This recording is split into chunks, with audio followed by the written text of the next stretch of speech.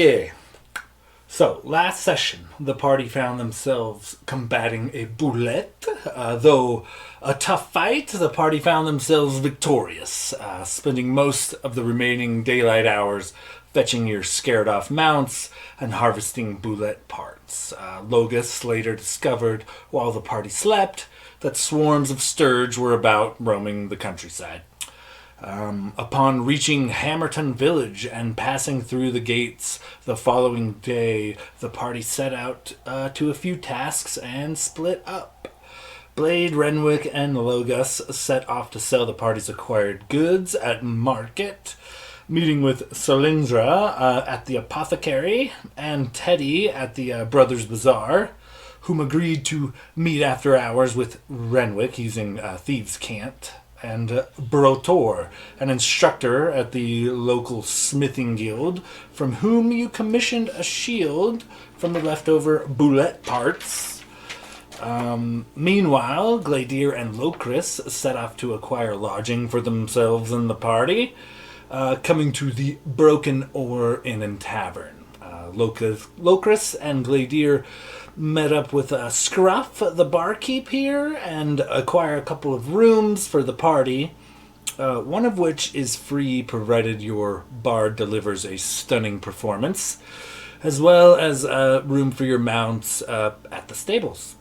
So a few hours of hustle and bustle of Hammerton Village kind of pass you by, and the party reconvenes at a table within the Broken Oar. And that is where we are now. So, dusk is approaching, but I'd say, Gladir, you're looking at about 50% on your belt right now. So you got about 4 hours still.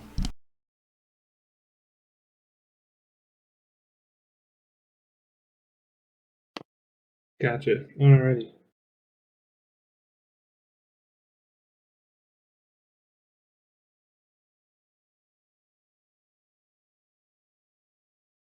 Alright, well, so I guess Locust and I would probably be sitting in a corner somewhere, having some ales, maybe a little charcuterie board, as the rest of the party walks on in. Renwick will walk right up to the table and he'll toss a sack of coins from the shops they just hit onto the table and be like, "Well, looks like you've got expensive taste, but luckily we made quite a pretty penny off of those boulette parts." And everybody takes their share. How much did it come out to per person? Like 300 something ish each? 302 gold and 5 silver per person, except for Gladir, who paid. We preemptively paid 200 for the boulette shield. So I guess Renwick will also be like, and Gladir, we ordered you something special, but I took the liberty of taking it out of your share. Trust me, though, it'll be worth it. And kind of shoots him a grin. Well, I suppose I'll just have to trust you on this one. But how much did it come out to? It's 102 gold and 5 silver for you. All right. Well, I'm sure it'll be worth it. Whatever you bought. What did you commission for me? Oh, sorry. That was the total that was for your cut. The shield itself. We dropped the parts off, and it turns out boulette happens to be about as rare as dragon scales, or at least as sturdy. And so we've got somebody making you a new shield. but it'll be about 10 days and it'll run you about 200 gold. But he said it's going to be something you've never seen before. Well, I suppose I can get behind that. Yeah, I probably would have done the same thing in your position, so I appreciate it. I also figure we could probably find you a shield that doesn't have your family crest on it, considering we're walking through the heart of Silver Queen's territory. So Yeah, that might be a good idea.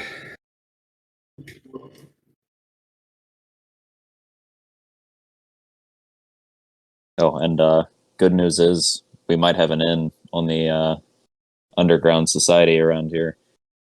Perhaps some enemies, or at least some people not fond of the Silver Queen, particularly a dwarven smith that might be able to tell us a little bit more about that dagger you've got.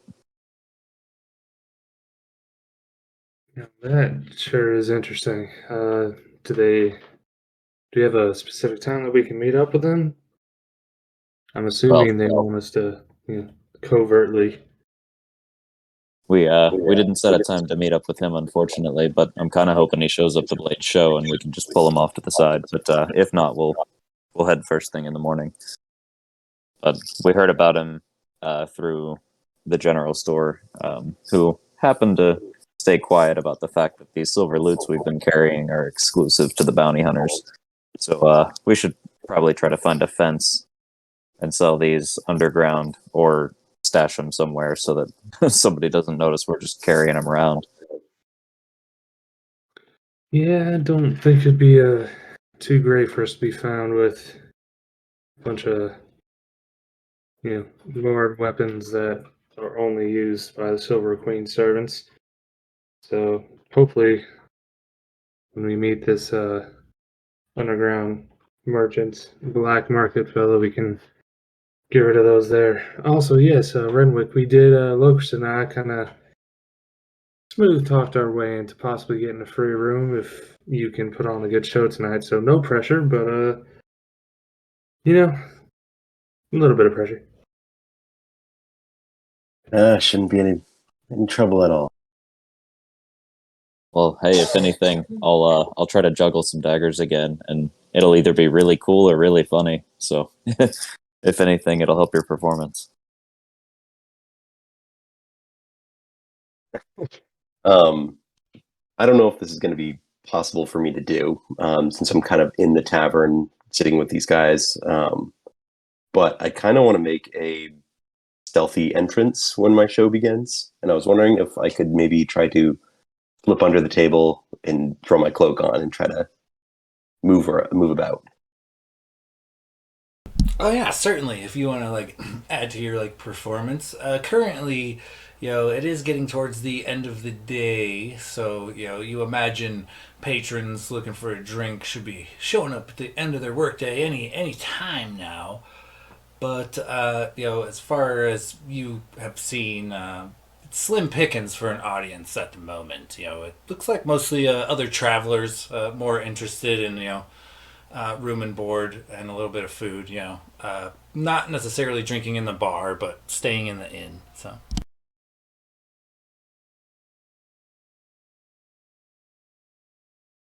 I wonder. But yeah, we can keep that in mind for when you decide to start your performance for sure. Awesome.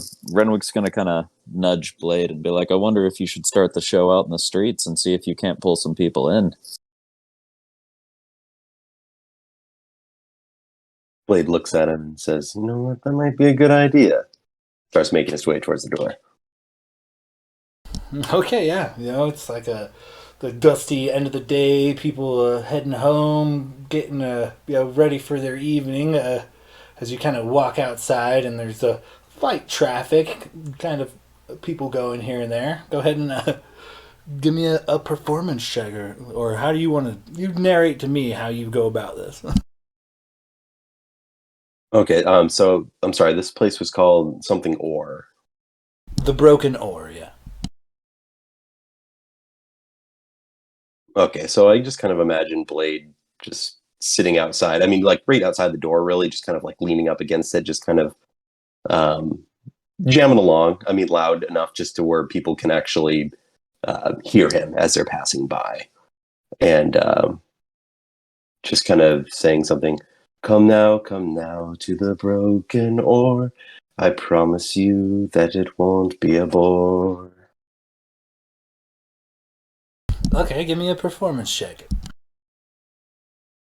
Right? Ooh. All right, starting off strong. How about an 11?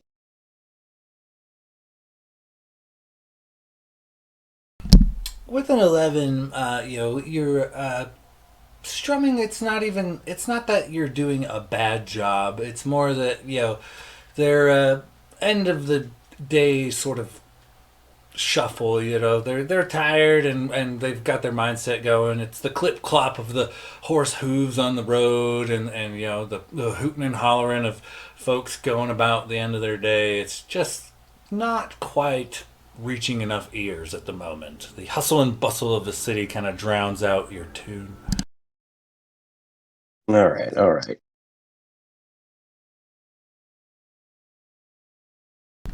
Meanwhile, in the bar, there's only a few stragglers, and as far as you know, Scruff is just kind of, him and his daughter kind of run things. So he's running back and forth, squaring away your guys' mounts and things, and then, he'll serve the occasional ale or whatnot you guys need for your adventures, or whatever. There's a few other patrons, but, it's mostly like partially passed out old timers with a few flies buzzing around types. There's nobody significant sitting in the bar aside from the party.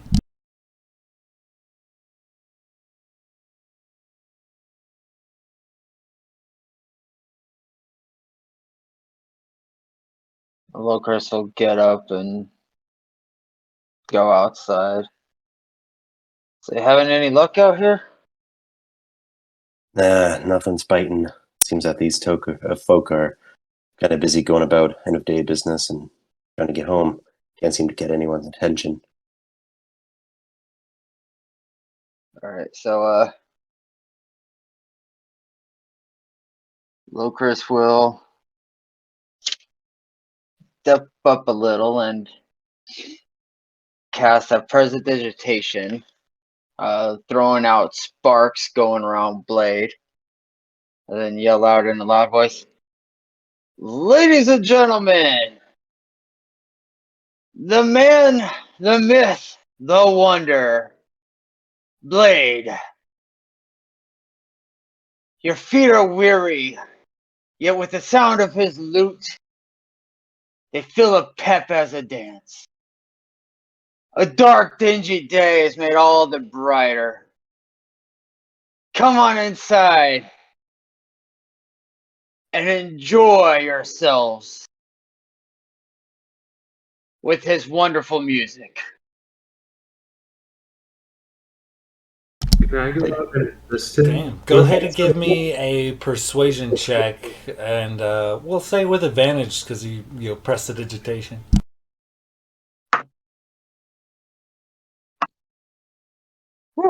Thanks for advantage. 18. With an 18, oh damn, I rolled good on it. You notice that a small crew of workers passing by. Here's your proclamation. Sizes you up, and a few guys that are pulling a hand cart alongside several other laborers. Kind of set their gear and their tools down on the side of the road, and they kind of eye you guys up and down as they make their way into the bar. You notice that as the day kind of wanes on and the sun slowly gets to the point where it's setting, the streets tend to become less downtrodden workers and more people out for a walk or maybe heading to the nearest pub. The slow trickle of people does eventually happen. And aside from the rowdy bunch, a couple others here and there start piling in, but it's really just the beginning of the drinking hour. So As we're about to head in, like you saw, press the digitation once again to write a above the door, Blade, exclamation point, live music and entertainment, fun for all ages. Nice. I'm gonna And have then to walk write my this down. happy ass back inside. You are a showman, sir. As your Blade and you are kind of out there, why don't both of you guys give me a perception check?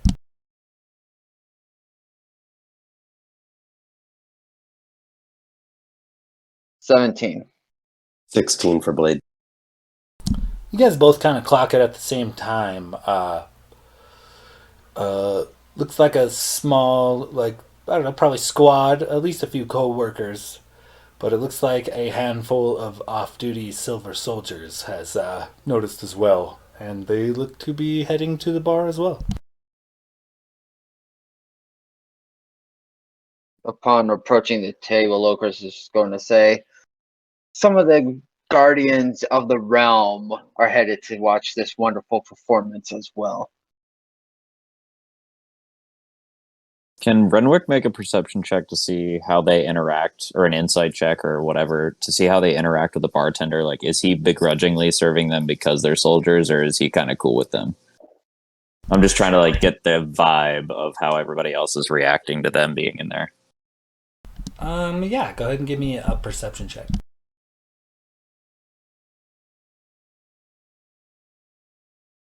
Huh. 7.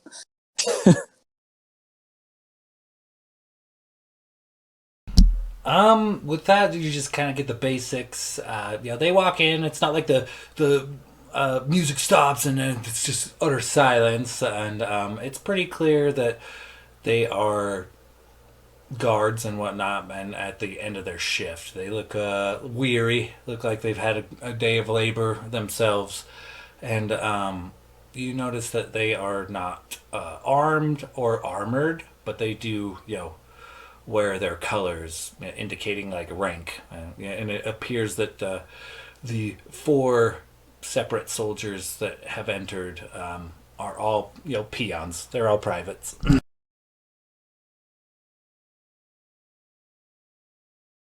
And is the whole party back together now that they've kind of started to try to draw a crowd in?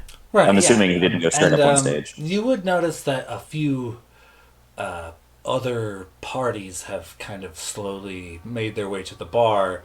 So you guys aren't necessarily the only adventuring party in the area. And, looks like the other side of the bar, there's a few parties, but look to be making plans. Well, at least one of them looks to be like making plans, or maybe hashing out different battle strategies or something. But for sure, you notice kind of another bard-like individual. Sharp features of an elf, some kind of elven or half-elven, perhaps, strumming a harp, and kind of. It looks like he's telling a tale of like some adventure to his party, and they look pretty wrapped in it. Is it the same guy from the other adventuring party that I questioned? I would recognize that bard because he was all pissed off the last time the Blade played a show. Or is this just like another bard from another party? It looks to be a different party, but it is indeed another like elven or half-elven bard. Okay, fair enough. Since the party's all together, when I see the soldiers walk in, I'm going to pull everybody in close and I'm going to whisper, if something goes wrong for whatever reason, we need to have a code word and a meeting spot. So I don't care what the word is, but I think our best bet is to probably meet at the smithy. Just in case the show goes south. I mean, there's soldiers here, you never know. But if you give me a code word, I will basically try to get us out of this place. I'm hoping the show goes well, but I think we should have an exit strategy. Yeah, I definitely agree with that, especially with there being as Loker said, protectors of the realm in here. I think we Need to be able to make a quick getaway.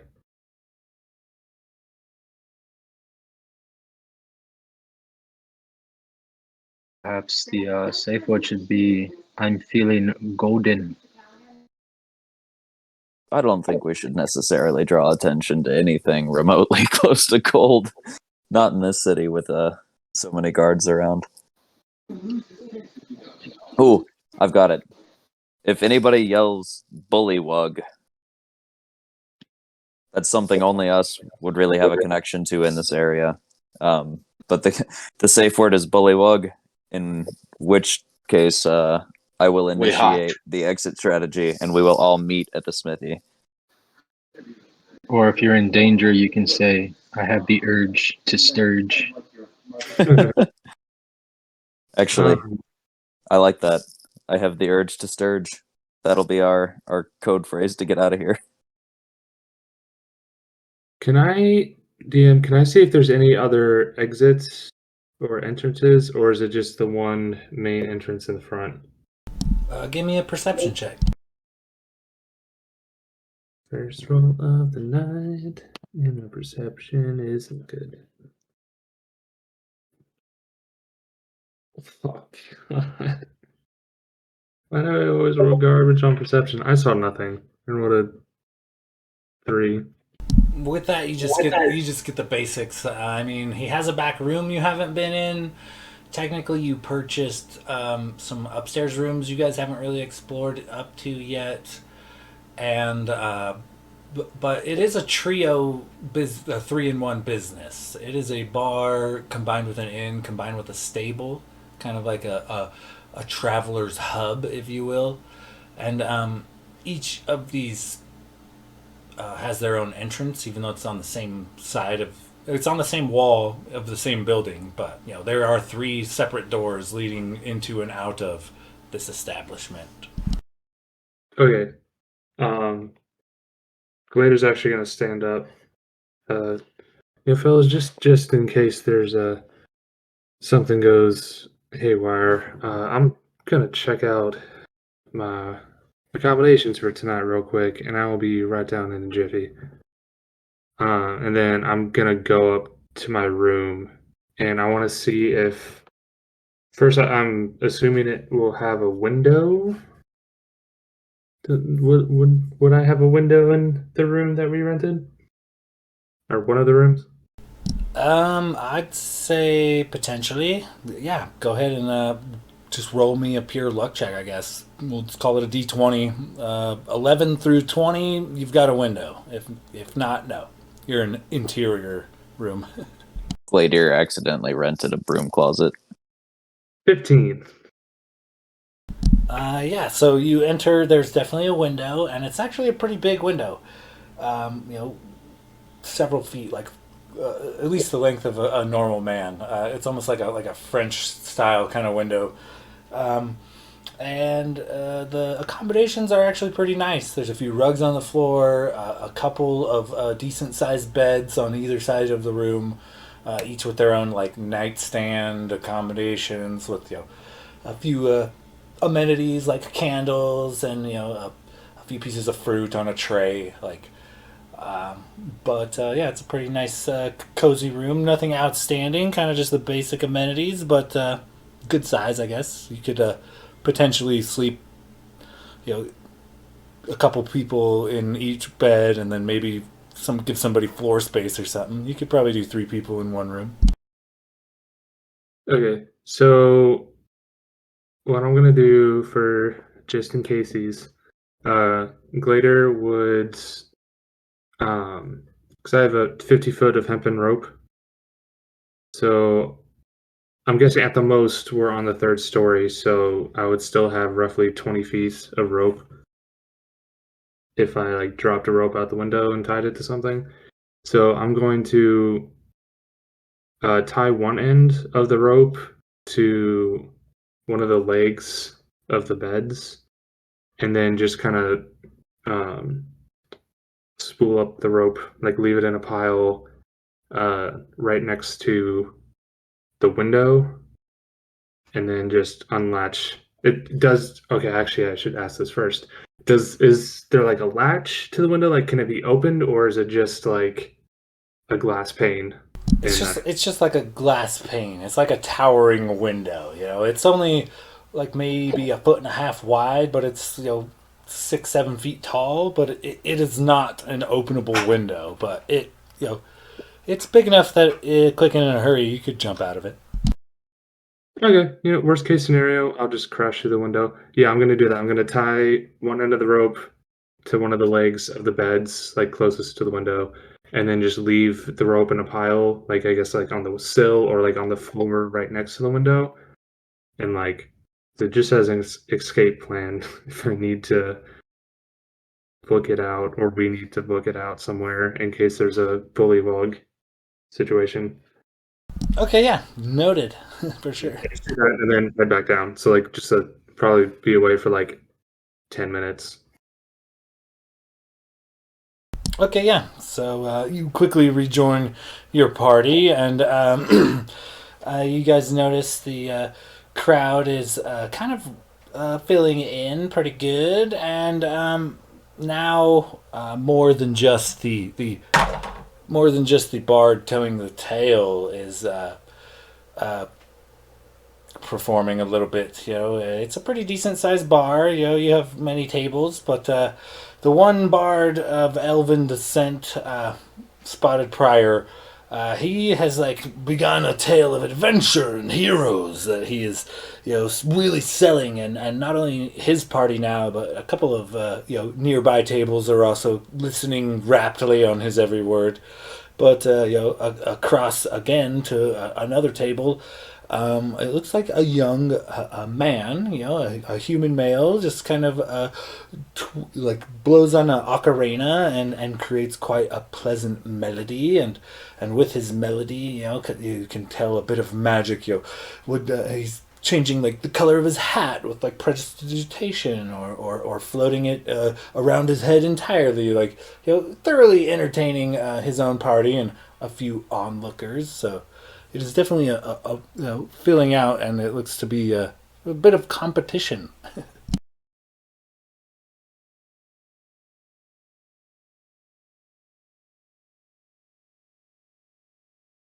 Well, given the competitive spirit of our entire party, Renwick's gonna down his drink and slam it on the table and just be like, well, boys, it's nice they've warmed up the crowd for Blade, but I think it's time we put on a show. Blade looks at him and just says, all right, and slips under the table and puts his cloak on. Renwick pulls out his 3 daggers and starts stretching a little bit as he looks at Locris. Says, well, you've got the most commanding voice. I think you know what to do. Can I cast fairy fire on him? Because if I do, he'll be glowing. Doesn't that do damage? No damage, No, it's just but it makes you action. visible. Oh, okay. If it's invisible person, you line them with fairy fire. It's typically used, but yeah, I mean, if you want to use if you want to burn the spell slot, man, I'll let you. Well, actually, it's one of the scrolls that we got, so it would just be reading off the scroll, and it would be glowing. Fuck it. I'm gonna read off the scroll and. Okay, well, before you read off the scroll, he went stealthy. So give me a stealth roll, a stealth check, Will. Because if he's trying to go stealthy and you light him up, it's kind of counterproductive. It would be interesting. All right, stealth check. Fuck yeah, we're looking at 23. Perfect. You're as invisible as a shadow. And tell me how you break this out. So I basically want to start making my way towards the elf or half elf with the harp. Basically, what I want to do is kind of in one valiant swoop. Once I get there, if I get there, jump up on their table and take off my cloak and just like reveal myself. Okay, so go ahead and give me, we'll say, an acrobatics check to kind of go for the stun factor from the shadows. And what sort of instrument are you going to be using? I'm going right in with loot. Loot.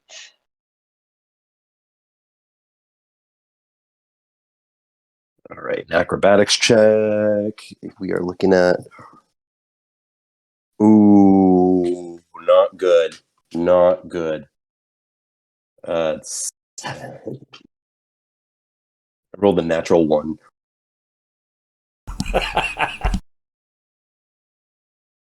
Well, unfortunately, as you go to leap from the shadows, in your mind it works like majestically, but you didn't account for the bit of spittle and ale that's already been spilled on the floor. And as you go to make your leap, your leg just kind of streaks across the floor and kind of makes make it look like you stumble, and you stumble forth into the crowd that is aptly listening to the other bard, and get a rude shove from a man you kind of crash into. He kind of gives you a stern look, like, "Yeah, get the hell out of here! I'm trying to listen to this." And you've definitely been shoved onto your arse. You are, for the most part, prone as the bard that wields the harp doesn't seem to miss a step at your interference, but he does crack a smile as he glances your way and continues his tale. Blade is kind of ashamed right now, but he does get back up, kind of dusts off his, his hands and shoulders a little bit, and just kind of says, "Man, seems like everyone's a little sloppy with their drinks here.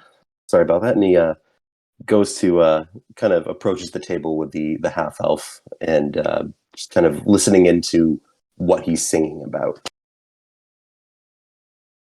When he does that, Renwick's going to look over at Locris after seeing Blade trip and be like, well, hopefully most of the bar didn't see that.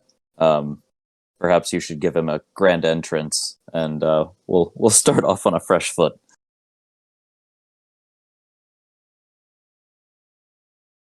Don't want to go too hard, otherwise sometimes a slight introduction is the best way to go. Just need him ready to perform, and he's dawdling over there. We need to find a stage for him, basically.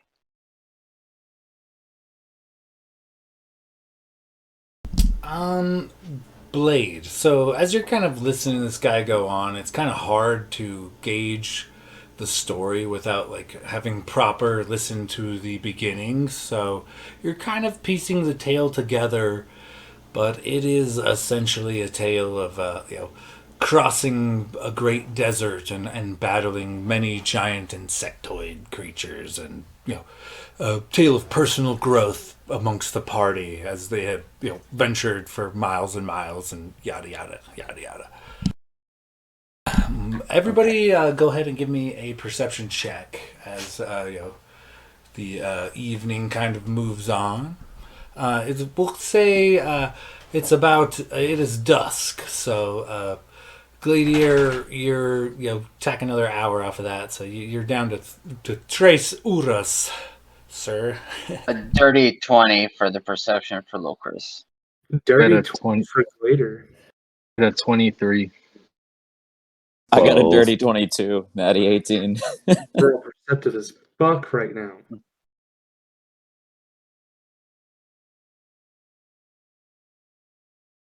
Okay, so Gladiator, as you're kind of looking about, you notice out of the corner of your eye something particular. What you thought was kind of a deadbeat, one of the old timers that was just kind of lightly napping at the bar early in the afternoon. Doesn't really have a lot to do. A few flies were buzzing around him. You get a look at him now, and he seems to be thoroughly enjoying the festivities, thoroughly wrapped in this elvish bard's work. But you notice one thing in particular, a shiny golden badge identifying him as a member of the bounty hunters. And even though wrapped, he looks down and notices it himself and quickly hides it with his cloak. Oh, yeah, adjusts himself accordingly, and then continues to soak in the tale that this bard is sowing. The others, you notice a stealthy individual approach the bar, cloak up, nothing inconspicuous, perfectly inconspicuous, you'd think, like hidden in plain sight almost. And as he drops his hood and orders an ale and turns about, you notice Teddy, the one of the brothers at the bazaar, has come for an ale and is looking about at the entertainment of the evening.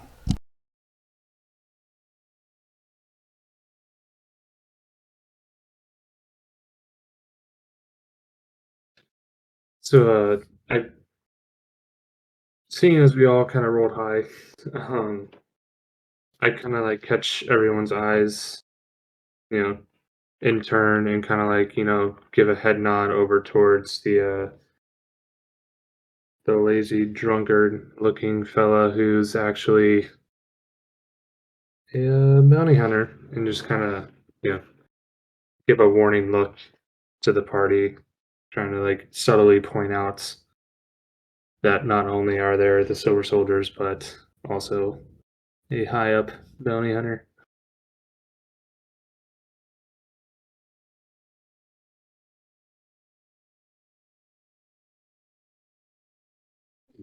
Blade, are you ready to start your performance? Blade is ready. I'm kind of like eyeing up to see where the stage would be. What is your song going to be about?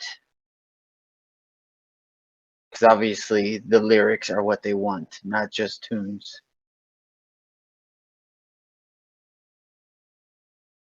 The song would probably be more about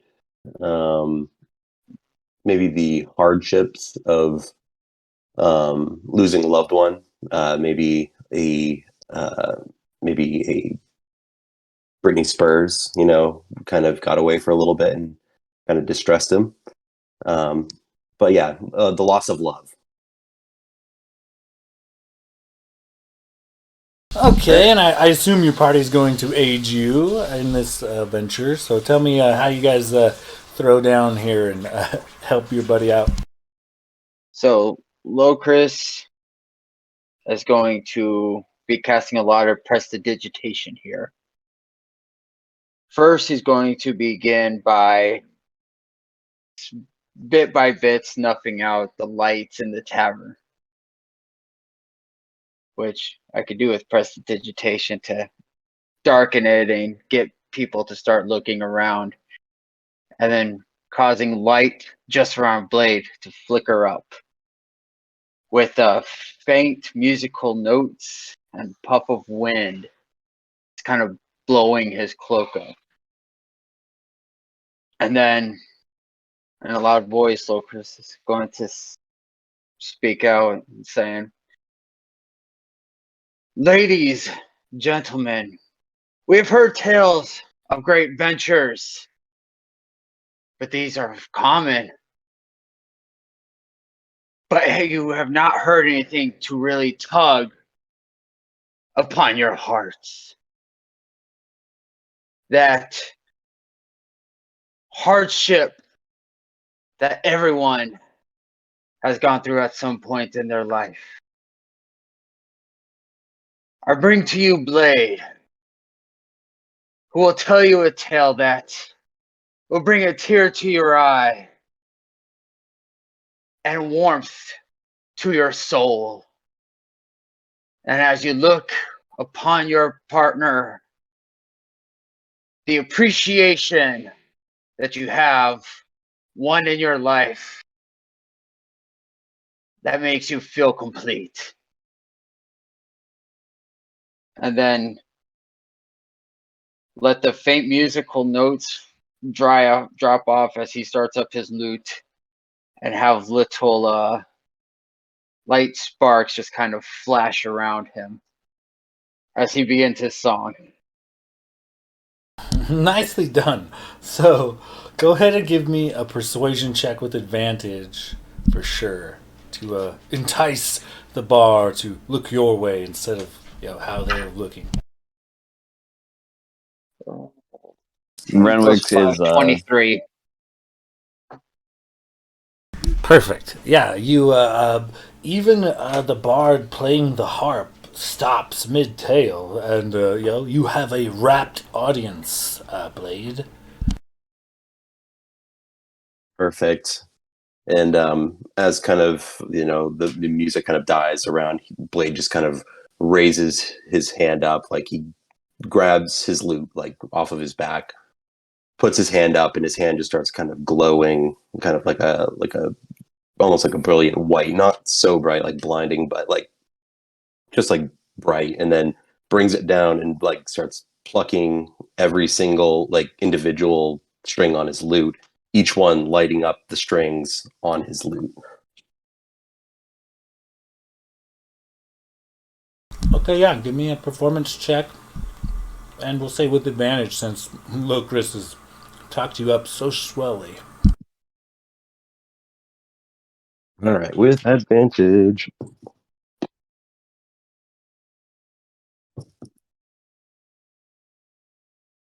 Okay, so we are looking at with advantage. I got a 20, doing math, 23. A 23, eh? Yeah. So you begin your heart throb lyrics, and you begin, weaving masterfully, playing on words while you jam your lute, and for the time being, at the moment, you have everyone on at least half of the bar or so. There are still a few tables that aren't quite close enough, or seem concerned with more what they're doing than anything going on around them. But for the most part, you do have a majority of this tavern wrapped, hanging on your every word.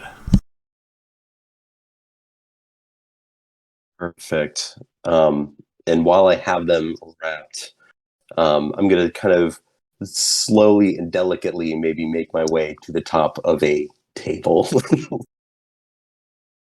We'll try this again. Okay, go ahead and give me an acrobatics check. Renwick, when he sees Blade go for the table again, is going to have all three daggers ready. And I picture him like off the side of the stage with his hood up. Just like if something goes wrong, he's going to jump up on stage and try to like distract the crowd a little bit to keep their attention. Okay, great. Yeah. Okay, and I got a 26. Sorry, 25. With the 25, you more than make up for your fumble. You do a delightful little, not only a graceful leap, but you do like a 360 spin gracefully through the air and then land, perfectly on the table mid-strum. Blade looks down at the table and kind of at the people, sitting at the table, and just says, "Thank you for keeping, your table clean." And kind of gives him a wink. Okay. So as Blade, begins his tale, is there anything in particular that the party is doing?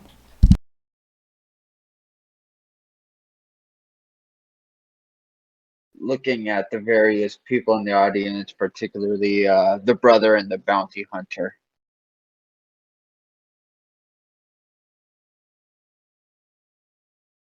Okay, Yeah. go ahead and give me a perception check. I'd be keeping an eye on the bounty hunter as well. Dirty 20.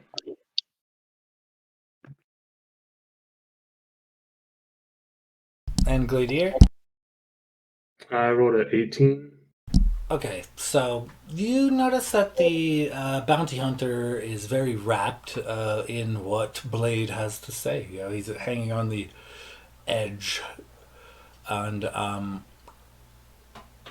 Blade. Blocris. You notice that the Teddy that you guys had encountered. Well, actually, you hadn't actually met Teddy, but you do notice this particularly shady individual, you know, sipping upon an ale, and he looks kind of over to Renwick's direction, you know, and Renwick, this guy, kind of, you know, gives you the like affirmation nod. Like he doesn't come over and say hi or anything, but he's sipping a beer, kind of watching Blade, and he notices you sitting at a table, kind of gives you the man nod and the across the room cheers with the ale as he smiles and continues to enjoy Blade's tale as well.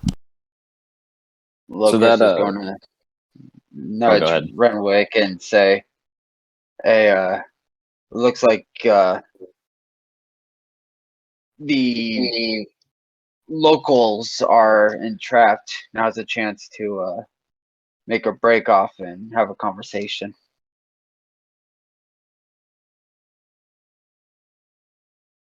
Well, if it, if it seems like you guys have got this under wraps, then yeah, now's a good time. And he'll just kind of slip his daggers away and kind of passively make his way through the bar, trying not to draw attention. Yeah, I think Glader's gonna kind of be just sitting in like kind of a corner where he can see both of the bounty hunter, like Renwick, and the Silver Soldier group that came in. Just kind of like keeping an eye on them, noticing that Renwick is walking off to a solo person. I think Glader would pick up on this might be the meet, so he's gonna want to keep an eye on the authority figures. Okay, yeah. You're doing your best to keep an eye on them. It is kind of crowded, but they, lucky for you, they all have one common thing in common, I guess, and that is that they are all kind of raptly watching Blade break their hearts slowly. Logus would like to go to the bar and get 2 ales.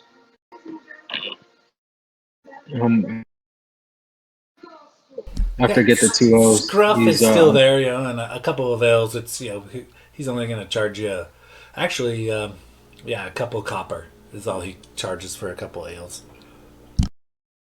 after I get the 2 ales, I'm gonna go to that same corner with Gladier.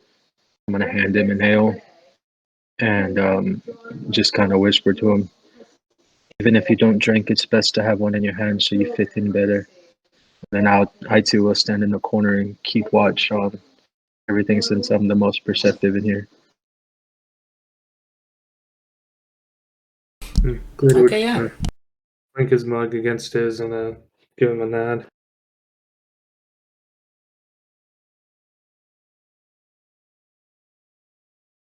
Okay. So Renwick, you make your way over to this individual, Teddy, and he nods. Nice to see you again. Looks like good entertainment here tonight. You know, sometimes it's a hit or miss. Sometimes there's a good show. Sometimes there's a shit show. Just depends. Well, I can promise you that our friend here is a little bit of both, and that's the best of both worlds, as I like to say. And he'll kind of just tip his hat toward him and order a drink. He'll order just like 2 nice glasses of whiskey, 1 for each. It's a couple silver, but he brings you a good shot of strong whiskey. I'll just flip him a single gold coin and wink at him as the bartender drops it off. Excuse me, so thank you. If you need anything else at all, you let Mr. Scruff know. I'll be right on it. He kind of takes the tip and smiles back, gives you a wink. Yeah, I appreciate the hospitality. And he'll turn over to Teddy and just be like, well, I understand that you didn't necessarily want to talk about things in your shop. Don't want to draw any attention to your business, not with the, well, you know, with the law floating around here. But while we've got the room distracted, is there anything you can tell me about what's been going on here? Or give me a little insight on the plight of the people in this town. He kind of just looks around as you mention this. Luckily, not a lot of people paying attention. He's pretty good at not catching the eye of people, but as well, as far as, I mean, it all comes down to one thing, melons.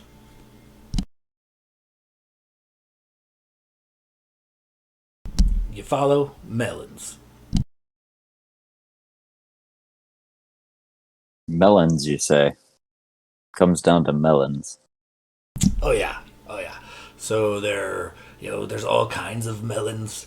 There's melons that have a bigger, thicker, juicier heart. Then there's melons whose rinds are real, real thin. But there are all kinds of good melons. And he just goes off on some like melon tangent, describing the different types of melons and their juiciness and flavors and their seedless and the different leaves and their formations. And it takes you just a moment, but you realize he's speaking in thieves' cant once again. And he, through his secret language, kind of just tells you, listen, it's a little easier if we talk like this, There's melon haters out there, and us melon lovers, we gotta stick together. And, there's honeydew and cantaloupe and the all famous watermelon. He just keeps going on. But, well, I'm always happy to do a little business. So, how can a melon guy like me help you achieve your melon bliss? Well, I had myself and my fellow melons just happened to be meloning around, and we happened upon this dagger that may or may not be related to a melon that we wouldn't want to draw attention to, and we were hoping to find a fellow melon who might have some insight on perhaps smithing and could provide us a little bit more information on where this dagger might have come from, and maybe even what melon might have forged said dagger. Well,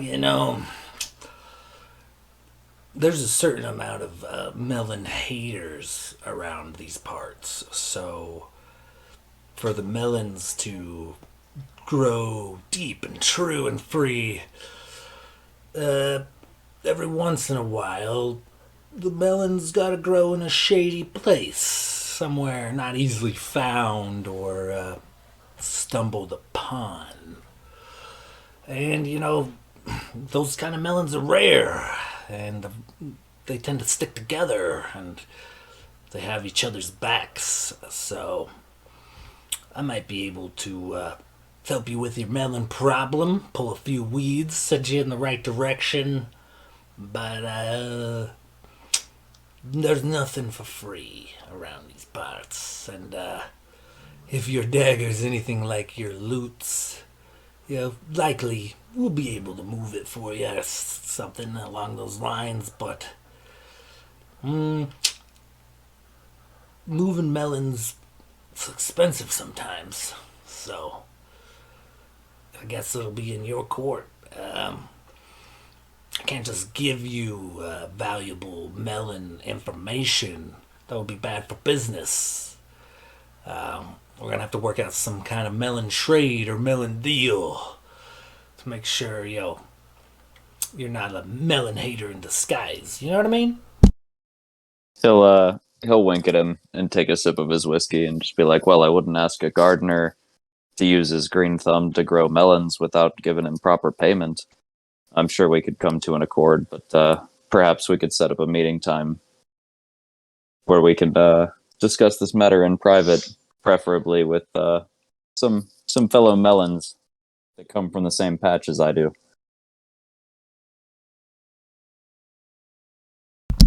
Well, There's a common melon meeting place, but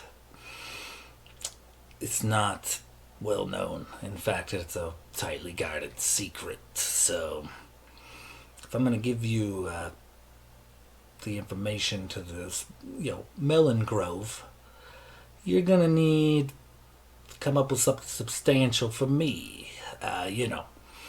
Money definitely helps melons move. That's a good motivator. Any melon secrets, those are valuable as well. With enough melon money, I could tell you what color underwear that guy's wearing. He just points to some random guy in the crowd. I could tell you anything you want to know about any political figure, any merchant maybe, any kind of melon lover or melon hater. You can find out what you need to know for the right price.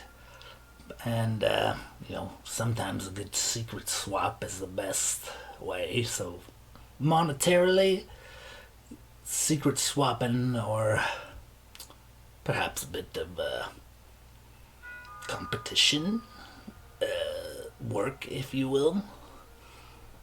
What do you mean by competition work? I mean, the melons in question may or may not get together, have a regular monthly meeting under like a full melon moon. Yeah. And during this melon meeting, the types of melons you may or may not be looking for may or may not just set up shop for the time being. It's a little hard to do business with all these melon haters around, so it's not 24/7, 365. But we set up shop and, get the wares across without any melon haters knowing or being wise to it. You feel me? I feel you. Well, if you want to tell me when and where I can find this melon patch, then I'll show up with a handful of melons that can do quite a bit of business for you in terms of information we're seeking and what we bring to the table. So, let's say you give me a when and where, and perhaps some rather wealthy melons will roll your way. Well, that's just it. The when and where is what me as a melon farmer is gonna have to cash in on from you. So we can do a little bit of a trade for between melons if you'd like. I'll get you anything you need to know in the melon community for 1,000 gold pieces.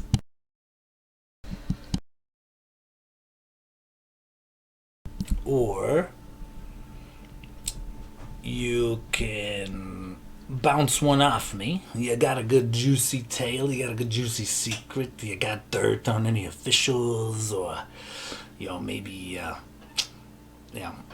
don't know how you came upon those loots of yours, but they probably got a good story.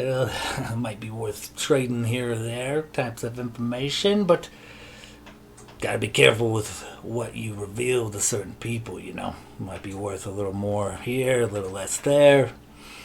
Or during this meeting, this once monthly meeting, like I said, you could trade a little bit of work. All us melons like to get together and do a little bit of gambling.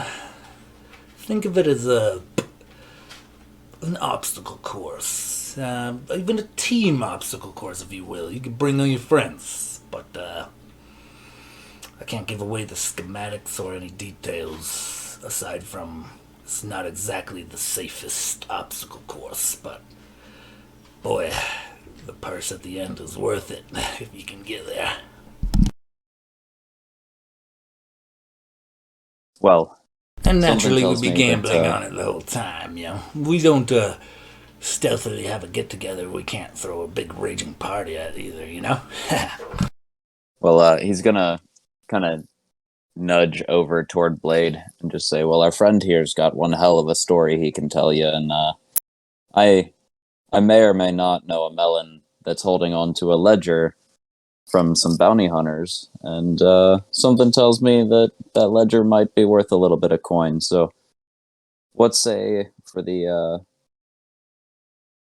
story, the ledger here, and perhaps we run that obstacle course you're talking about.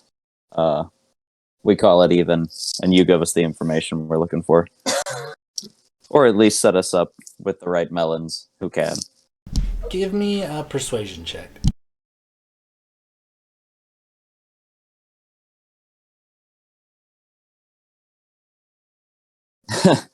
It's a 13 unless you're offering advantage, because that's a generous offer. He kind of looks you up and down and says, well, unfortunately, it's not up to me alone. I'm going to make a little bit of coin off of it too, but subterfuge is key in this kind of element. Loose lips sink ships, and we can't have any of that. So, in the interest of protecting me and my fellow melon lovers,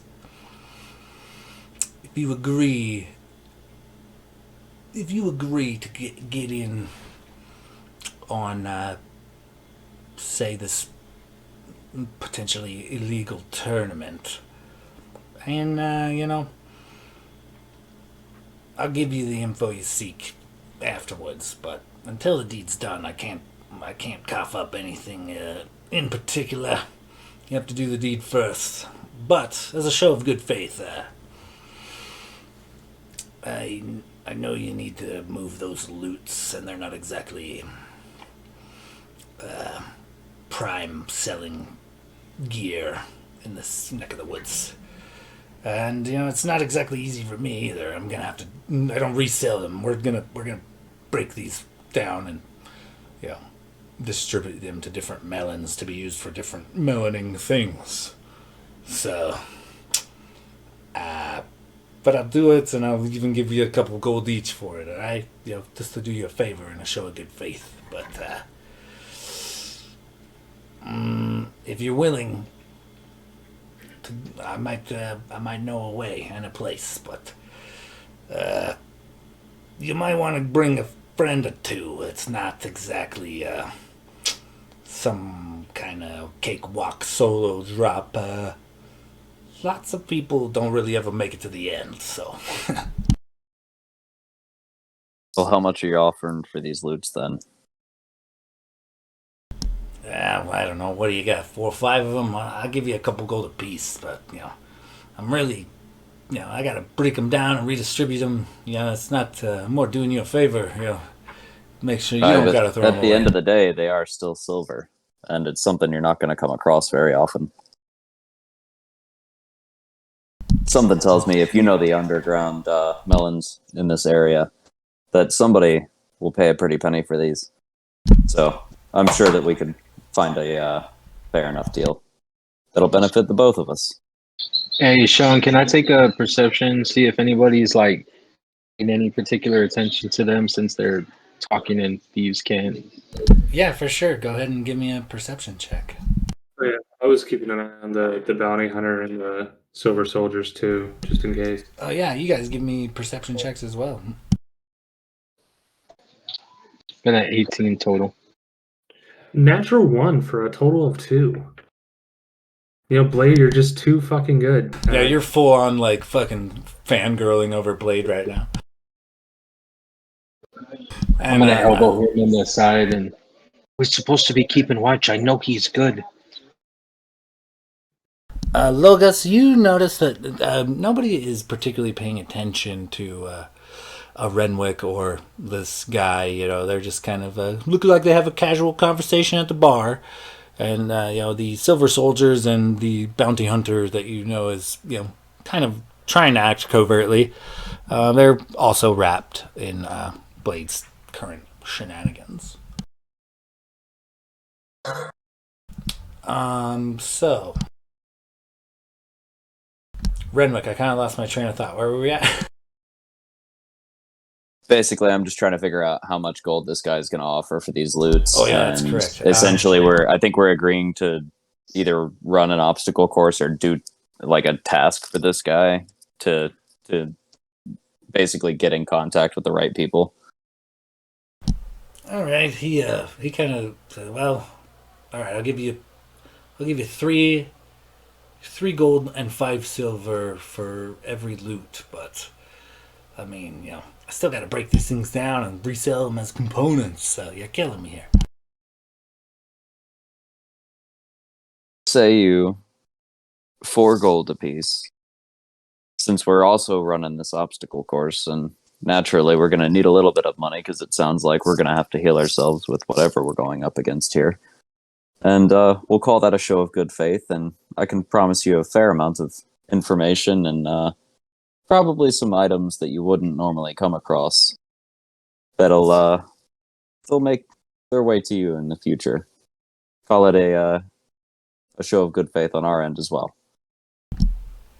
Excellent. And so, aside from yous, how many of you do you think maybe want to go in on this tournament?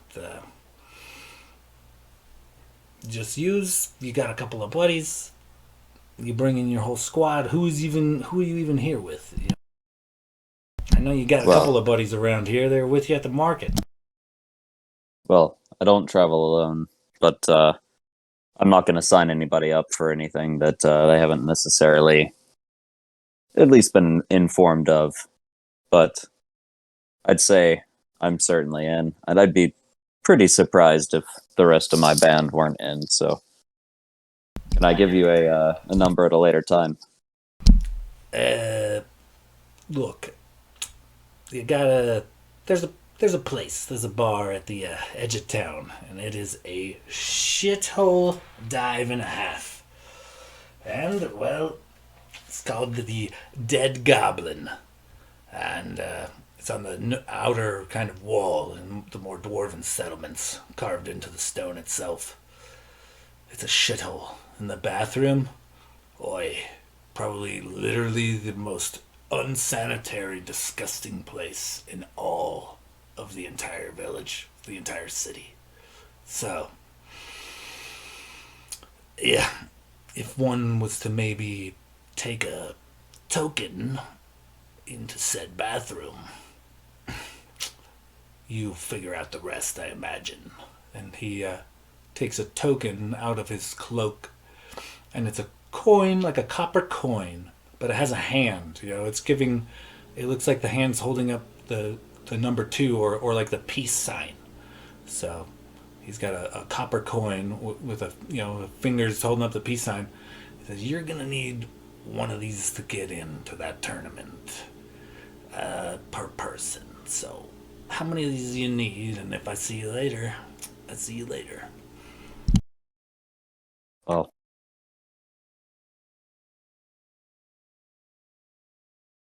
suppose I'll take 5, and we'll see what happens. All right then, and I don't suppose I could grab these loots now. Can we maybe, make an exchange so I can head on my merry way? I'm kind of excited about this exchange.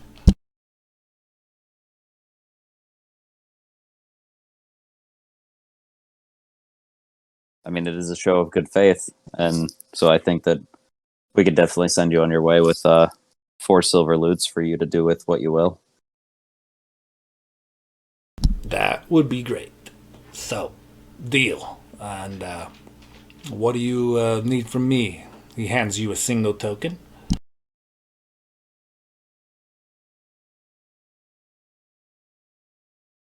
I'm gonna need 5 tokens total. Something tells me if I know my people, they're not gonna let me go into this alone. He shakes your hand and kind of palms the remaining coins to you. So each member of your party would have one. And he says, "Only happens once a month, only during the full moon. But it starts as soon as the moon rises. So as soon as the sun sets officially.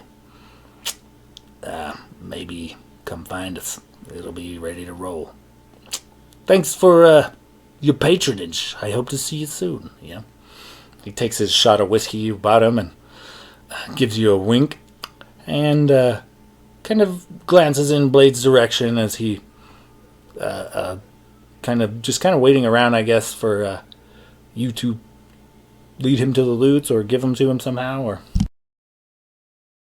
He'll, I think Renwick, when he walks away from the bar, I guess he'll just go and get into the party's like loot, and he'll keep them kind of covered with like a cloth or something, and kind of just leave them nearby, and kind of motion to the guy as he's setting them down, just so it's like a subtle trade-off.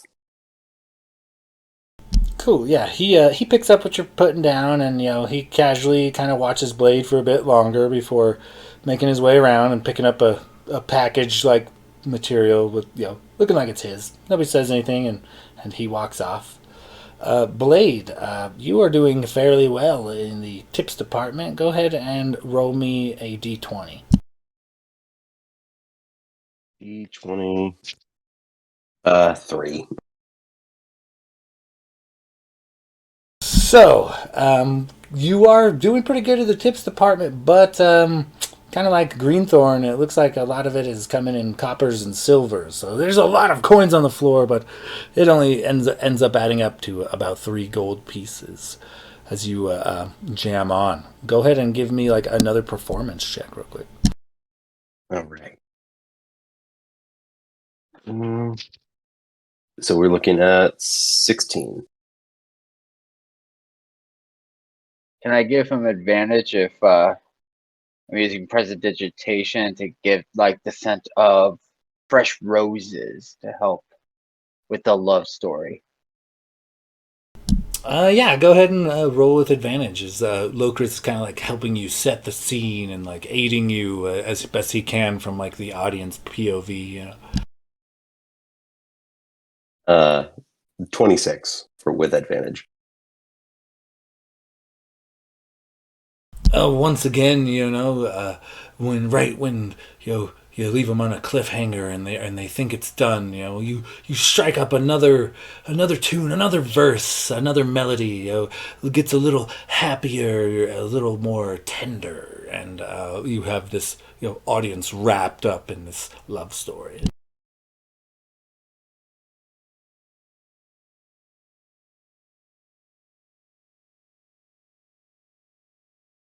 It's a pretty heartbreaking tale.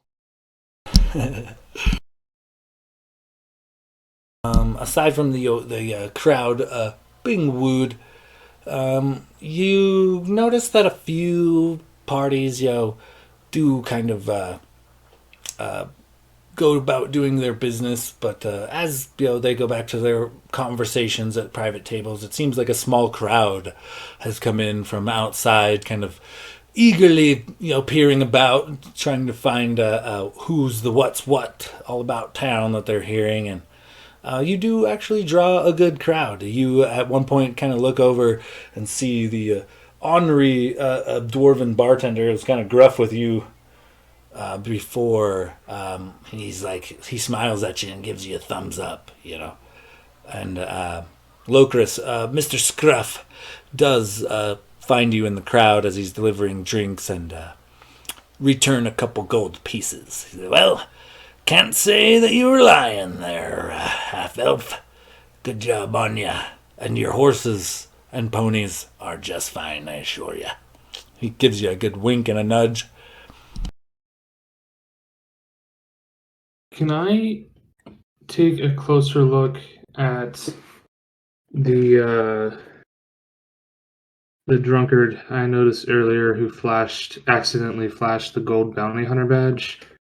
Can I see if he looks like nervous or like if he's purposely trying to hide?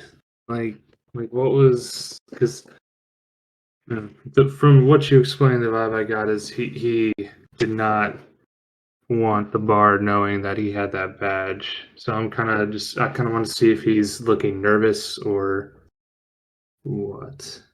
Go ahead and give me an insight check as you're scoping this dude out. Well, it's just as good as my perception.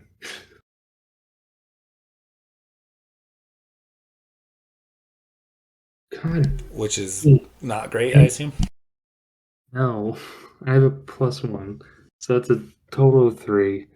I was trying to figure something out.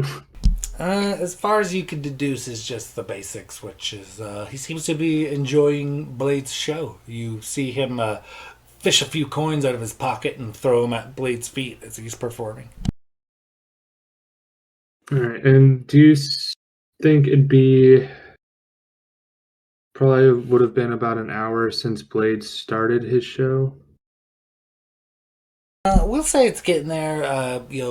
Dusk finally does approach. The bar is filled out, and as the stars come and moon come out into the sky, we had kind of talked last session. That said that you would have a couple of hours of night before your belt effects wore off. So you are at that point where you're down to a couple of hours. Okay, that's what I was thinking.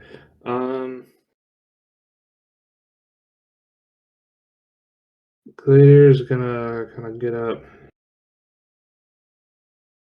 and make his way over to Logus.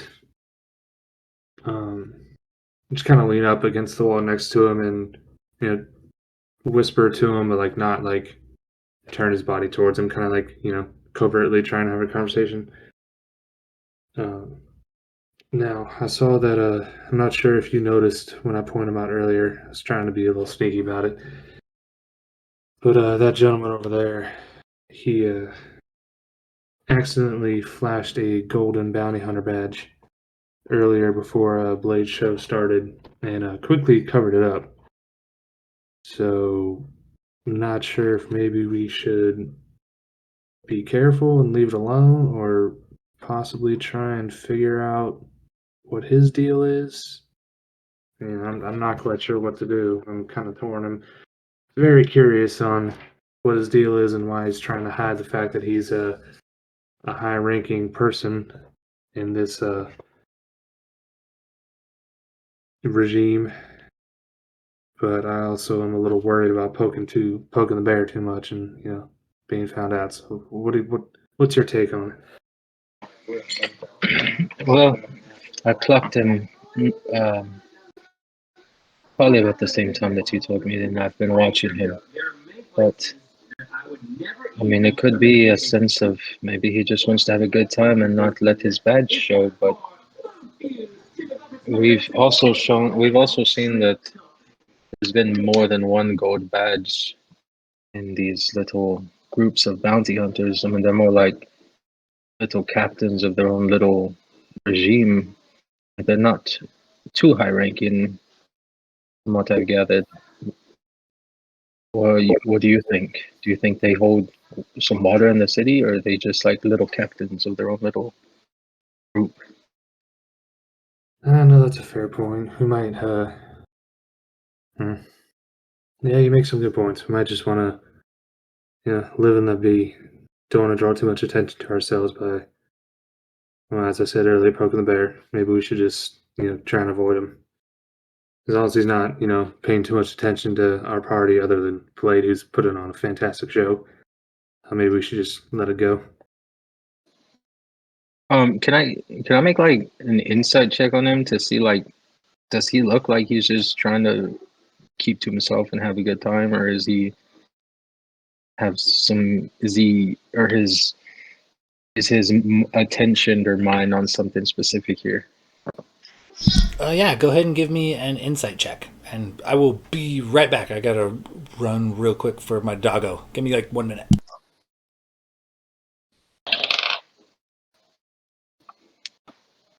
Oh, it's all right. Is it better than a 3? Yeah, I rolled a 16, 10 plus 6. So, I'm used to rolling over 20s, man. yeah, especially when you were fucking not during loot drop, you didn't roll a wisdom check of any kind that was under 20. I had a +10 to perception back then.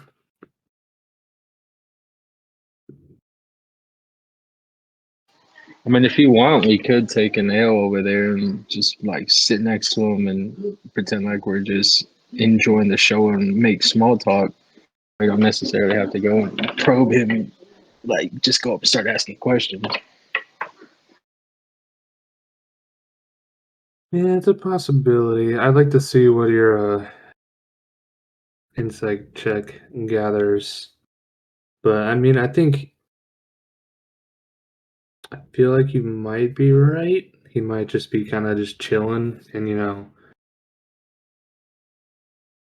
like they're kind of like independent contractors. It feels like so like they might not have. I mean, they might have information on like shipments and stuff like that, but like they're not. I don't feel like they're gonna have like political information. So, Sorry, I'm back. What did you roll, Logus? It was a 16 total. From what you could tell, it looks like he's enjoying himself, having a bit of a break, he doesn't seem to be trying to associate with the Silver Soldiers, though, they give themselves the old across the bar nod, the across the bar cheers, as they potentially are co-workers, but you can't really pick up anything one way or the other as far as, his general temperament seems that he's just here kind of enjoying a show. Maybe you can assume, the guards that are here are not armed or in armor, so you could assume maybe the badge is like being a symbol of authority is maybe seen as aggressive by some people, not liked, so he's just kind of trying to blend in.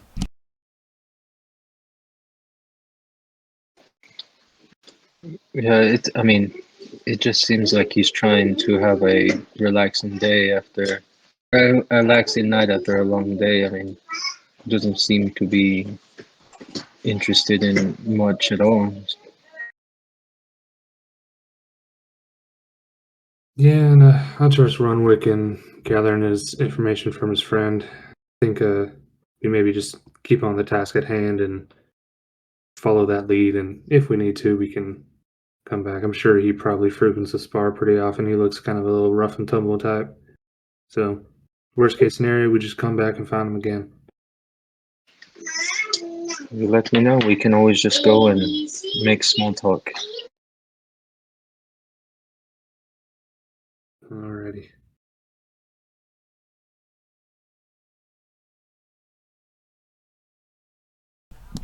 So yeah, what is the party doing at this point? So Lil Chris is kind of assisting Blade with maybe the occasional flash of light or smell or just kind of maintaining the ambiance with a dark backlit stage or something.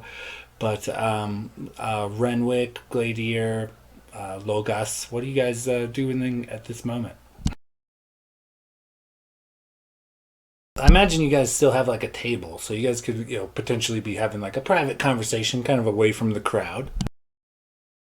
Yeah, I mean, if the other guys are sitting around the table while Locust and Blade are doing their thing, then I'm going to inform them about the conversation with Teddy and how we need to basically, like, after dark, head to this dead goblin place, turn in the coins, and go through an obstacle course. Don't really know what it entails, and if we make it through, we should be in contact with the right people that are like-minded and safe to talk to in this area.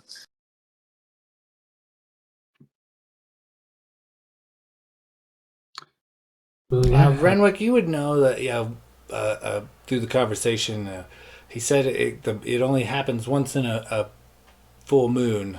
Their meeting or whatever is just for a single night, and tonight is in fact the full moon, and you can see it, as the final bits of orange die across the horizon. It is for sure the moon is up and high. So then he will imply a sense of urgency, and that we have to go tonight if we want to get in contact with these people, because otherwise we're going to have to wait for approximately a month before they reconvene.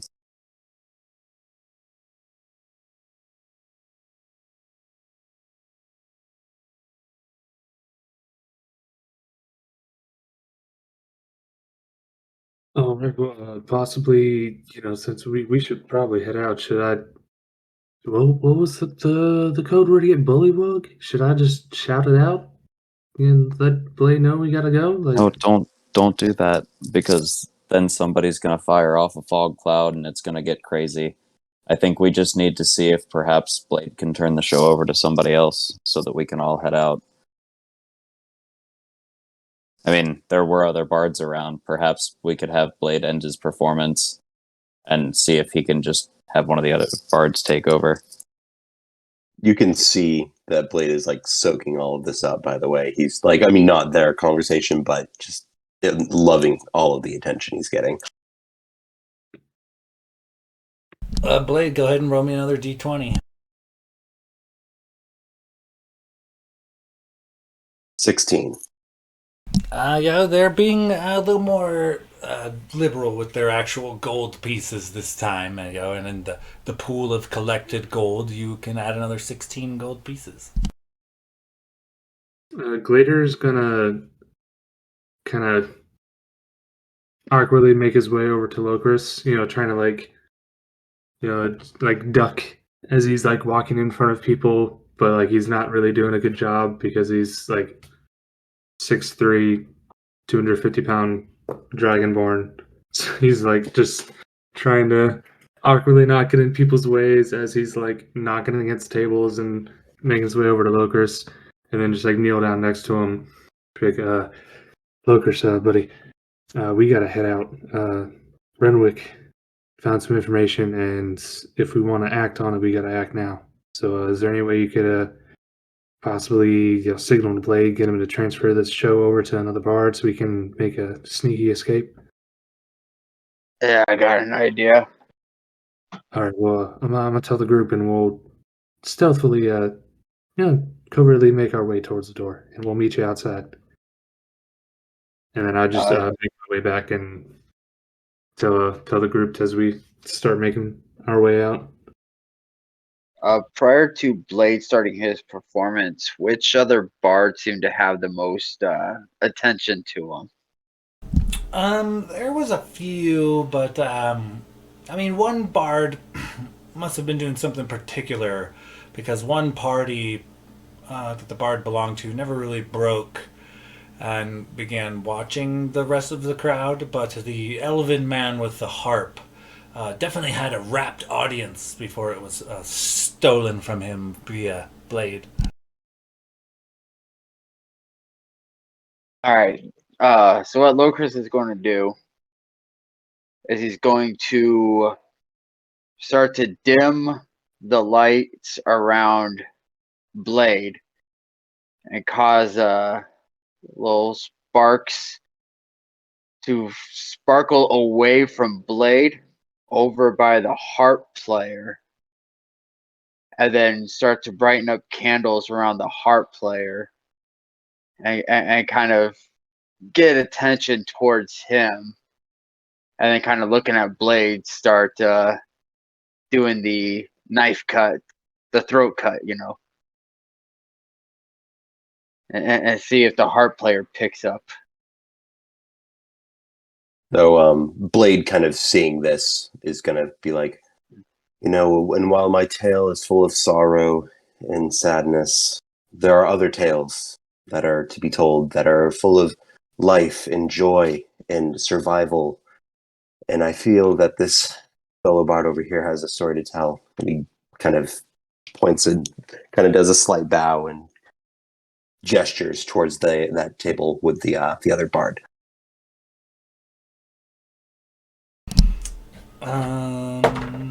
He was just like super unprepared and jumps up on the table and flubs it. He fucking trips over some shit. He does get on the table, but it is very much not graceful.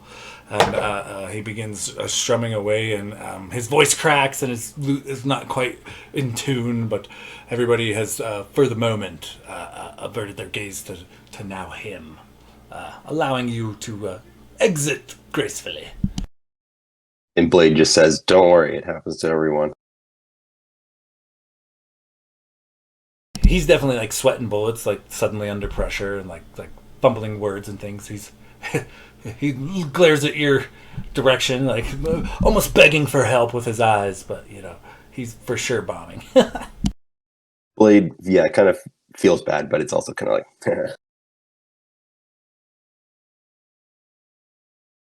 Okay, so you guys gather, and he told you that it is the Dead Goblin tavern you're looking for. It's a real piece of work. And token in hand, you guys kind of set out to find this tavern. Is there anything you want to do in and around the city before you get there, or we just cut straight there?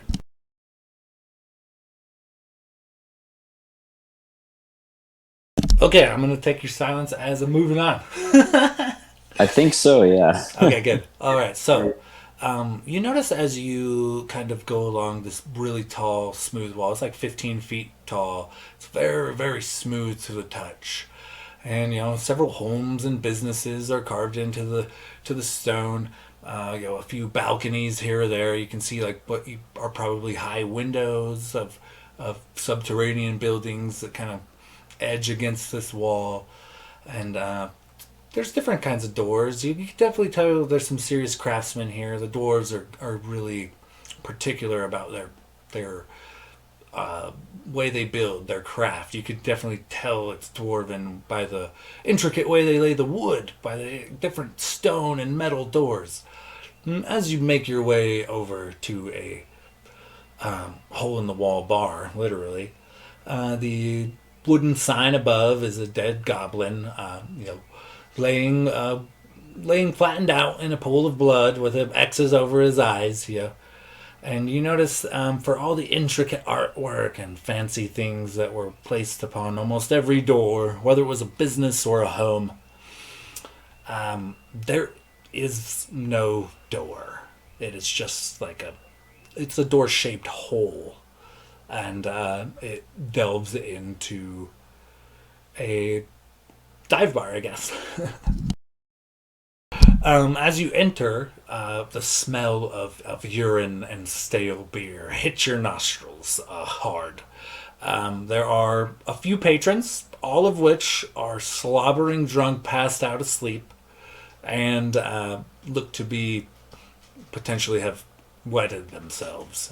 One sleeps on the bar, two on the floor underneath a separate tables, and looks to be a older orc behind the bar, cleaning a glass as he eyeballs you and you enter. You wanna need a drink?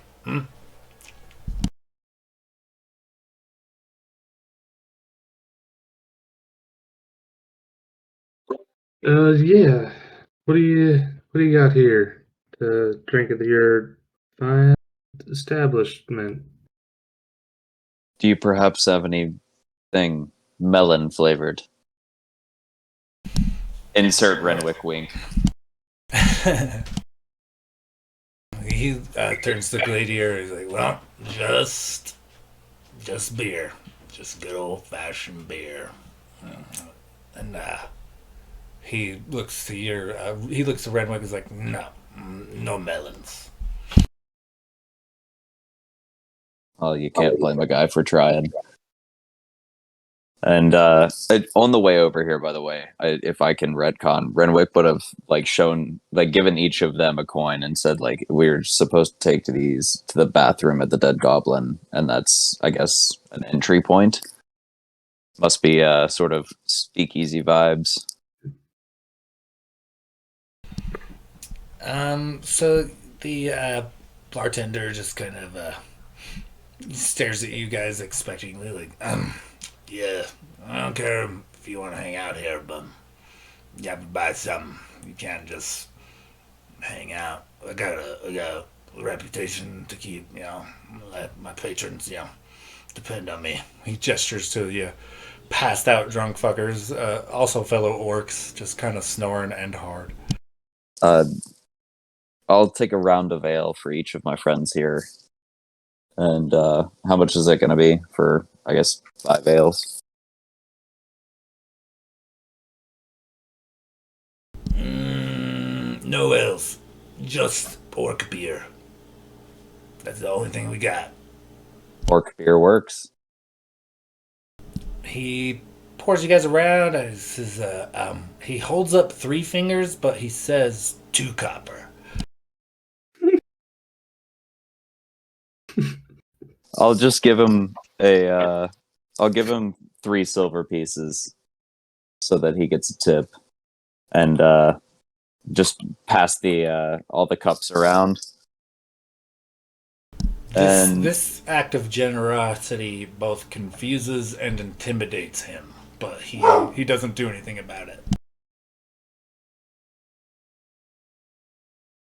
Glader's gonna take a sip of the orc beer. Does it taste bad? Is it shitty?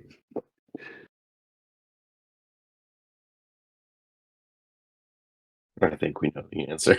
Yeah, it's not good beer. It's very, very warm, and it's got a stale taste to it. You can see behind the bar there are, I guess, probably several of the same keg stored, and they are stored badly. Some of them are leaking. Some of them have visibly grown like mold and mushrooms on the side, and he just kind of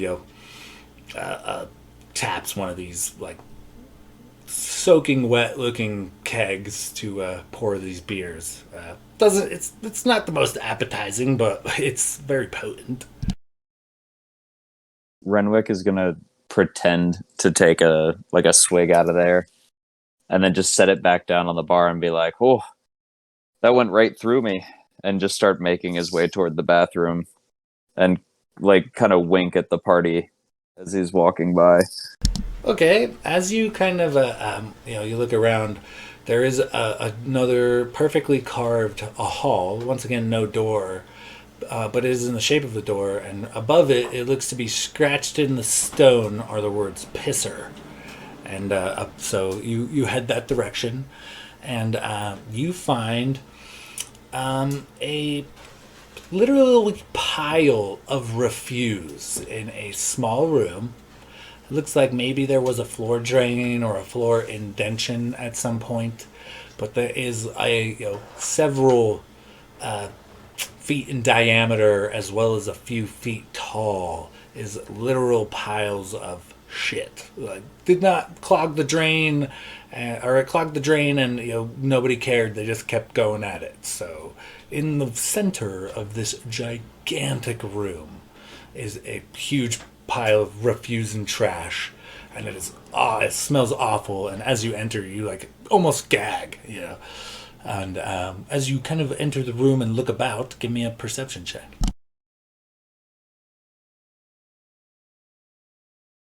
Glader would have followed shortly behind, kind of just dropping his ale or orc beer off at a random table along the way.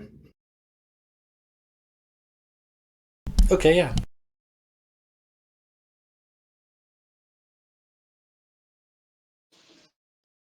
Logus Are is you muted, gonna Renwick? Sorry, go ahead, Logan. Logus is gonna look at the other two and Will and Locris and be like, or Blade and Locris, sorry. Do we follow them or do we wait here?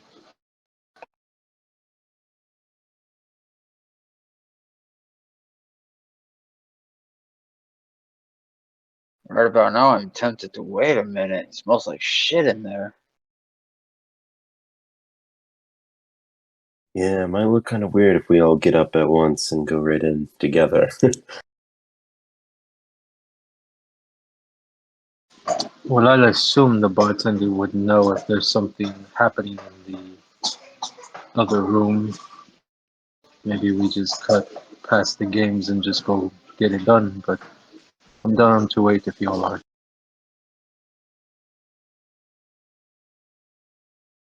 Renwick, what did you get on your perception check?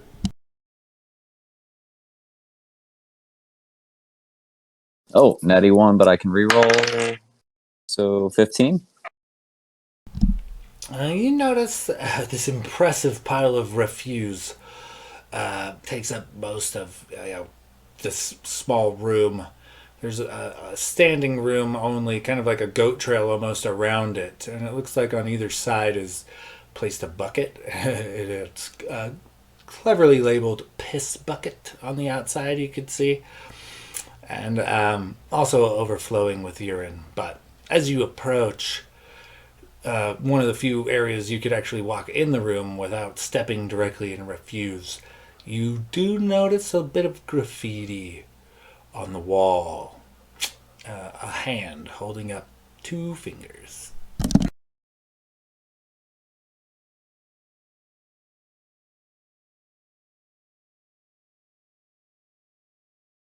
He's gonna kind of poke his head back out toward the party, just trying to catch their attention and nobody else's, and just like kind of nudge them to come in this direction. But then he's gonna head over toward the graffiti.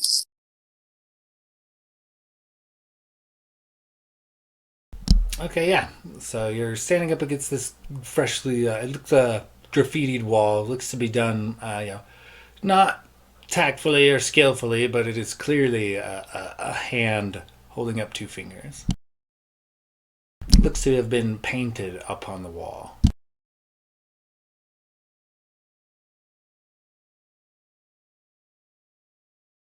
I would assume Logus saw Renwick, so we'll get up and head towards the bathroom. Okay, yeah. You guys all kind of enter this fucking nasty room. It's not very big. It's about 30 feet by 20 feet. And the pile of refuse is literally, taking up a majority of the center of the room and is easily taller than Renwick in most of its places. As the party enters, Redwick's going to be like, well, boys, I understand that this place should more adequately be named the shitter, not the pisser. But to the untrained eye, you might just see a pile of shit and buckets of piss. But to a keen eye like mine, and he'll walk over to the wall with the symbol on it, you might notice something a little bit more inconspicuous. And then he'll hold up the coin to show that it matches the symbol. So as you kind of hold up the coin to match the symbol, you notice the coin begins to glow, and somewhere within this symbol, a small coin-sized circle also begins to glow.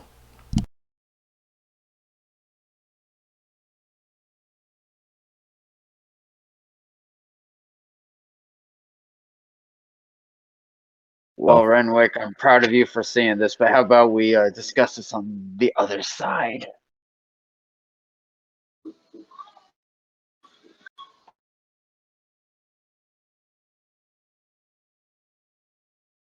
I think that's probably the the best idea we've had in a while. And he'll walk over and I guess press the coin toward that glowing center, or like point on the graffiti. As soon as you touch the coin to the graffiti, the rest of the party sees like a smooth operating mechanism gives out right underneath Renwick's feet on the entire tile and all surrounding areas that he was standing near. Renwick essentially gets dropped through a trap door and looks like down a tunnel, like a tube, almost like a slide. And within a second of Renwick touching the coin to the wall, Renwick is just swiftly swallowed by the floor, and he's gone. Glader's gonna run up and put his token up next because it smells terrible. And Same thing. You are shot down a stone tunnel, and it acts much like a slide, and you're just kind of barreling through the darkness. Not gonna lie, I just thought you guys were gonna be like, well, that really sucks for him, and just leave. Logus is gonna turn to Locris and Blade and, well, should we go do another show then? And then he's just gonna go. Then he's just gonna laugh and put the token to the wall to get down there before any of them get hurt or pop off. Same thing. The floor just swallows you up. You unlock a trapdoor, and you fly into the darkness.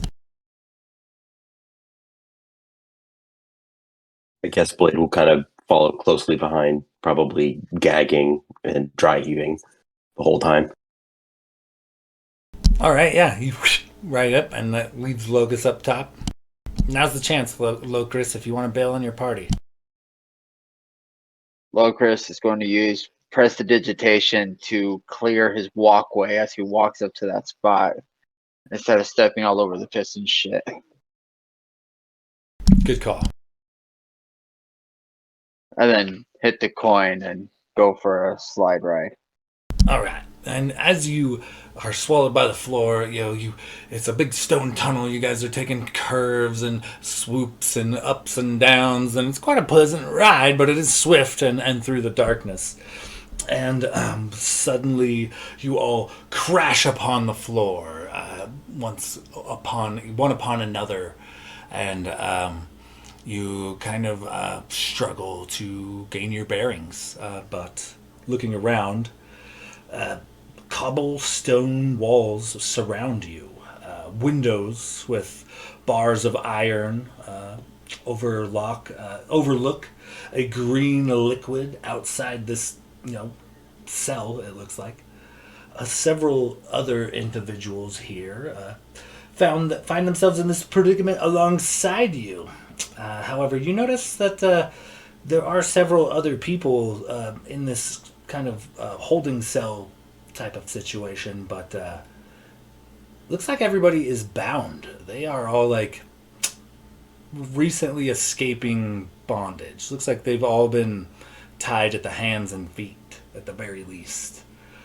And you notice that a small crowd aside from yourself is here, and you're kind of just stuck in this particular room. There's no exit that you are aware of.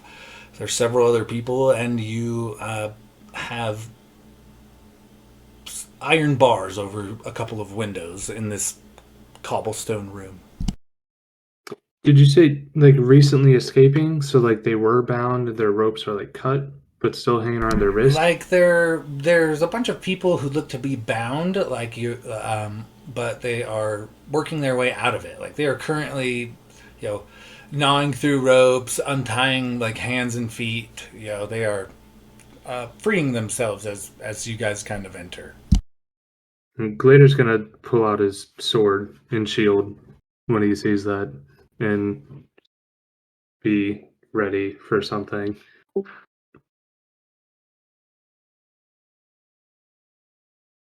Okay, yeah, you pull out your sword and shield, and everybody immediately backs up. Like they stop trying to escape and like scoot back up against like the wall and give you like a wide girth. They all have like a panic look as they kind of like eyeball you wide-eyed. Renwick's gonna kind of like push Gladeer back a little bit and be like, I think they're as confused as we are being in here. Something tells me they're part of these trials that we have to go through, and I don't know if we're gonna have to fight them or not, but I think we're honestly in the same boat. Oh, I'm not worried about them. I'm worried about the people that tied them up. I don't want them doing the same to me. You, what happened to you people? Like, why are you all tied up down here? As you say that, you look up and notice a couple of people fall into the cell, kind of similar to the tubes you were in. You look up and you see high upon these smooth stone walls, there are several holes, and it looks like maybe the entrance you fell in isn't the only entrance. But the other people who arrive also arrive bound.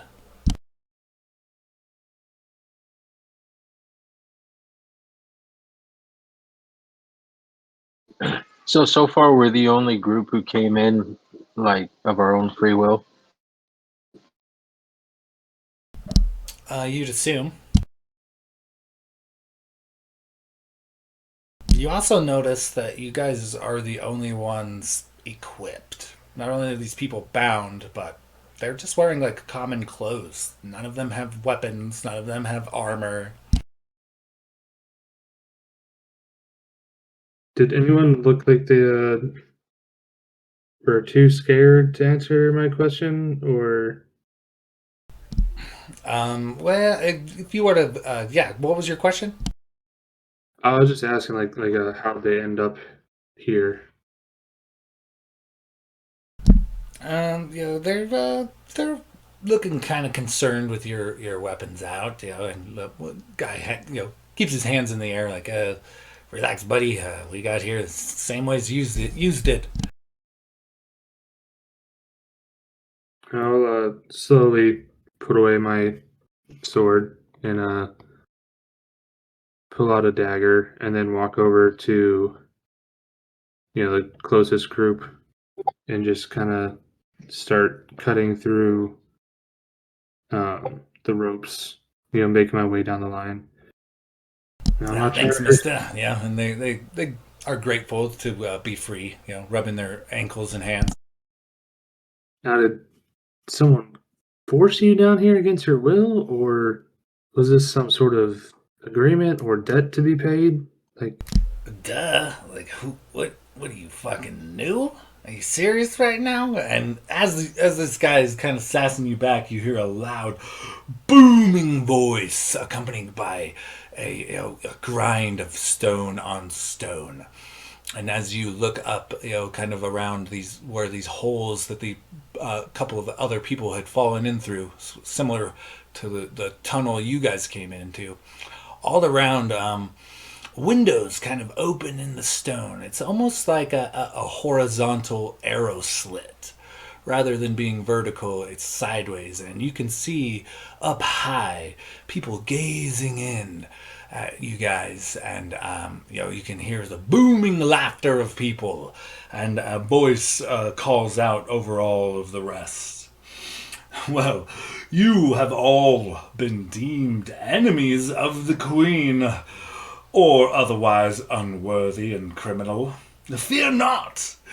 Compete these trials of justice to prove your worth and purity. Anyone bringing me the holy glowing orb at the end of this maze of death gains the purse of 100,000 gold pieces, if you can attain it. Let it begin now. And the walls of your guys' cell fall in all around you, dissolving into nothingness, leaving you standing only on a concrete platform. And the voice calls out, remember, it's only the first one of you. It's not room for everybody. Don't try too hard. And you guys can see, like, in these arrow slit type of windows looking in, you can hear a crowd. You can see many people bobbing and weaving to try to get a better view. And as this kind of cell walls collapse and you're standing on this stone pedestal, you see all around you a pit of gurgling, bubbling acid. And jutting forth from the acid are several circular and triangular pillars. Not very big, big enough to perhaps put most of a foot on. And they are spaced quite a distance apart, several feet apart from one another, across around the entire room. So there's a bubbling pit of acid and all these little pillars to be jumping on. You notice that the room that you're in, aside from that, is completely smooth stone, except for one doorway. There is no platform. There is nothing but the doorway carved directly into the wall. And the only way to get there, it would seem, is to bound across on these small platforms, hovering above a pool of acid and towards the exit. As you guys are kind of gauging your reaction, so are the fellows you were with, and as if they were prepared, as if they knew what was coming. As soon as the walls come down, they sprint, they jump, leap onto these platforms, and they sprint forth, all scrambling towards the exit. And most of them are skillful and swift and do so no problem. But as they kind of funnel towards the end, a few bodies clash, and a shoving match ensues, and one man shoves another into the acid. And as he screams and it gurgles and pops, you hear the crowd erupt from the other side of these walls, and you can see the shifting and moving of feet as if maybe they're going to another section to observe more, while still other people who are cheering look onward towards you and your party.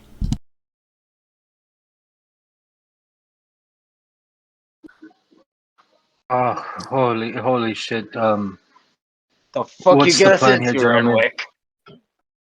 What the hell? Hey, it can't be easy to find an underground society in a city that's half silver soldiers. So, I mean, we knew it was an obstacle course. We're going to have to earn this. And he just takes off toward the door. Are we, and as he's running off, Logos will follow him. And are we killing or are we trying to do this without casualties? Well, these people didn't do anything wrong to us, so I'd prefer to just beat them fair and square. But I'm going to be honest, it seems like it's kill or be killed. So, as a last resort, you do what you have to do. Don't kill him if you don't have to. Let's just Is get the going hell to out. cast Armor of Agathis. Okay, yeah. So the situation as it sits, you've got about 20 feet to move across these pillars, and they're not evenly placed or close together across this pit of acid to get to this door. And so you're going to have to give me acrobatics checks as you guys try to navigate your way across this pool of acid on these very slender stones, making your way towards the door. Would the DM accept athletics?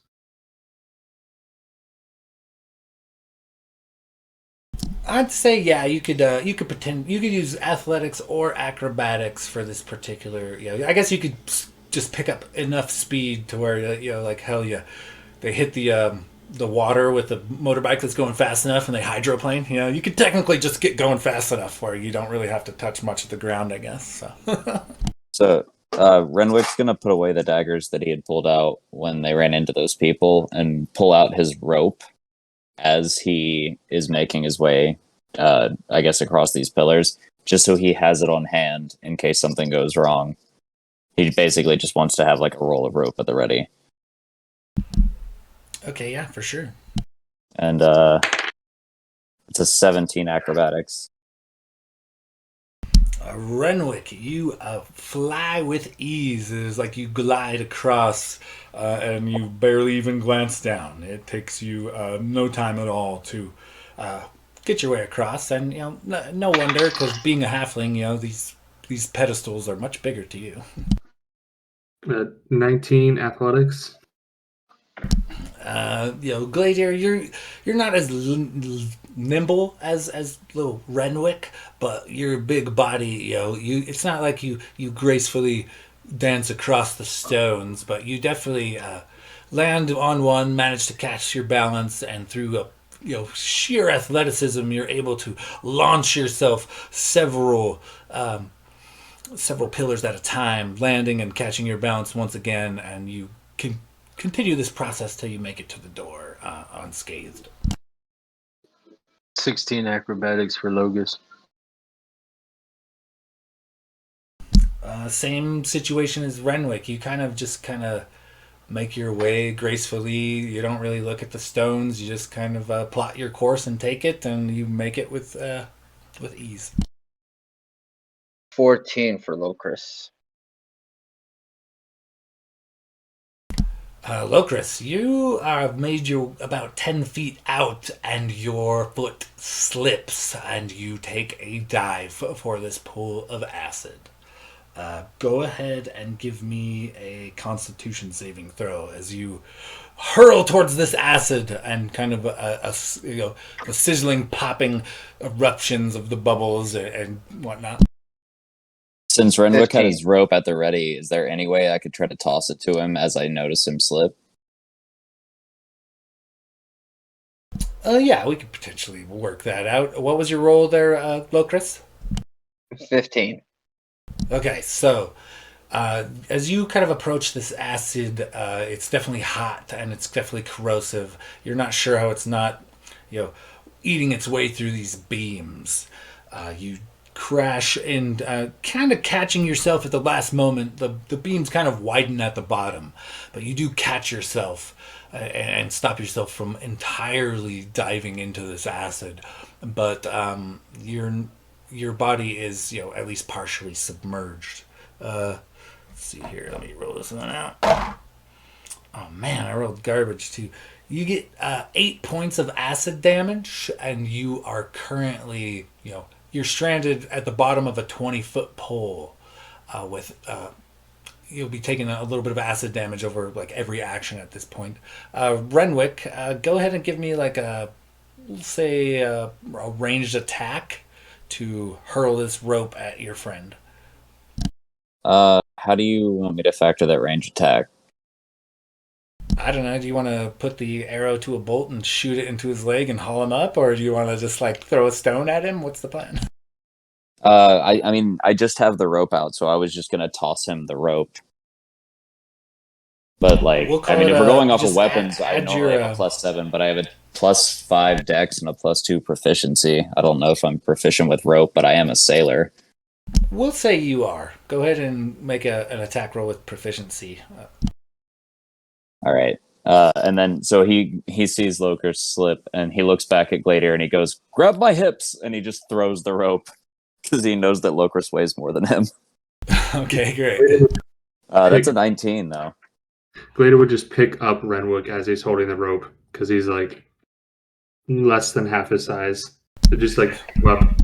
Oh yeah, I'm like a child to you. Locris, a rope hits you right in the friggin' chest. Begins to sizzle in the acid at its tips. I grab it and pull my ass up. Okay, give me a strength check at Gladiator, and we'll say you can make it with advantage. You're using Renwick as leverage, I guess. Okay. Logos already has his bow out ready to put Locris out of his misery if he doesn't make it. 15. Locris, you also give me a strength check. What would you roll? 15. 14 for Glader. You rolled better on strength than me. That sucks. So, I mean, you do eventually get him up, but you're not swift enough to avoid him taking any less acid damage. So, unfortunately, I'm going to need a con save as you're getting splashed by these bubbles of acid, and you're kind of partially submerged in it. It's more like a syrupy consistency, so you don't like necessarily sink right away, but it is definitely a corrosive material. 15 again. Okay, yeah, you end up holding out as best you can, and you only take. That one's a little rougher. You take 11 points of acid damage as your friends haul you to the top of the in the doorway in the stone.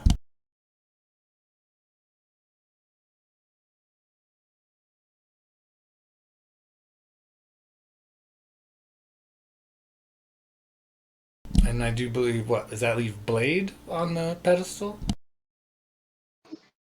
I think so. Yeah, I guess I'll ready the rope again after we've pulled Locris up. Locris is sizzling and popping a little bit, a little smoky, a little smoldery. Smells like sulfur, even more than usual. You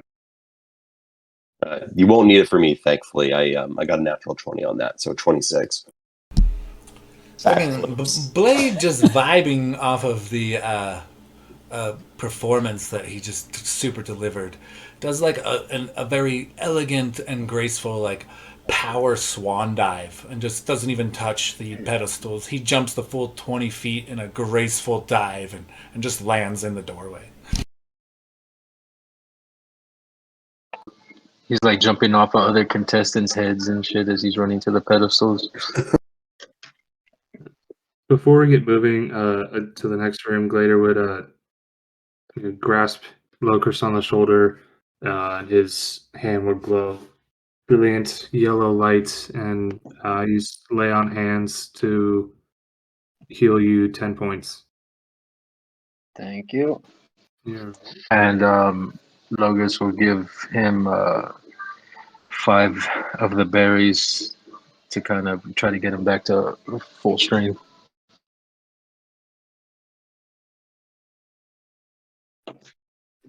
Close enough. All right. So as you guys go down this very short stone hallway, you come to another room.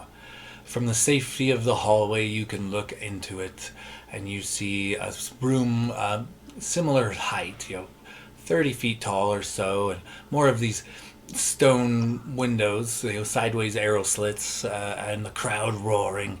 And as you look forward into this room, it appears to be that the entire floor is made of large metal tiles. Across this actually relatively small, it's not bigger than the acid pit you guys just kind of went through. You see another doorway, another archway carved into the stone on the opposite side of the room. However, on either side of this doorway are gigantic metal-looking creations that look something like Tesla coils. You see crackling bolts of energy twist and shoot up and off of them in random directions, hitting each other and everything around them. You notice in the corner of the room a few possibly fresh, smoldering bodies occasionally struck and rocked, and as the smell of burning flesh slowly assaults your nostrils.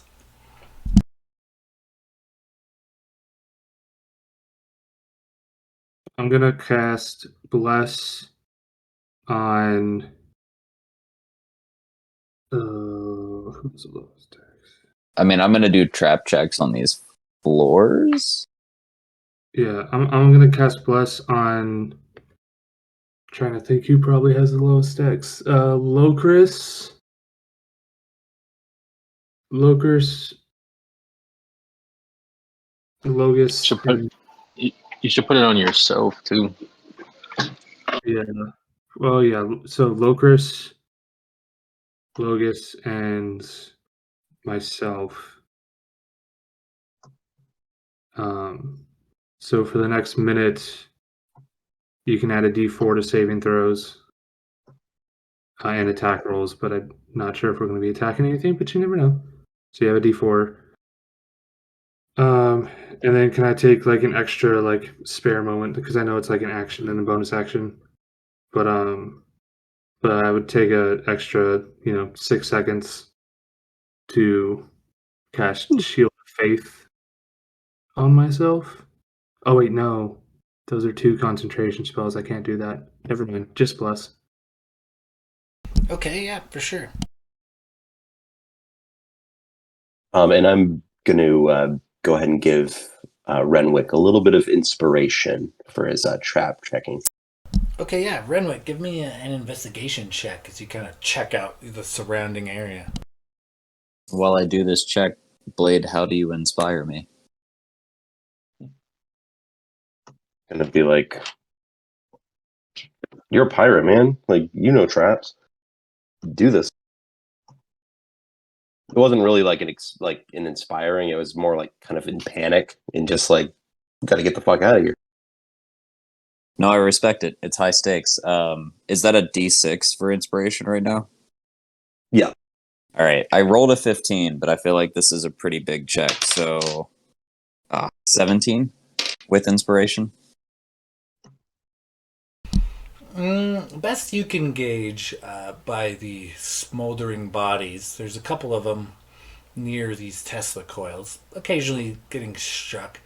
You know that the floor is a good conductor, and you can assume that you are probably not going to get across that floor without getting struck by, some of the random waves of energy that seem to be emitting from these coils. But as far as you can tell, no particular floor tile is different than the other. They all seem to conduct electricity equally. And is there anything that we can see that we might be able to use as like stepping stones or something we could maybe like throw a grappling hook at to swing across? Any way to basically just traverse this without touching the floor? Give me a perception check. 15.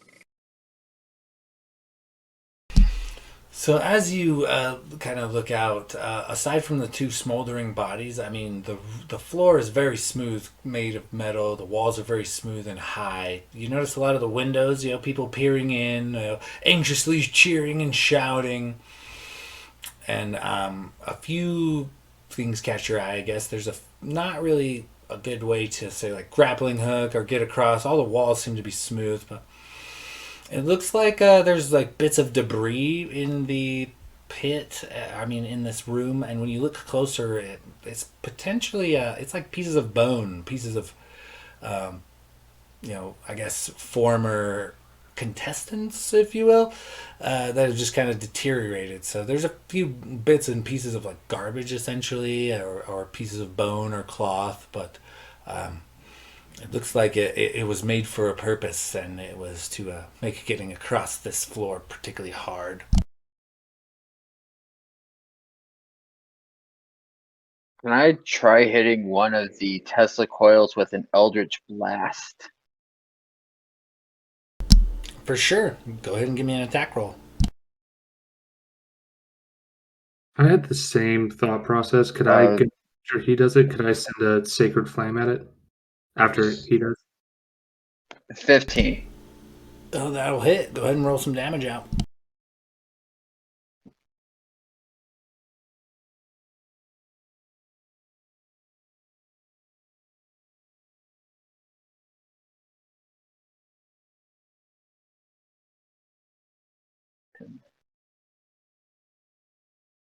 That is 11 damage.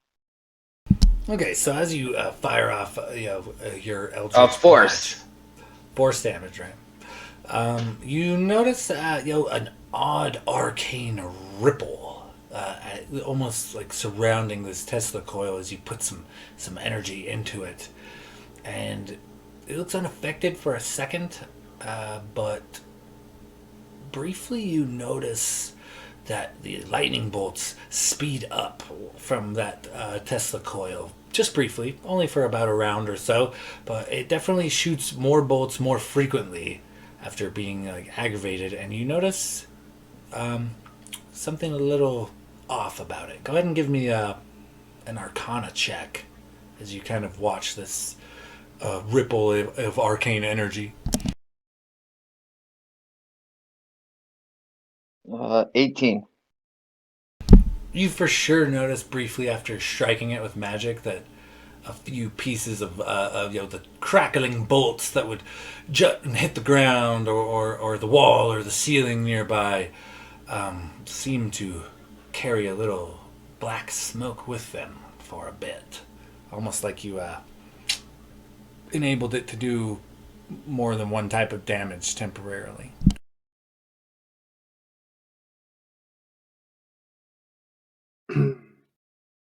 Gladier, you want to fire off, give me an attack roll on the Sacred Flame? Yeah, I wouldn't have. I don't think I would have seen all that he saw. So I said I was gonna do it. So I'll do it. Give me an attack roll. So Sacred Flame is a Dex check.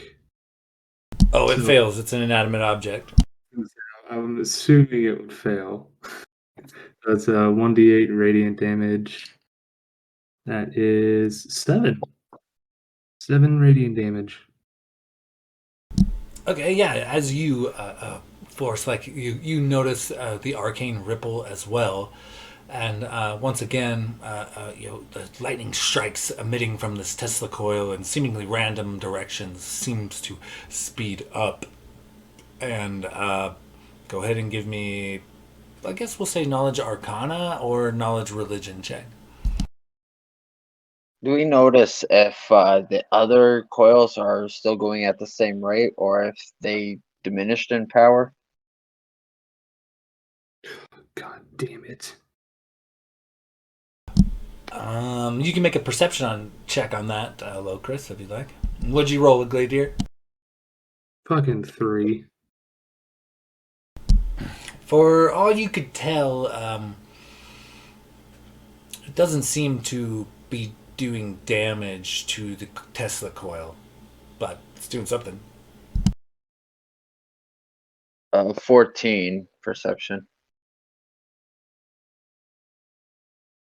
You don't think that it has changed the pace of the other one at all, and in fact, after a moment or two of being agitated, it seems like they both kind of fall in a rhythm, and are setting off random bolts in random directions, at least at the same time.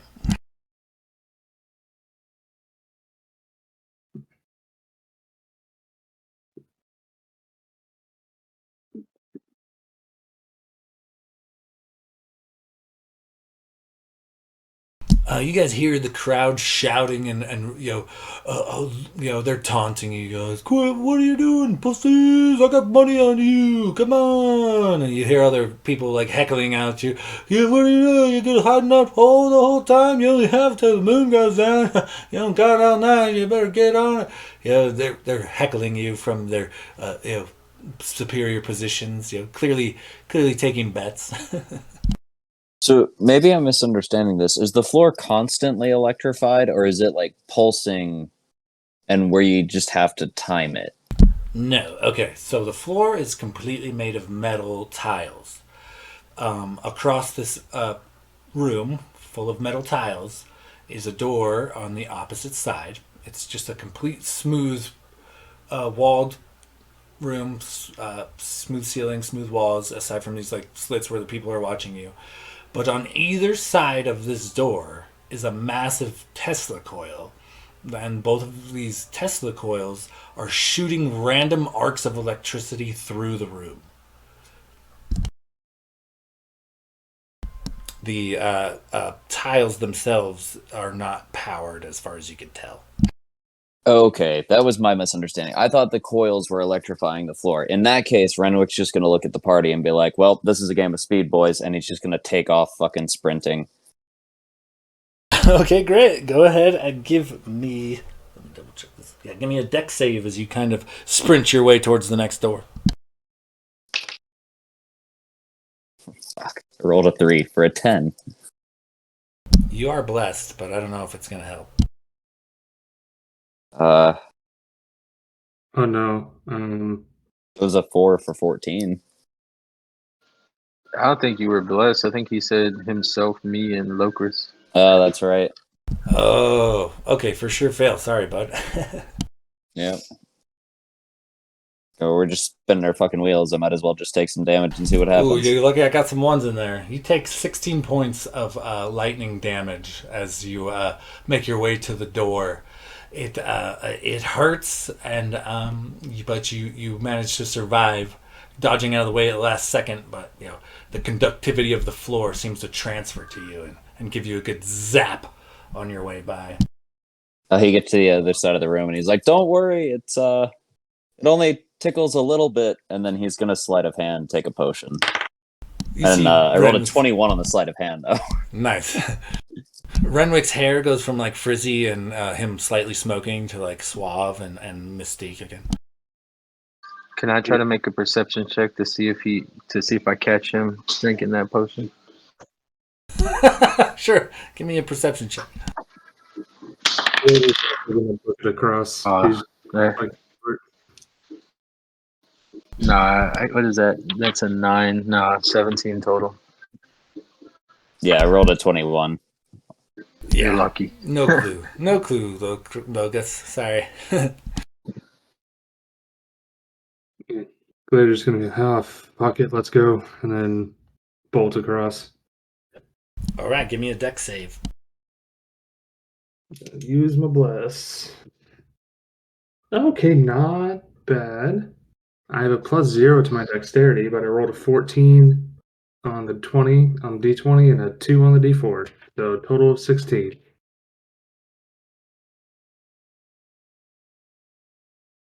$16 is the magic number. As you go sprinting across, you kind of, it's like the hairs on the back of your neck stand up at the last second, and you like baseball slide instead of, jump or continue a dead run, and you miss an arc barely, but you slide into Renwick undamaged.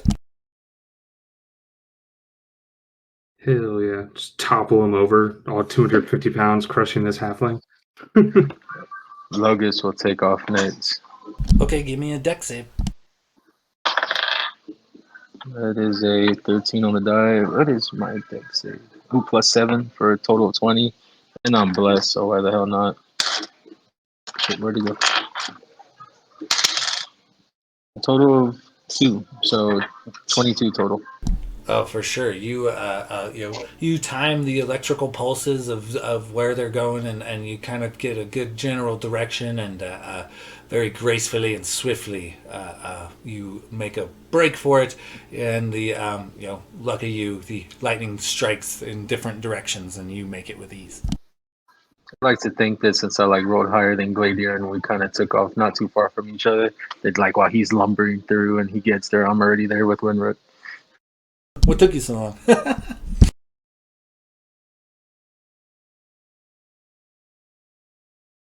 Who's next? I guess I'll go ahead and get my hits in. Give me a deck save.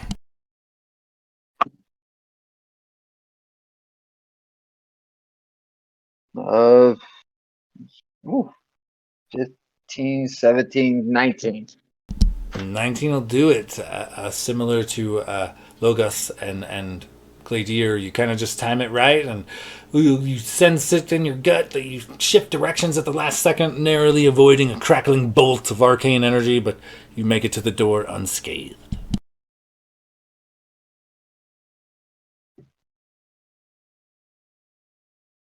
Right, get your damage dice out because I rolled an 11.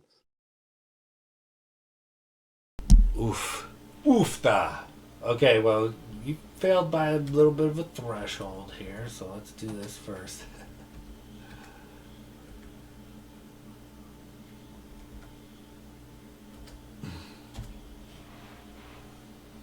So you take 21 points of lightning damage, and you're actually stunned for a moment. You take off sprinting across this floor, and a bolt of lightning just strikes you from one of the Tesla coils right in the chest, and it spins you about and kind of knocks the wind out of you. You're a bit dazed. You're kind of confused. You stop moving entirely and just kind of standing in the middle of this room. I'm going to allow your party to attempt to help you out in this situation, but you guys are for sure knowing more bolts are coming, and Blade has ceased to be able to traverse the room.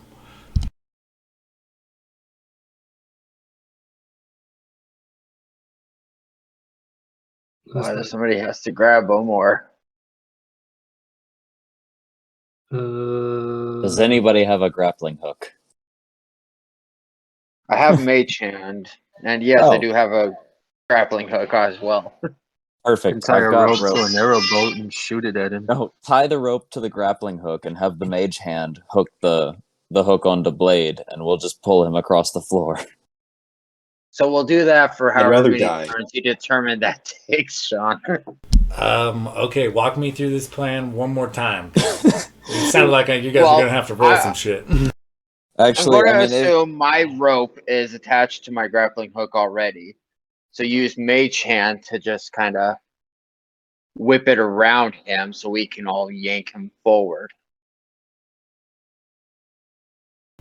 Okay, yeah. I'll say you could take You can take the time to do that real quick. Wrap it around him and give him a yank. We'll say, give me an Arcana check to see how quickly you can fasten this rope to your friend and get him out of harm's way.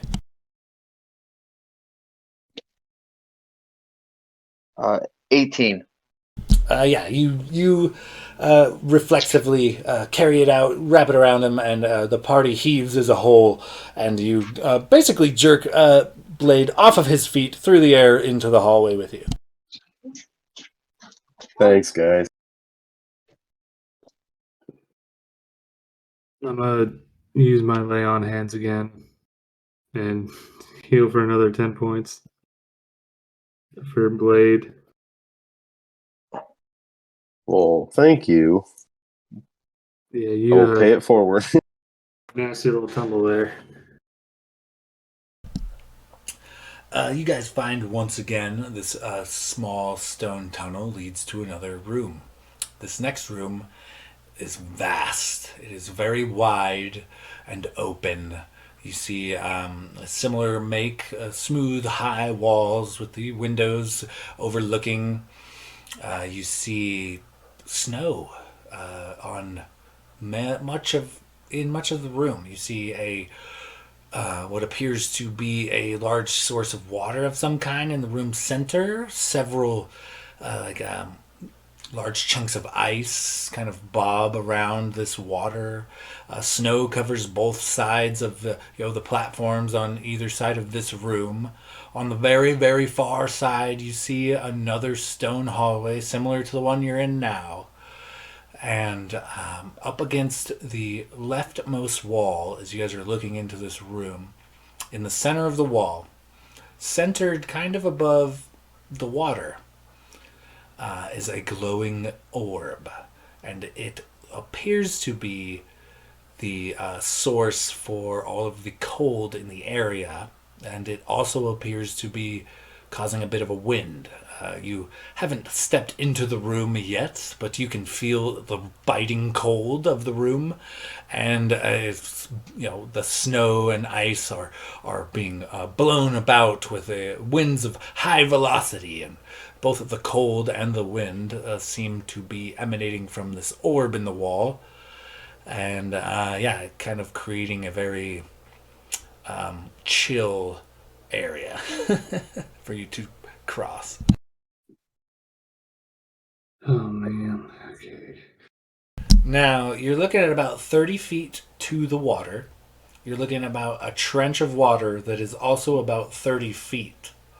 And an additional 30 feet of land on the other side of that water to make it to the door. So you're looking at about 90 feet total distance.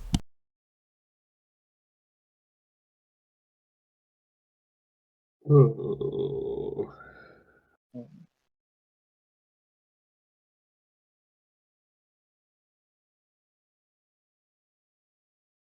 I'm sorry, where was Do you this orb boys got again? any bright ideas, or are we just hopping icebergs here?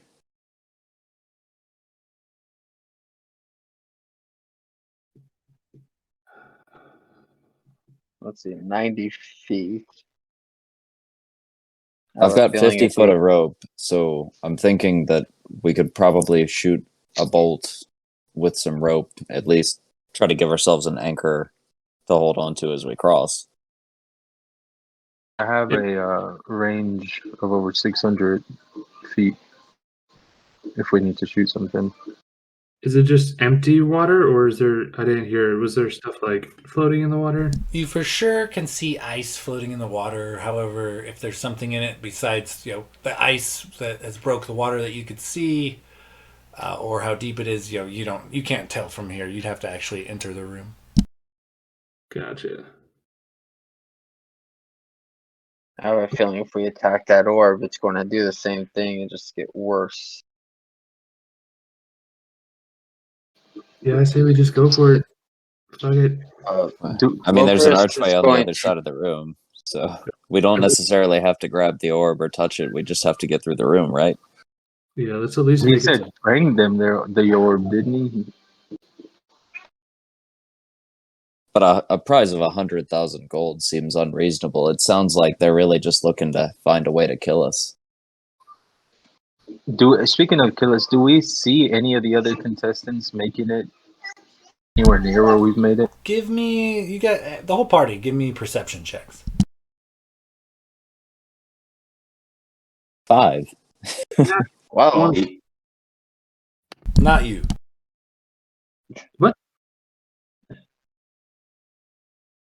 12. 18 from Blade. 24 for Logus.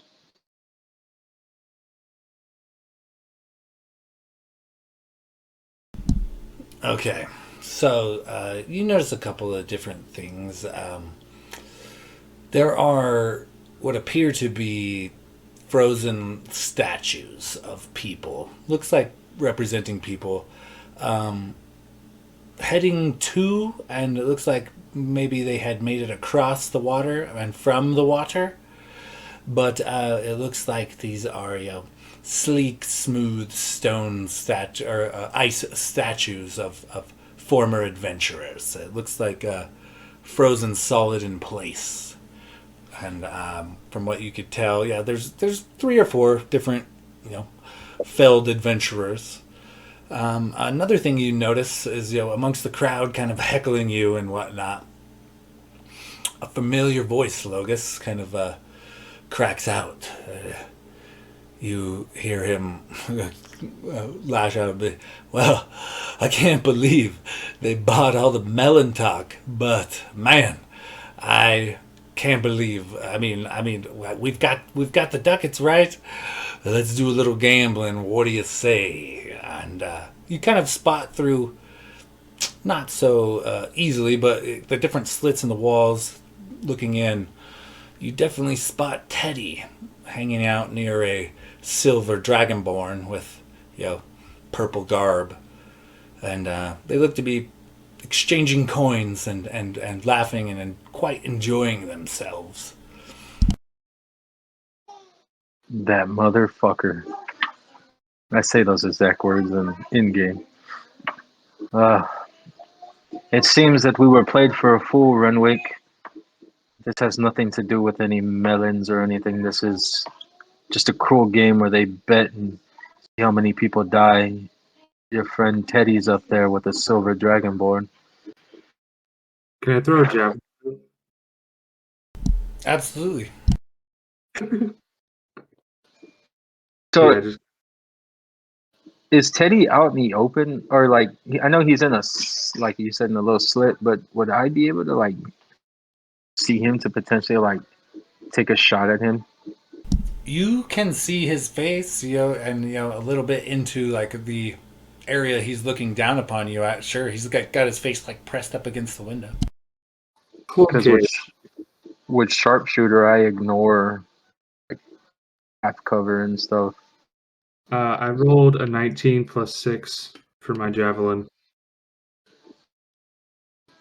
You whirl the javelin through the air, and it goes straight for a between the eyes shot. And as it approaches this slit, a burst of purple arcane energy, unseen before, looks to ripple throughout the entire room. As it looks like you'll have a hard time getting any magic or ranged weapon attack out of the physical room.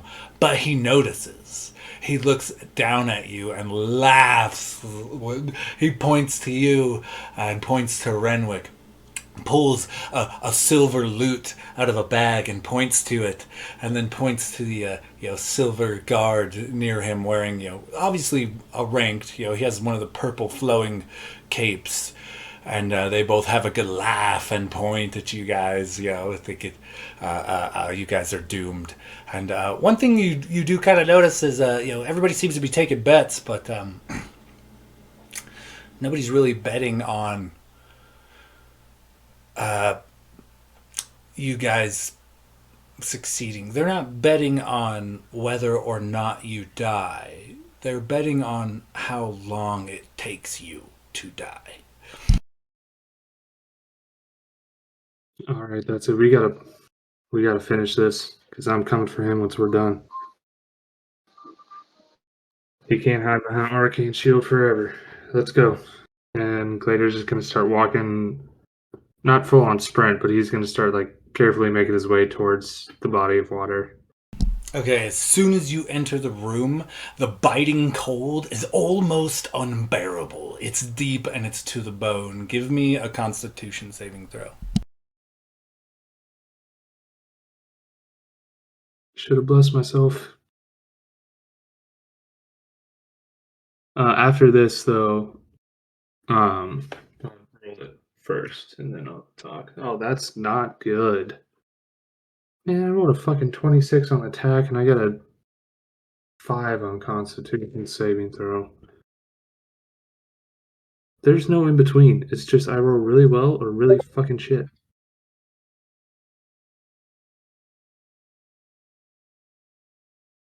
So immediately upon entering the room, you take 18 cold damage, and the cold is so biting, so ferocious. You failed by so much of the DC.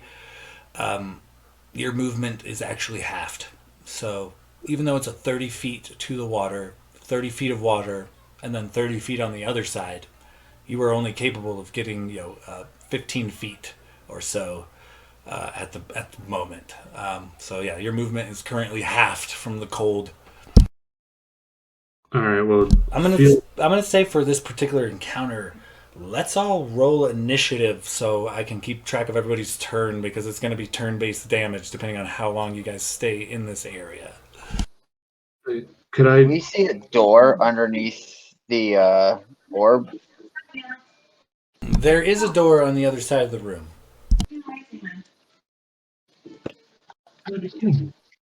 Well, natural 20. It's. I'm literally rolling no middle numbers. It's all fucking high or low. Can I? Well, I guess.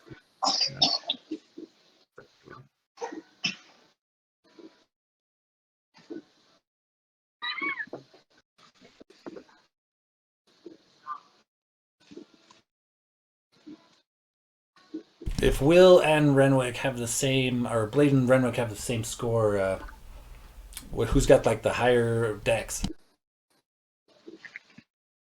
Renwick's got higher dex than me. I have a 20 plus 5.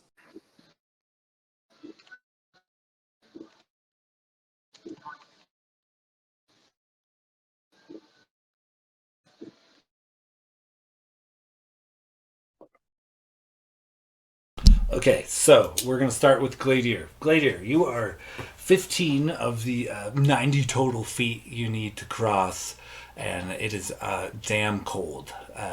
You're going to have to make a Constitution save at the end of your turn, but you're 15 feet into 90. What do you do from here? Wonderful. Okay. Well, I'm gonna take some assumptions here.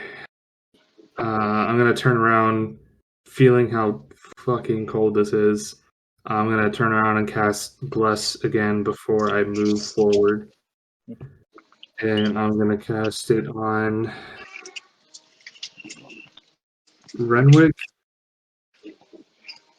Blade, and Locris.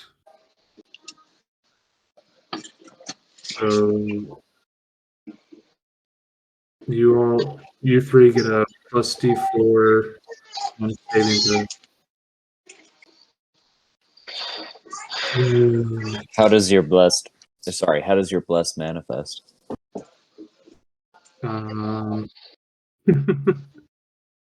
So I turn around and my teeth are chattering wildly already. I grip Horror's amulet on my chest, and it glows like with electricity, like energy.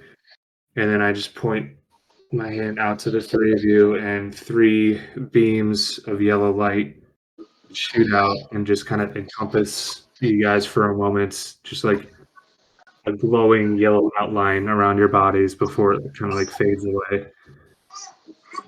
And then I'm gonna take my 15 feet of movement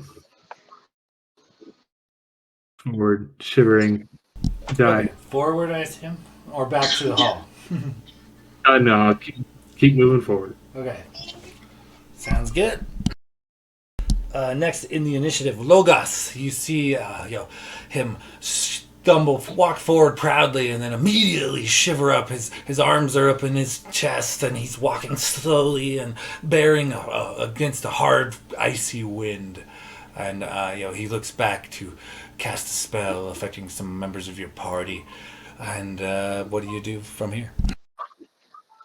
I'll just kind of pull up my little cloak that I have on, and well, boys, I guess there's nothing else to do but keep on going forward. And then I'll walk into the room, and you have the same effect. The biting cold this strikes deep and bites to the bone. Give me a Constitution saving throw.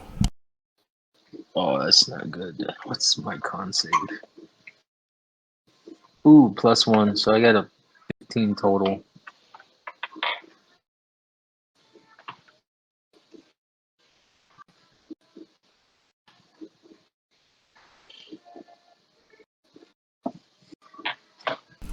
So you take 10 points of cold damage as you kind of brace yourself for the cold. And you don't... Hold on, what did you roll again? 15 total, 14 +1. Yep, sorry, dude. You don't get the... your movement is not affected, but the biting cold strikes deep. And you take 20 points of cold damage as you enter the room. You have more than 30 movements, so you could get to the river and then some, or the water and then some. I'd imagine stepping into the water is not a good idea in the cold. There's no way to go. I don't. Shoot. How far apart is like from where we are to like another plot of land where if I don't have to touch the river? The water portion of this room is 30 feet in length, so you've got 30 feet of water ahead between you and the next door.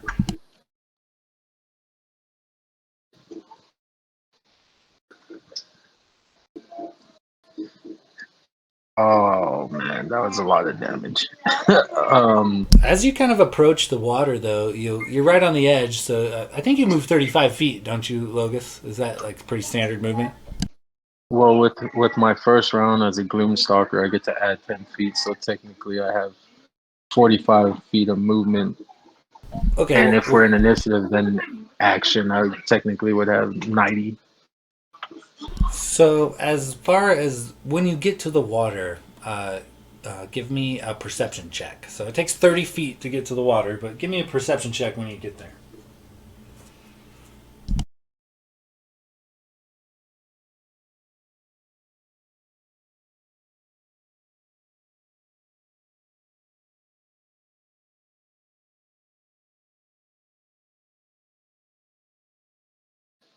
It's a 21 total.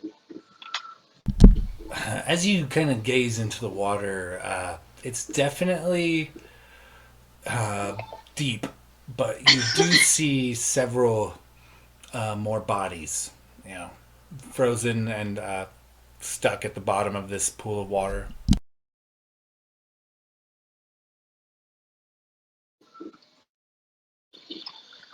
Oh man, so there's bodies in the water.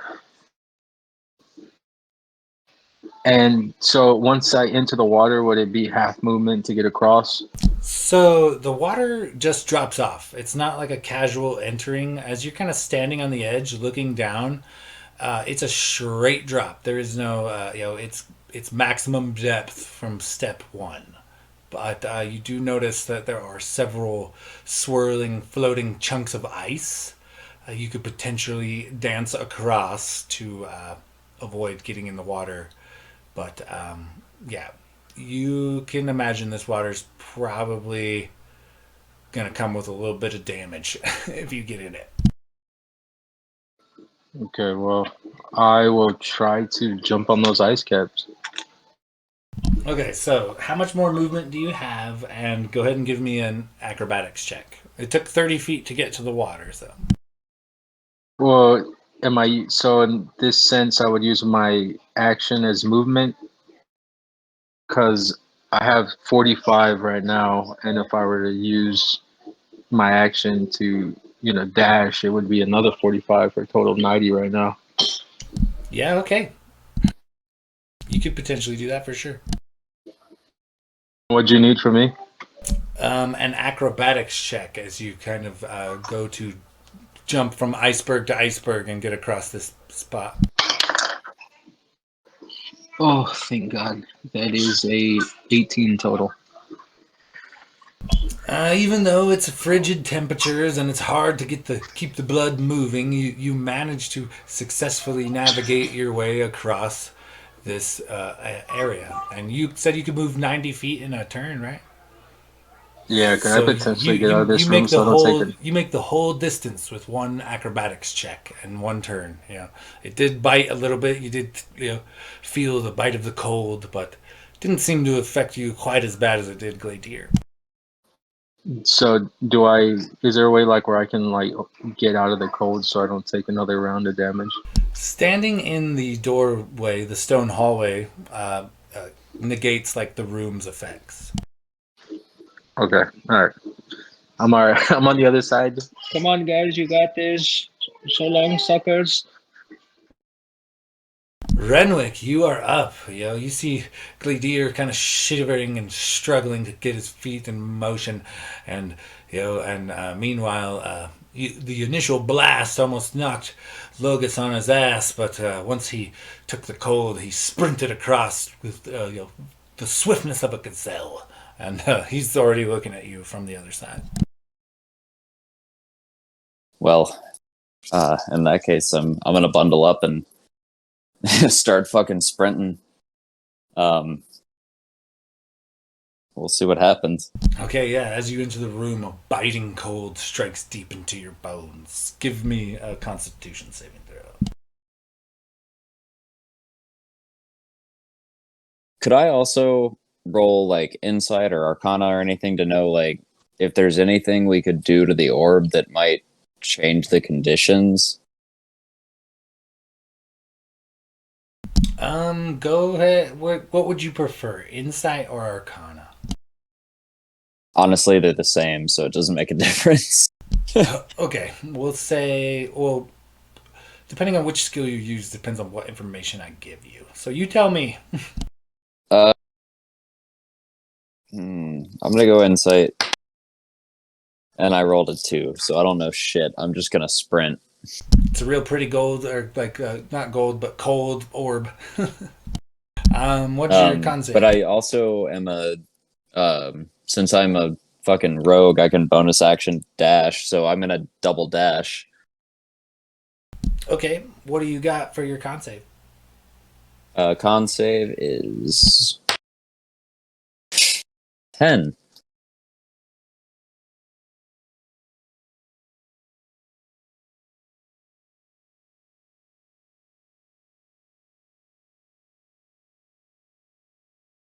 Man, Avery loves you guys when I try to crush you with damage. That's some bullshit. So you take 16 points of cold damage as it just bites deep as you enter the room. And unfortunately, you missed by such a threshold. Your movement is also halved. Much like Gladier, you are now finding it difficult to pump the arms and legs. So you can still use your dash action or whatever, but your movement is effectively halved. Wait, did you use bless? Oh, I did not use bless. I don't think it's gonna make a difference, but You never know. it'd be a 13. No. 13, you still take the damage, but you don't fail by enough to have your speed crippled. So Okay. you do All right, take thank full you, damage, guys. but you, after a burst of cold strikes you, you are not limited in mobility. Yeah, so double dash at 25 feet. Dash is double your movement speed, so 100 feet of movement. I basically cleared the room in one push, but You it need fucking sucked. an acrobatics check as you try to navigate the water in the middle. Oh, of course. What the fuck? I rolled a 3, but that's +9 for 12 with bless is 14.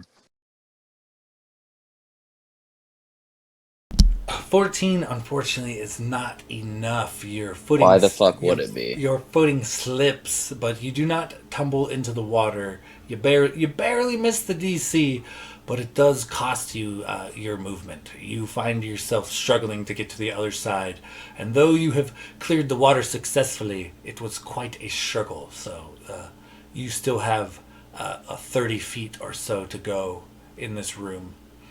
Before you get to the door, but you have got across the water successfully, just not swiftly. God damn it! I am rolling like shit tonight. Unfortunately, spending and beginning and ending your turn in this shithole, I'm gonna need a Constitution saving throw from the party at the end of the round. So you'll be in that batch, I'm sure. Anything else, Renwick, before we move on down?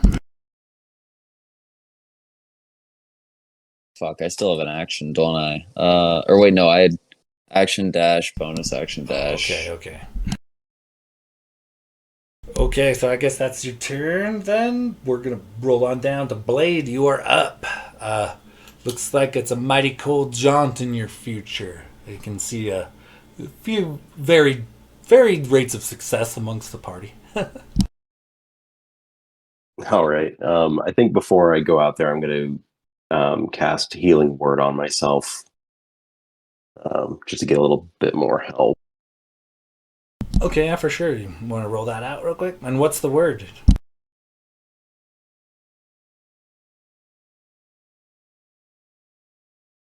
All right, that's 9 health, and the word just kind of looks out into the cold and just says, "It's going to be cold, but you got to be bold." And I'm going to, I guess, try to make my way in. Okay, give me a Constitution check or a Constitution save as the biting cold comes for you like it has your party. Okay, so, 13, 15, and I have, was that a D4 leader? For that I can Bless, use? yeah, I believe add a D4. Yep. Okay, so we're looking at 17. That is the magic number. You brace yourself against the cold and you make your way through. It is definitely biting, does a little bit of damage to you, but not as much as your comrades. Let's see, you're looking at 14 total points of damage. And your movement is not hindered at all. So how far can you move and where are you going? I got 30 feet I can go, which just probably brings me right to the water, right? Correct. You can also use your standard action as like a movement. So you could move your movement twice. But I did use my Healing Word. Is that an action or a bonus action? Actually, I can use it as a bonus action. So you still have a standard action then. So you could potentially move another 30 feet, but moving across the water requires an acrobatics check. Yeah, let's go ahead and do that. I'll try to ford the river.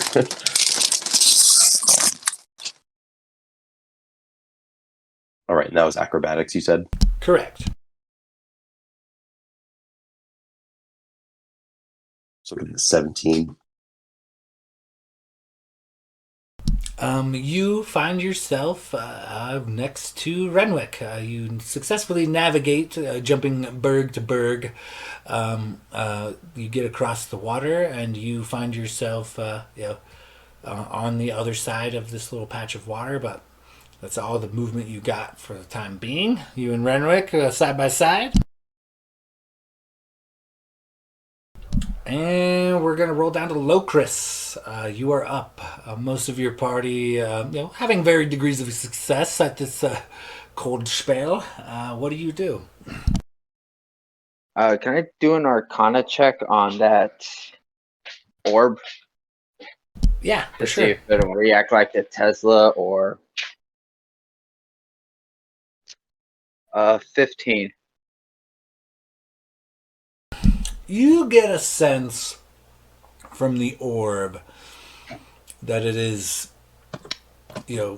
made to constructed to make highly volatile weather, and you think that maybe if you fucked with it you could get it to change, but you feel like it is probably going from one form of volatile weather to another. It is probably unlikely it will go to a mellow weather. All right. Then I'll just start making my way across. And how is this cold going to affect my blood? Since I did take a different blood path that's more cold oriented. Do you have any damage resistances or anything?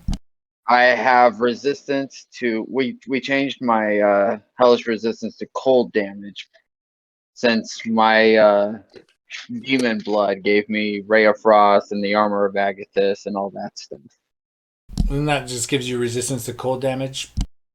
Yes, but would that also give me a bonus to Constitution save from the cold?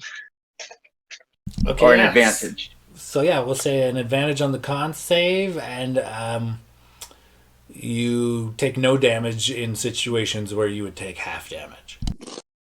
Alright. Then I will start hauling my ass to the other end. Alright, give me a con save. It's 15. And that's with advantage, huh?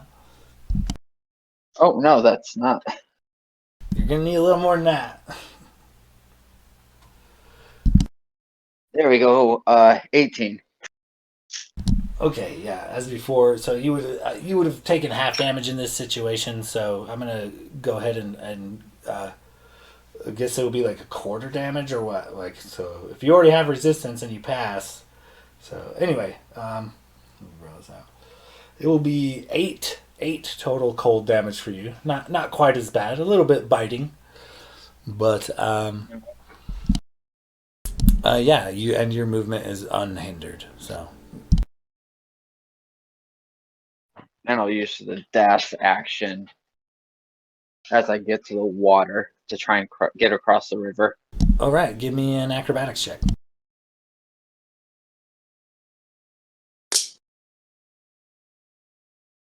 Natty 20, 25. You bound in style. I mean, you arrive next to Renwick and Blade, but you take a sprint and you stop short and land hard on one of these icebergs and use it as a body or boogie board, gliding it with your momentum across the water and casually stepping off on the other side. And that's all I could do this round.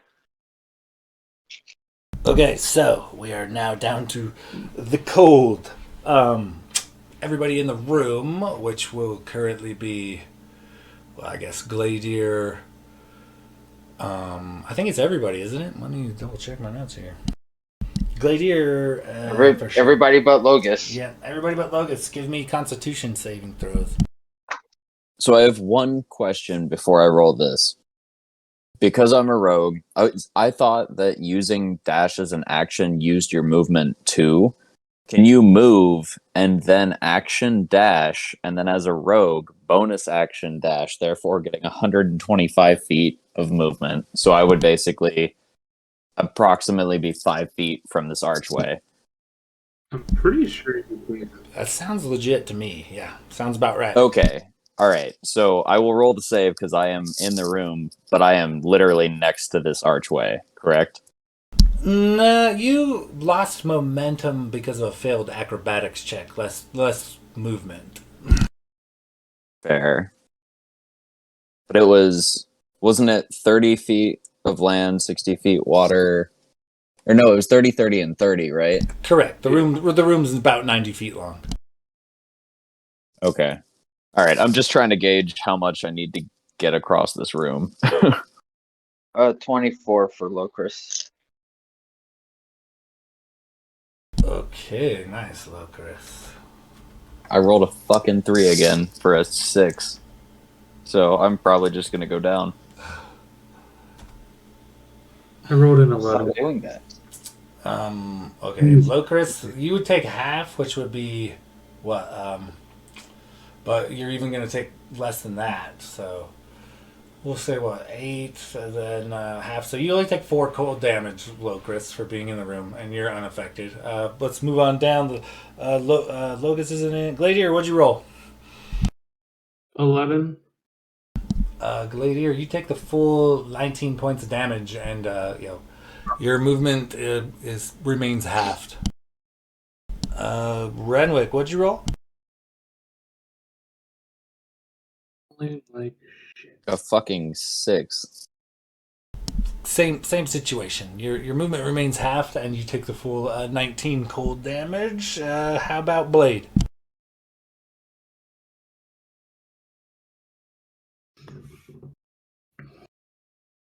I rolled a 20. Well, 17 plus 3. So, yeah, 20. Okay, so you actually only take 8 damage, and you are not affect. Your movement remains normal. And Locris. Oh, you passed already. Never mind. Okay, so back to the top of the round. Go ahead.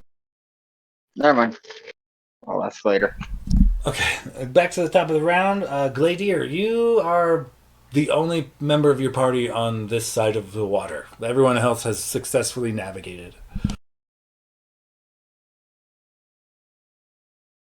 Can I also take a second to investigate that orb?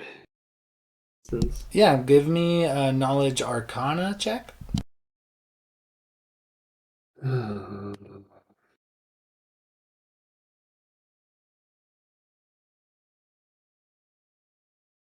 Fuck me, silence. 5. Jesus Christ. It's definitely the source of the cold and the wind in this room.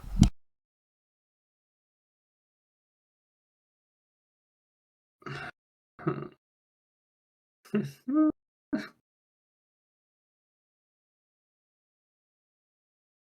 don't know what I'm gonna do. This is not looking good. So, I where mean, is I'm this getting orb? mixed signals about this fucking orb because it's like we could potentially change what it's doing, but it sounds like it's based on context clues just going to keep doing different types of damage. So, like, there's nothing that we've been able to surmise that would allude to us being able to stop this damage. It sounds like this room is just meant to fuck us. Well, maybe if you give it some love, it'll be a room full of love.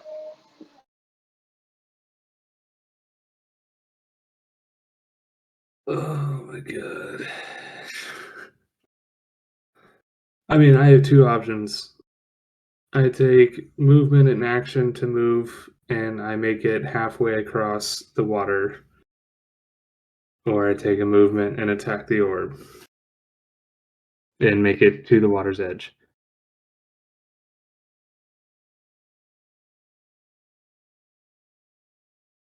Either way, I'm probably not gonna. Fuck it. I'm gonna take my 15 feet of movement, get to the edge of the water, and Well, I mean, if you at least try to change the orb, I mean, it might get rid of that half movement due to you being cold at the worst outcome. 'Cause I don't even see how you're gonna make it across the ice packs if you can't even technically, move that far. It'll take you like 5 turns to get across at this rate. Yeah, I really don't want to fall unconscious on an iceberg in the middle of a frozen lake because that won't be fun to bring me back up. The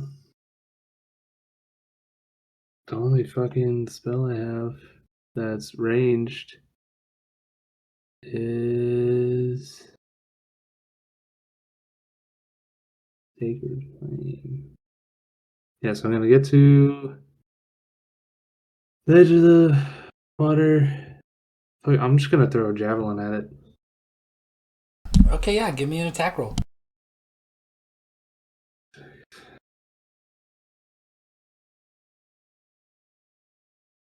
Oh, thank God. 23 to hit.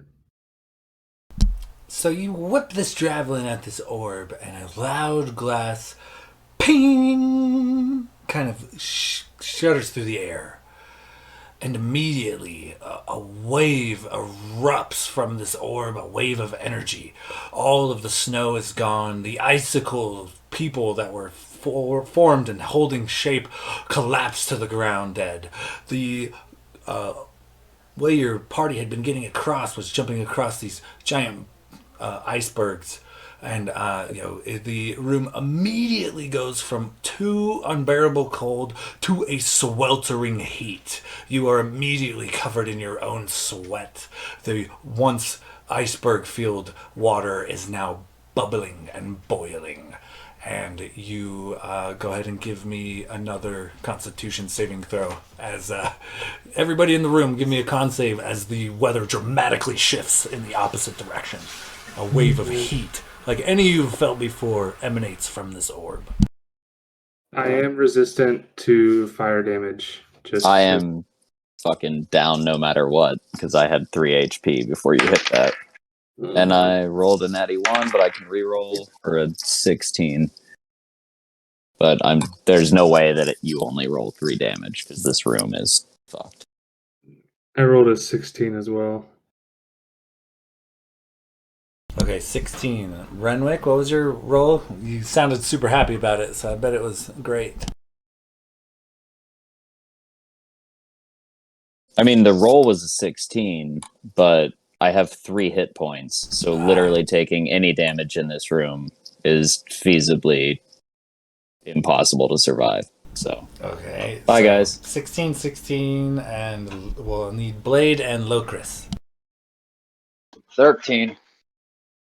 I got a 17. Now that my advantage is gone.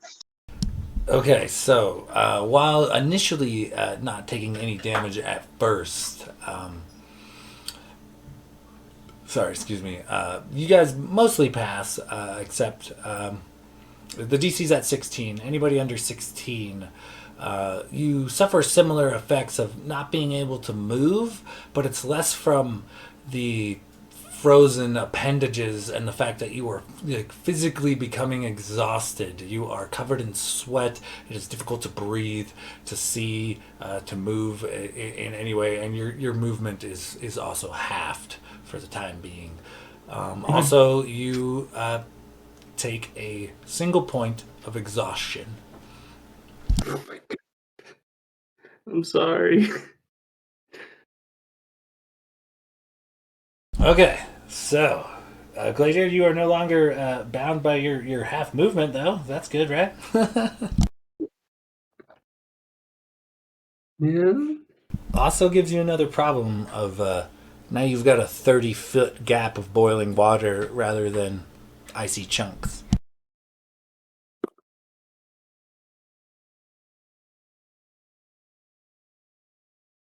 So, I mean, you use, movement to get to the water or whatever. You use your attack roll. You still have like a bonus action, Gladiator, or anything? Yes. Bonus action. No damage yet. Sorry. Yeah, I use my last spell slot to do healing word on Renwick.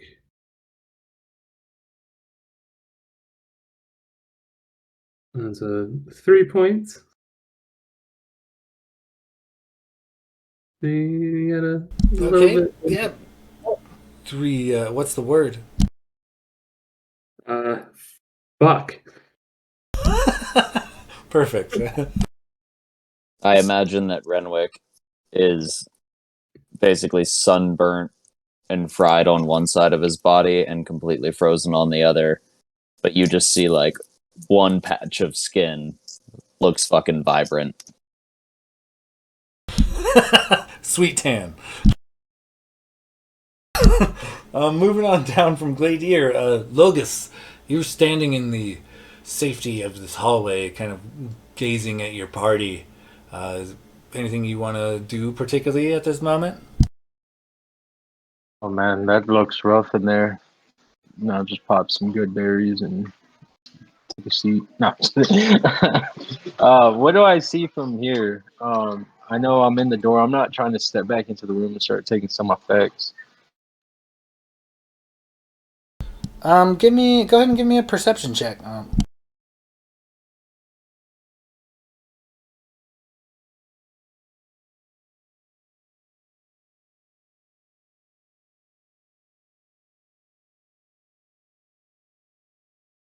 27 total. I mean, your party is definitely struggling. You notice that the rapid change is definitely taking its toll on them, and it will be difficult for somebody even with your very graceful and dexterous prowess to get across this water without the icebergs that you had used to kind of get across. 30 feet of water without touching the water is that's a tall order for anyone, hero or not. And you definitely think without help, Gladier is not going to make it across that.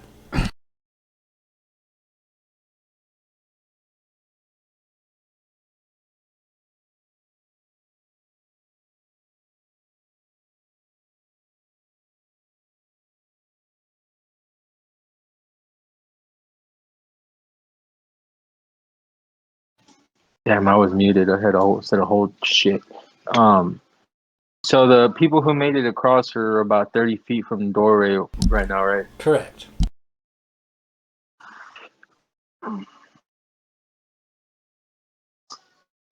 Guess, man.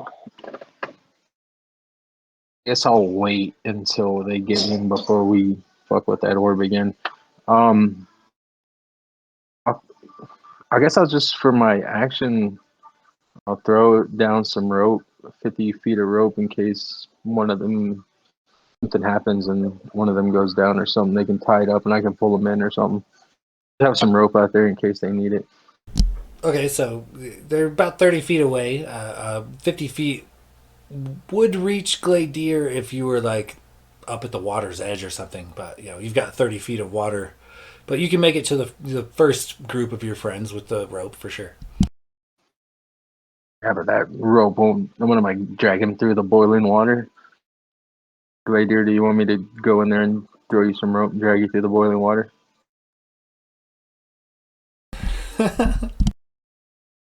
I mean, at this point, I don't know what else we got. I mean, I could throw you the rope and you could tie it around yourself, and then us as a party could just lug you across as you're just boiling up, just bring you Yeah. back on the other side. At least they Die. asked you. They didn't really But- give Locris a choice. They just drug his ass through the acid. I could put you to sleep too. Yeah, so you won't feel a thing. I can throw some fog in the water so they don't get the satisfaction of watching you burn.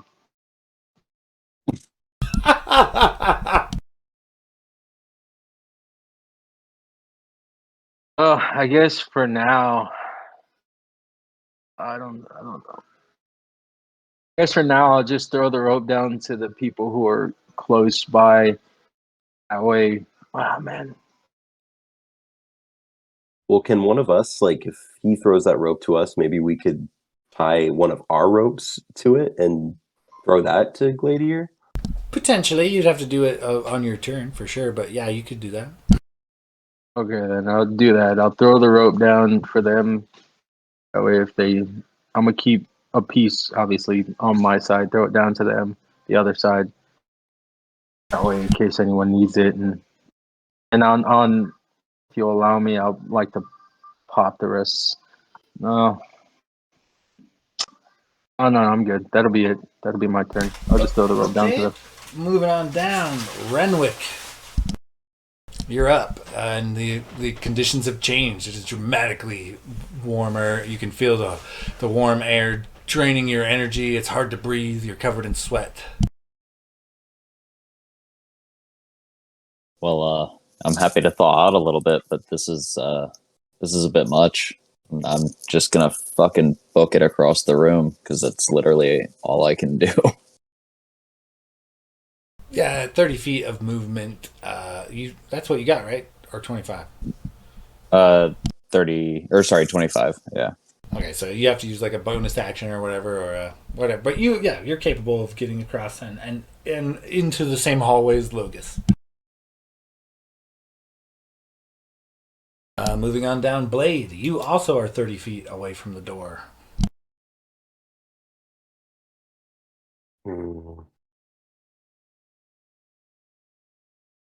A rope freshly thrown by Logus kind of lands at your feet. Renwick said fuck it and took off. And you and Locris, who is looking panting a lot heavier than everyone else all of a sudden. What do you do?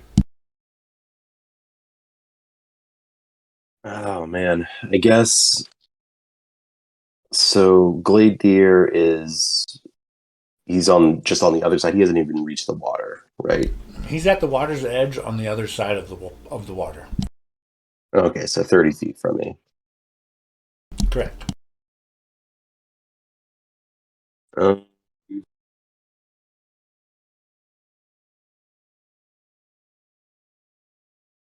I am going to, I guess, use my rope, I guess, to maybe tie on with Logus's and throw that across to Gladiator. Okay, give me a sleight of hand check real quick to see how quickly you can tie these ropes together. Sleight of hand, please be good. 16. Okay, yeah, you tie them together pretty quickly. We'll say you did it with the bonus action.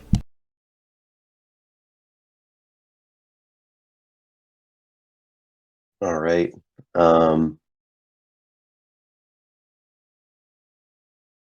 And I guess I will. Man, so many possibilities here.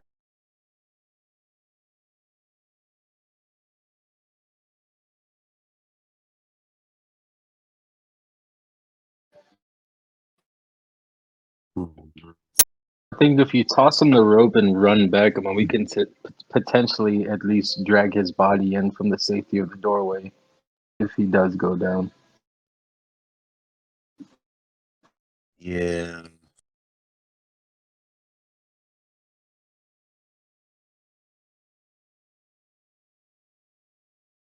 He'd be basically dragged through that water, which is no bueno. Oh, shit.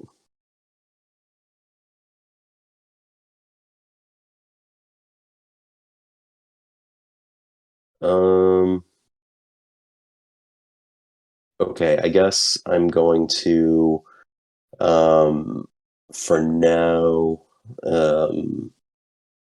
I'm going to cast a second level. Well, I guess, how's Gladiator and Locris doing on health?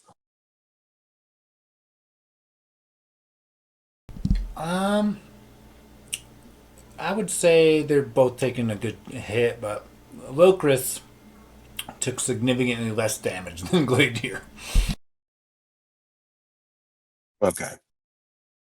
I'm going to cast a second level spell of Healing Word on Gladiator to kind of get him a little more HP, which would be 9 hit points for him. Nice. And Is the word also fuck?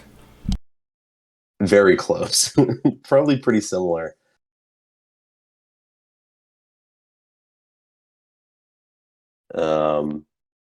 Yeah, basically just kind of reaches his hand out to kind of just point at Gladiator, and hands glowing silver, and to heal him.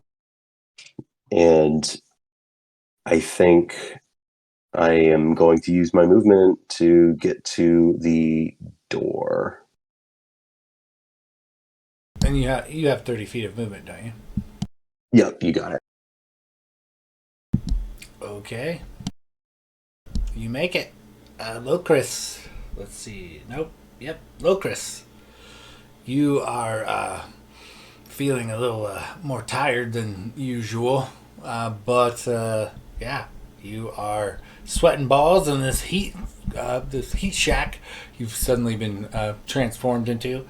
Well, what do you do from here? You see most of your party huddled at the door. Gladiator still, unfortunately, on the other side of the water, and the rope is just kind of there still.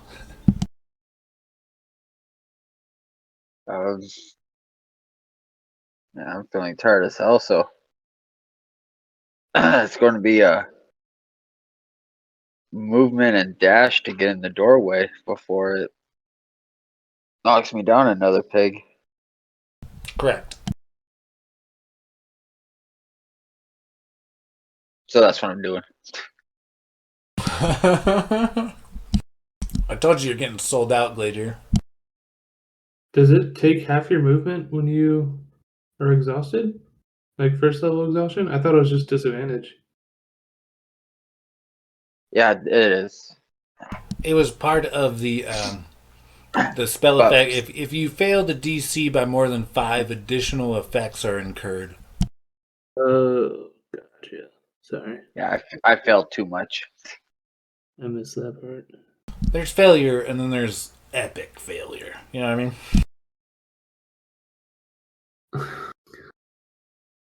So, at the bottom of the round, Gladiator, you are all that is left here. Go ahead and give me a Constitution saving throw as the room shifted and becomes so hot. Even after it was oh so cold, 6 seconds later, it is unbearably hot. God, I'm fucking pissed off at my dice. 7. Ouch. I might be going down. Oh wait, but is heat and fire damage the Correct. same? It's not heat damage yet, but it's about to be fire damage, so you get some resistances to that, I think.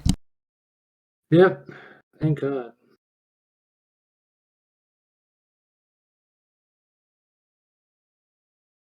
Roll low, please.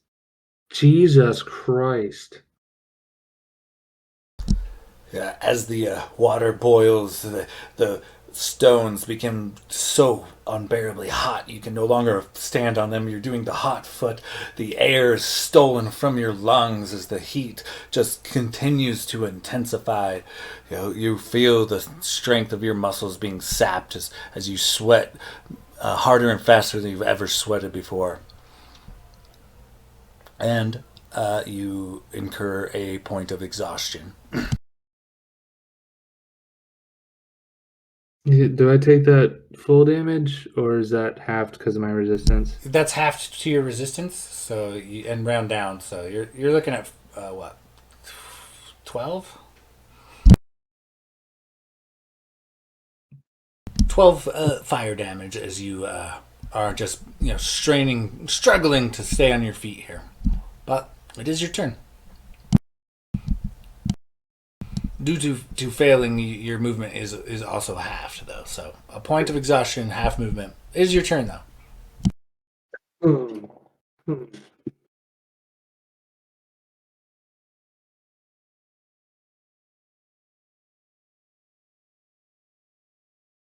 Um, I mean, I can't stay on this side of the water for another round. I mean, you can. The crowd around you is encouraging it greatly. Yeah.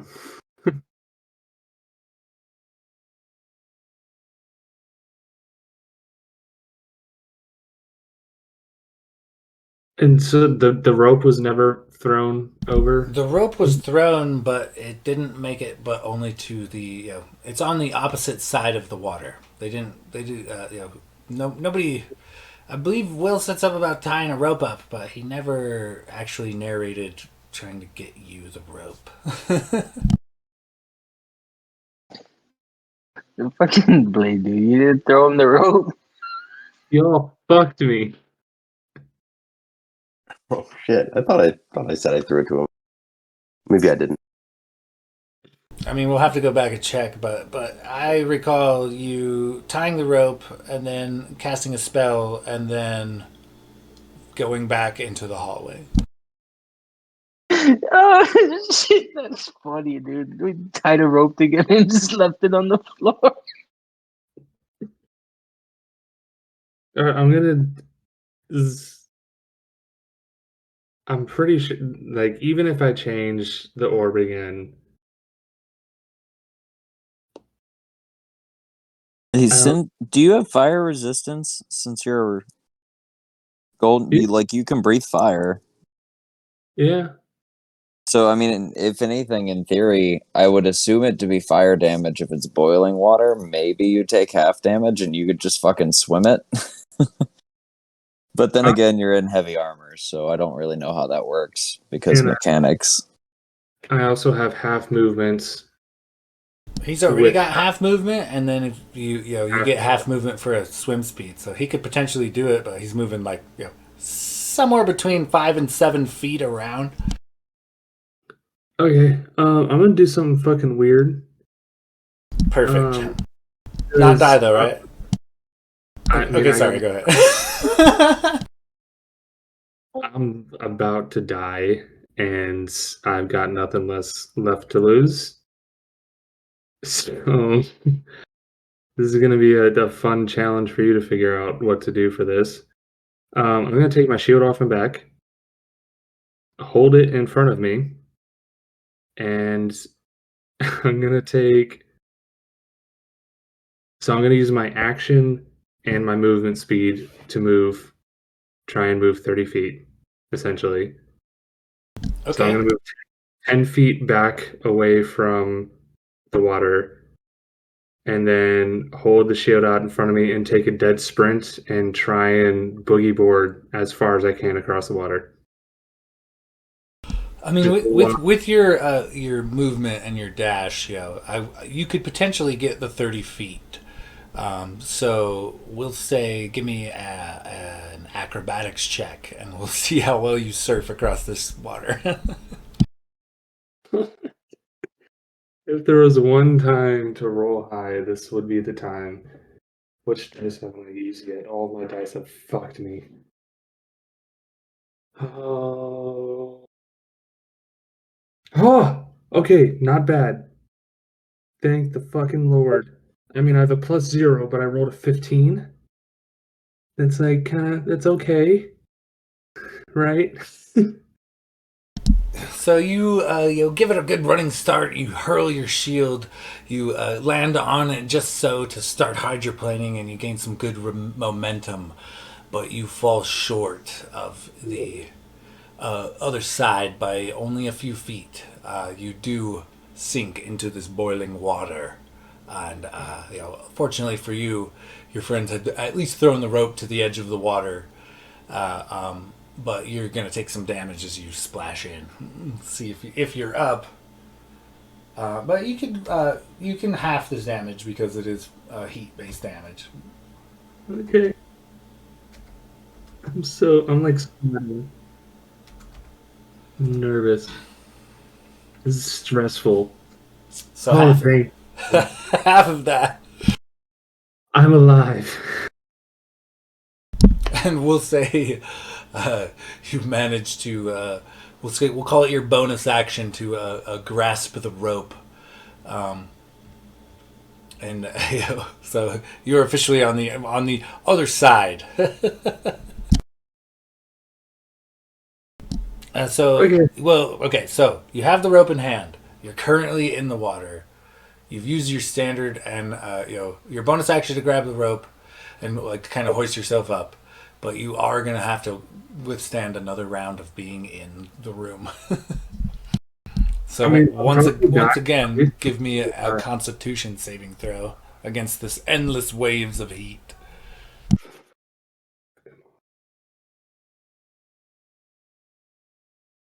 Fuck. 8. Jesus Christ. At least I got across. Not stranded on the other side dead.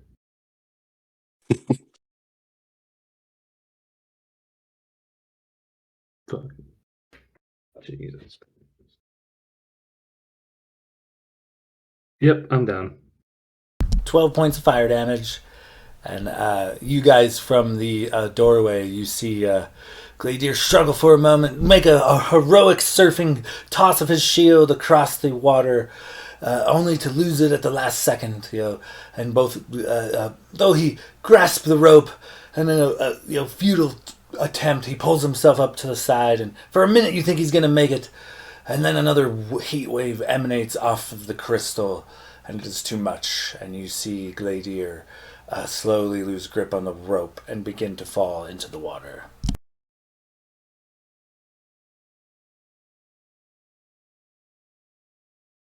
Okay, so we are going to the top. The next down. Logos, you are watching.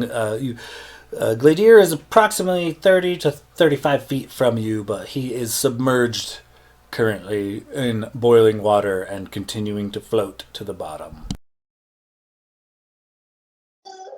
Oh man, that's tough. So what's in the next room? I'm just kidding. Treasure, duh, of course.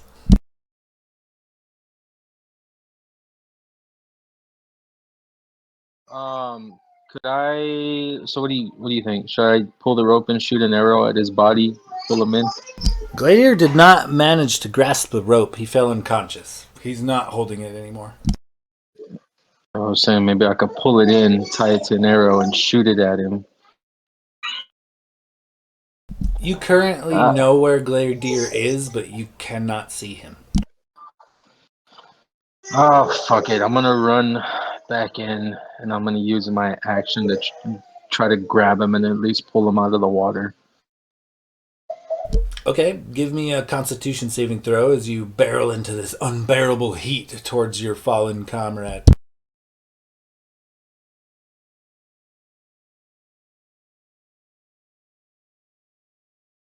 So 16 total.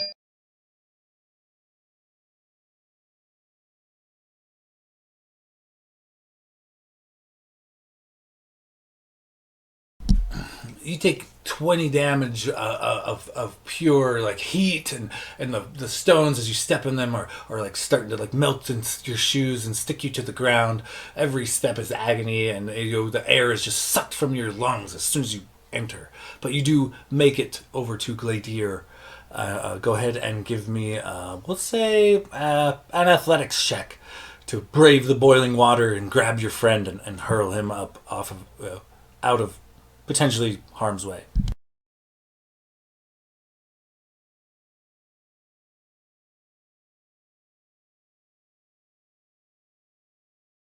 Oh, thank God. I rolled a within 18 plus 2, so a total natural 20. I mean, dirty 20. Sorry, I'm nervous. So, you run to Gladier, you dive, you throw your hands into the boiling water, careless of your own self. You pull him out and throw him up on land. You do take a little bit of damage for plunging into the boiling water to save your friend. An additional 12 points of heat damage rack you as you pull Gladier from the pool successfully. So you and Gladier are now poolside. So you took your movement, you took your action. What next? You still got a bonus action.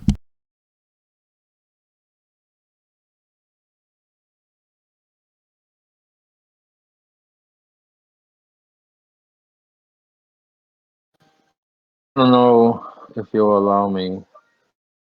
Um, Actually, no, wait. You said I took 20 points of damage right before, and then another 12. Yep. 32 points of damage Um, this turn. Yeah, I'm down. Boom. His last move is to pull Gladier from the boiling water, but now an unconscious Logos and Gladier are laying near this pool of boiling water. I'd like to think that my unconscious hand fell firmly tight around the rope to that happen. Renwick, you are watching members of your party slowly fade into this heat wave of doom from the safety of a stone hallway. What do you do?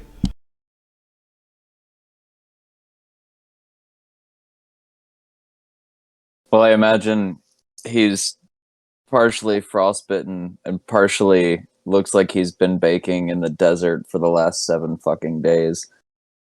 And he's bleeding from multiple parts of his body at this point. And I think he just looks he's just like, I I don't think I can help them. And then he just takes the rope and I guess tries to hurl it at them. And I try to stick them with a rope so I can pull them. I'm not leaving this fucking hallway. I can tell you that much because I'm just gonna die. You have like a climber's tools or something along those lines, or you could fasten a rope to like an arrow and spear one of them, I guess. Yeah. Trying to think here. I could. Nope, just rope, thieves' tools. Yeah, that's it. I guess I have fishing tackle.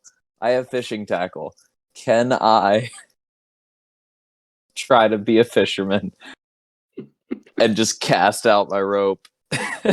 Try to hook one of them. Yeah, I'll allow it. Go ahead and give me an attack roll, but add your proficiency. All right, so we're talking. It'd be +7 here. That is an 18 for a 25. Who are you aiming for?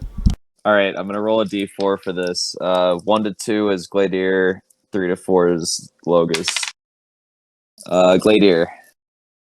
You hook him. I think that would have You been manage. that would have been the better choice. He's stronger. So you do manage to land a hook firm into a link of Gladier's armor. What do you do from here? I guess he's gonna call back to the guys in the tunnel and be like, "Everybody grab on!" And he's gonna use his movement to just take off, holding the rope down the hallway, and just try to start pulling. Okay, yeah. Go ahead and I guess you guys give me some strength checks. We'll say you can make it with advantage because you guys are helping each other, but you did pick the heaviest member of your party. Hey, the dice pick the heaviest member of the party. He's also the one with healing, though. 15 for Blade. 19 for Locris. I for Renwick.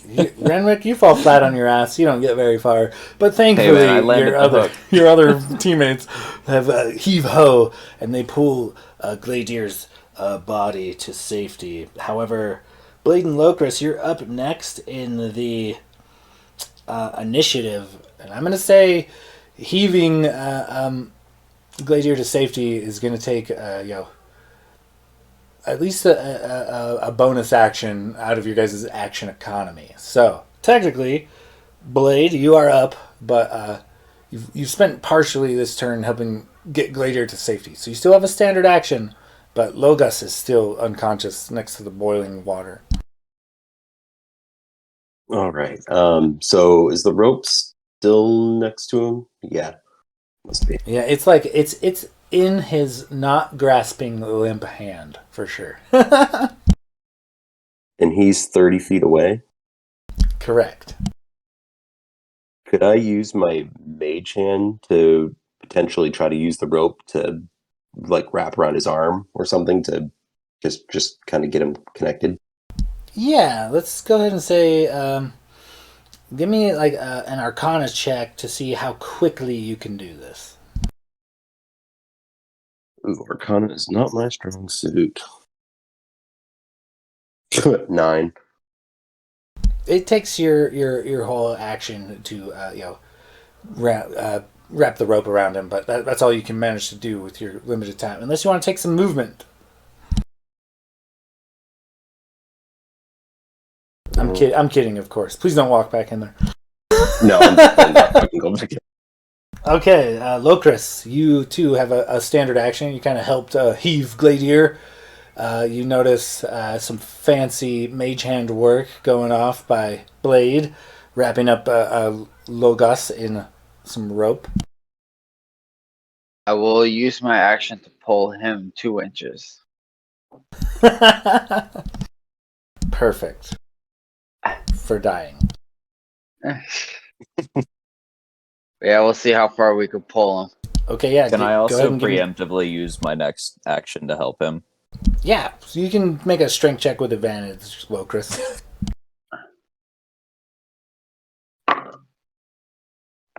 13. Locris, you're the bottom of the round, and as you're pulling him in, another heat wave bursts. I'm gonna say taking damage while down counts for 2 failed death saves, but you do successfully get Gladiered in to the safety of the hallway. Quick, what do you guys do? Gladier's dying. He has 1 chance before I make him roll a death save. You guys got 5 seconds to decide. Renwick pops a Pass cork healing on word. one of his potions and literally just jams it down his fucking throat. Okay. I heard healing word, potion. Yeah, okay. So, you're definitely going to cure him. So, go ahead and roll out that healing word and that potion as you guys hit Logos. And, it's Logos that took the damage or whatever, not Gladiator. You guys got him in. So, go ahead and roll out the hit points. So Logos will get 12 hit points. I would argue via our potion rule, he takes the full potion because I am literally forcing it down his throat. So it'd be 2d4 potentially, plus but didn't you 2. just say you use your next standard action to help Locus? Oh, that's fair. Are we? So if we're all 4 in the hallway, though, are we still in initiative? No, we'll say initiative's over. Yeah, he could get the max benefits. Yeah, take the time. All right, to it'd be 2d4 stabilize. plus 2, so 10. Cool. Oh, I'm getting low though. Breath This is hits hairy. your lungs once again, Logos, and you awaken in a dark hallway surrounded by your friends. Also, Gladier is also unconscious, but so any healing coming at Gladier, we might have to roll some death saving throws for him too. Well, just for the time. Wait, just for the time being, I'll just put the rest of the berries in his mouth. 5 Okay, total. just for stabilization. Yeah, it works. Gladier, you too come conscious in a dark hallway surrounded by your beaten and battered friends. If you allow me, I'm gonna roll that d20 to see if I would have lived or if Logos would have died. Okay, yeah. I'd have been good. I'd have been gravy. Yeah, it's a waiter just kind of shoots up and breathing heavily and like, what the fuck? Okay, we need. Fuck Teddy. That motherfucker's going down. Does this look like a? I mean, I know between the hallways, nothing really happens. I mean, what's to stop us from taking a rest here? You guys certainly could. You can take a short rest. I will say this. We're going to have to retcon something real quick. Upon Gladier falling unconscious, the powers of the belt break, and Gladier is no longer in a red dragonborn form. And as you guys pull him into the hall, the cheering and raging and echoing bellows of the crowd that is watching this has gone completely silent. There is no more cheering. There is no more screeching and hollering. It is stunned silence, as many of these people have not seen a gold dragonborn in some time. Just for clarification, did the belt like break as in forever broke, or like it? No, if you lose consciousness, the powers dissipate. That's right. That's right. I forgot. Well, why didn't you tell us that, Gladier? We would have made a more conscious effort to keep you up.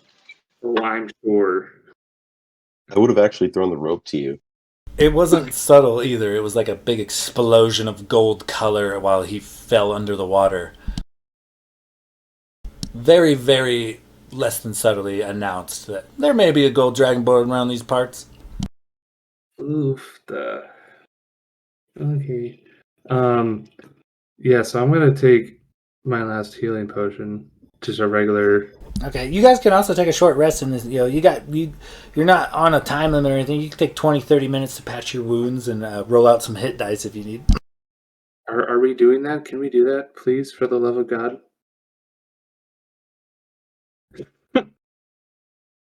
Renwick nods as he coughs up blood silently. Glader just collapses back down onto the ground after shooting up into seated position. Yeah, you guys can take 20, 30 minutes. Take your time to mend your wounds. Locris has got some acid burns. A lot of you got fire, this or that. You guys are in rough shape, so you guys just take a minute to lick your wounds and whatnot. You guys go ahead and roll out some hit dice if you need. Yeah, I'm gonna roll out pretty much all my hit die, I think.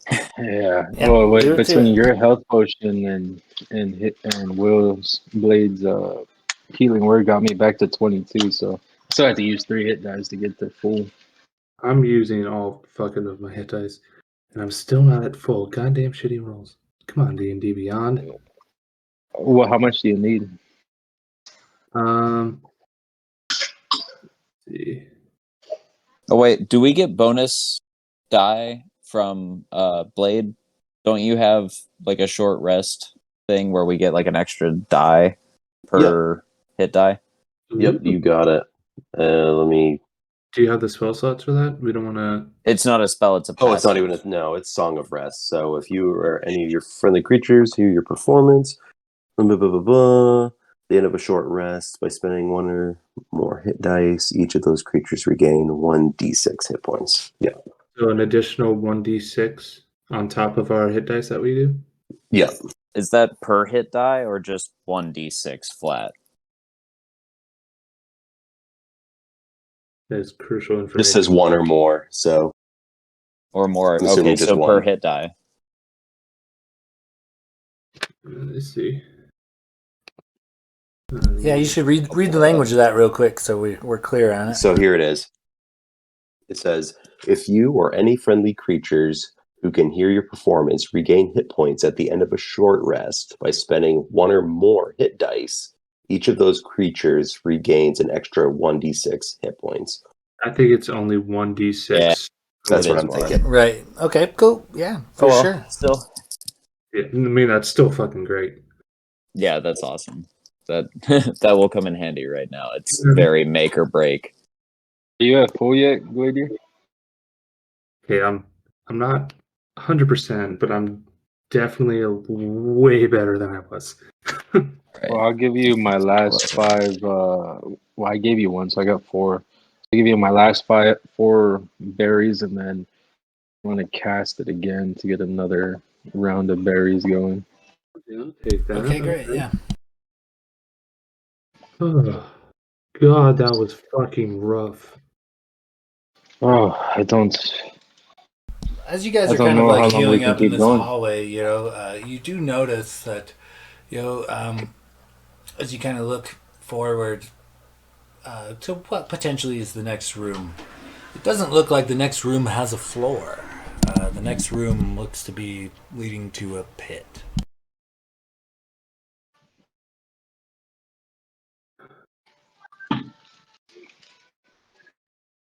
I guess Oh. Glenn would kind of stagger over and just get a better look inside the room.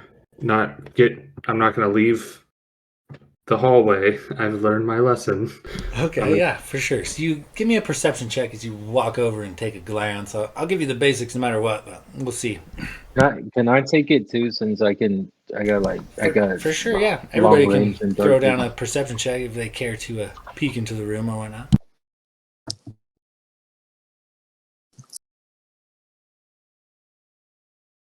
17 total. It's a 5 for Renwick. 7 for Glader.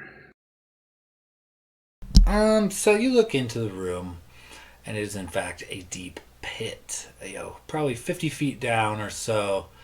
Lots of spikes, maybe wood, maybe metal. It's kind of difficult to tell from this distance, but it is for sure similar to the other rooms. Smooth walls, high ceilings, equally smooth. You guys are definitely being watched by more of these sideways slit windows, and as you kind of peek out, you do, Logos, you do see a couple look to be recently skewered victims, still kind of bleeding out upon a couple of spikes down below.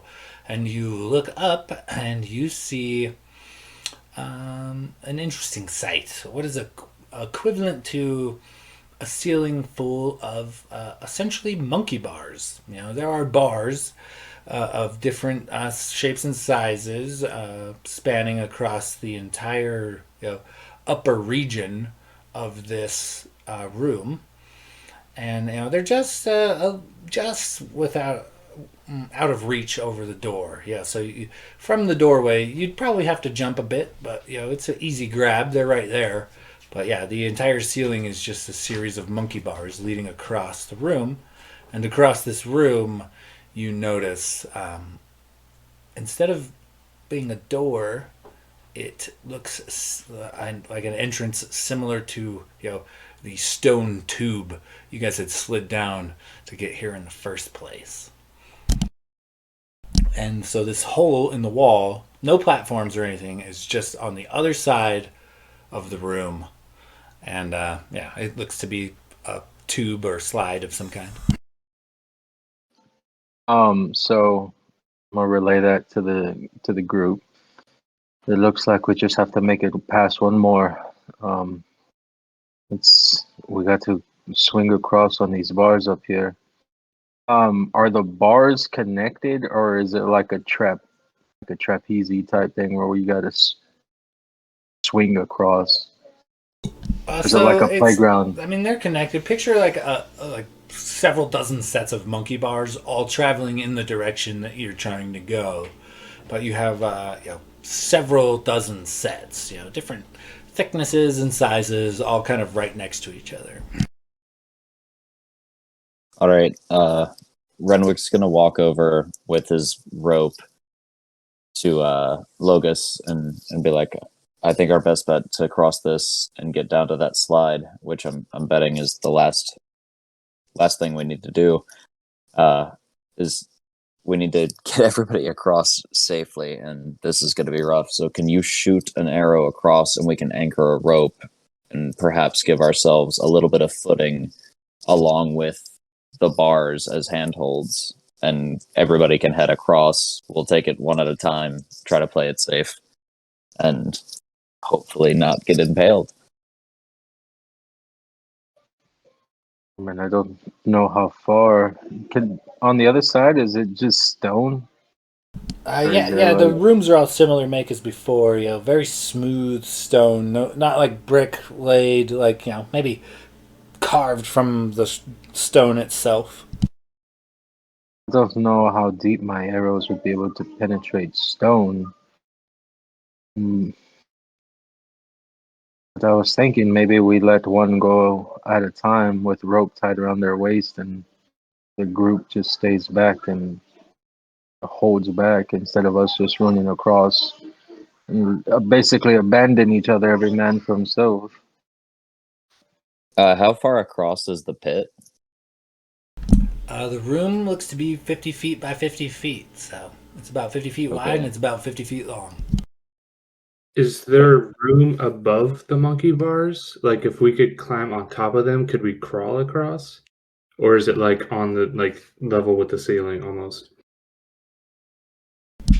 Yeah, there's room above the monkey bars, but not quite enough for like you to stand. If you were to lay on top of the monkey bars, you would have a little bit of leeway between the monkey bars and like the roof. Oh, Well, and I'm a small creature, so I'm definitely going to opt for that. Yeah, I'll just look at Gladiator and be like, "Well, can you give me a boost?" And he'll just kind of like point up to the bars. yeah, Glitter would just grab the rope and give it to Renwick. Yeah, I'll give you a boost up, and then you just tie this to one of the monkey bars, and maybe we can climb up and just, crawl our way across over this pit. All right. Well, I'll head across first and try to secure a better rope for you guys. If we like, yeah. Go ahead. if we tied the rope to like one of like the middle monkey bars, could we like potentially just swing across? Potentially, How yeah. deep is the pit? That's true. I'm just spitballing.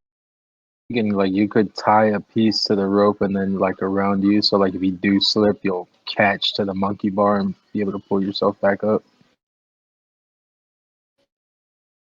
Yeah, I think you would have to move it as you go along, which would just be more to worry about.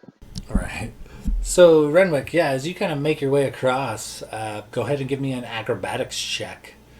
I'll say, since Gladiator helped you out and you guys kind of developed like a safety plan somewhat, you can make the roll with advantage. First roll is an 18. Second roll is a 26. You scamper across, no problem.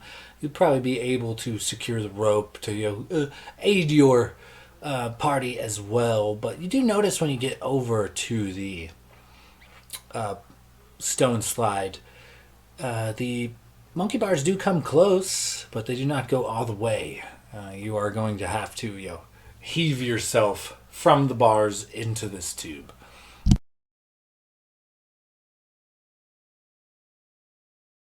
Fair enough.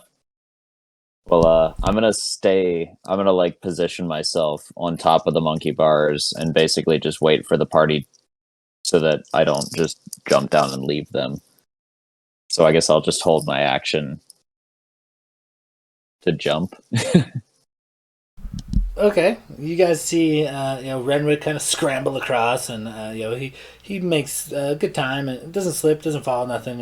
Little Spider-Man type of situation going on, and while he sits and contemplates jumping or not, what do you guys do?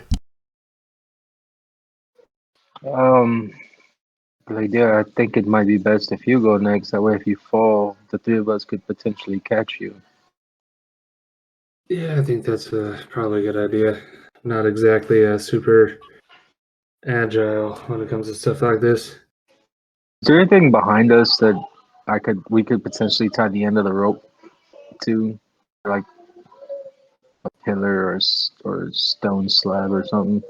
I mean, if you wanted to travel back into that room and turn the ice thing back on and stand there for a while, you could be a frozen like statue. You could tie yourself to that, I guess. All right, Locris, you got cold resistance, so Yeah, so I guess I'll just jump my way up there and, kind of slowly crawl across while holding on to the rope as well, just in case I slip.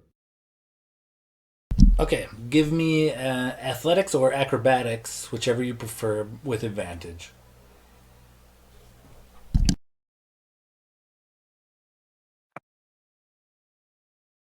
Thank God for advantage. 16. And that'll do it. You make it across safely, and you and Renwick are kind of posted up in the same area. You are gonna hang out with Renwick, or are you gonna try the dive for the slide? I think Glare would hold off on diving just yet. He wants to wait, make sure the rest of his party gets at least to them first, in case he needs to hold on to the rope, provide his strength to keep them from the spikes. So yeah, I would just he would just sit there and as a firm of a stance as he can get, balancing on monkey bars and holding a rope. He would do that in preparation. Okay, yeah, you definitely kind of brace yourself, kind of preparing for what may or may not come. Back to the rest of the party. Locris, Blade, Logos, you guys are still in the doorway as you see Gladier and Renwick on the other side of the room. I most definitely don't want to go last, so we'll grab the rope and jump up next. Okay, give me an athletics or acrobatics check, whichever's better for you, and you can make it with advantage due to your friend's ropes.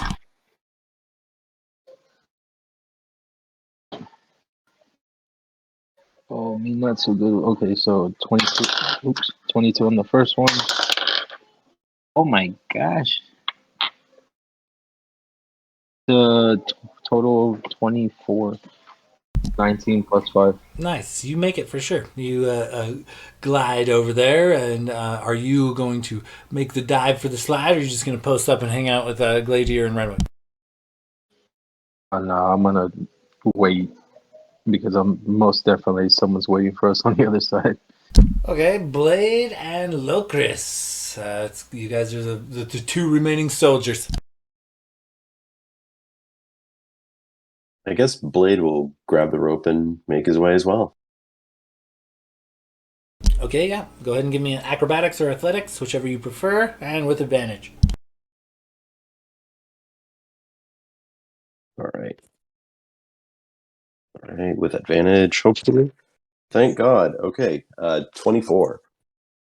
Perfect. Yeah, you make it to your party members. So you're going to post up with them, or are you going to take the dive for the slide? Ooh, tempting. No, I'm gonna stay for now. All right, Locris, your party has abandoned you. They're all hanging out on the other side of the room, on the monkey bars. Wait for me! Go ahead and give me acrobatics or athletics, and with advantage.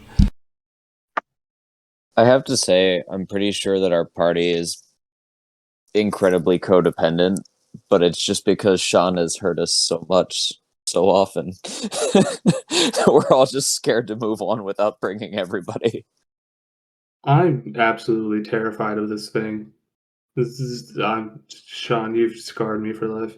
I'm happy to be a source of your guys' trauma. That way, you'll remember me forever. 18. Nice. Locris, you struggle a little bit more than the rest of your party, but you do make it as well. So, as you kind of approach, you want to post up with the party or make the dive for the slide? Well, I mean, I figure I got 4 people in front of me. Could I even move forward? I mean, it's kind of a conglomeration around, several sets of monkey bars all lead to the same place, but you guys could potentially be like making a half moon on this monkey bar system, but only one tube. So now that you guys are all here, the dull roar of the crowd has picked up, and it has become increasingly. You thought it was bad before, and echoing through the chambers. It is nothing but a slur of insults, most of them directed at Gladier, and literally everyone you can see watching you is cursing and spitting and lots of profanity and things are expelled in your direction. literally everyone you can see around you or hear around you is rooting for you all to die. All right, boys. Well, I guess we gotta take a leap and see what's in this final room. But yeah, I kind of pushed for this, and I'll take the leap first. If y'all please don't take too long following after me. A little nervous. And then he's gonna turn his head up towards the windows of all the people watching, lift up a hand, flash them a middle finger, and then leap for the shoot. As you go to leap, Renwick's gonna call out, "Activate the belt again!" Just maybe you can trick them after you come out of the tunnel. Worst one today. Shit, I forgot it had to be continuous. So, Gladier, you hurl yourself from these monkey bars into this tube. Give me a dexterity saving throw, real quick. As you plummet down this tube, you hear noises. It sounds like thump, thump, thump, thump, thump, thump. And as you go barreling down the tube, at several points, you have to block and shield your body, your face, as eruptions of fire are shot at you as you make your way through the tube. Great. Oh, not bad. Straight 15 because I have a +0.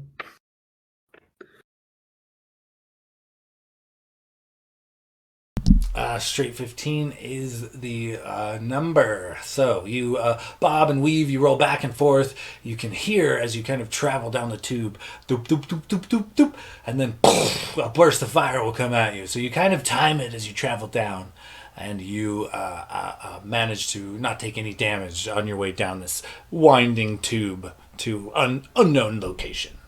Who's next? Renwick looks at the gang and just goes, "Well, boys, the only way out is through," and just dives through the tunnel. Okay, give me a dexterity saving throw as you experience a similar thing. Yeah, as you barrel down this tube, you hear a doop doop doop doop doop doop as something like kind of builds up, and then an eruption of fire ejects at your face and body as you're kind of trapped in this tube slide. 11 for an 18.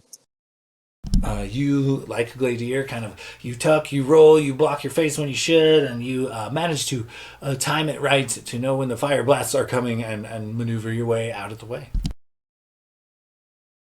Next up, Blade will jump. okay, give me a dex save as you experience the same noises and falling sensation as you go down this tube. All right, 16. 16 does the trick. You roll, you bob, you weave, you block where you should, and you go down this tube unscathed. So it's Locris and Logos. Locris will make the plunge. Give me a dex save as you experience the same traumatic events as your party. Dirty 20. Yeah, you, unaffected by the flames, bobbing and weaving, timing the attacks just right, you manage to go down unscathed.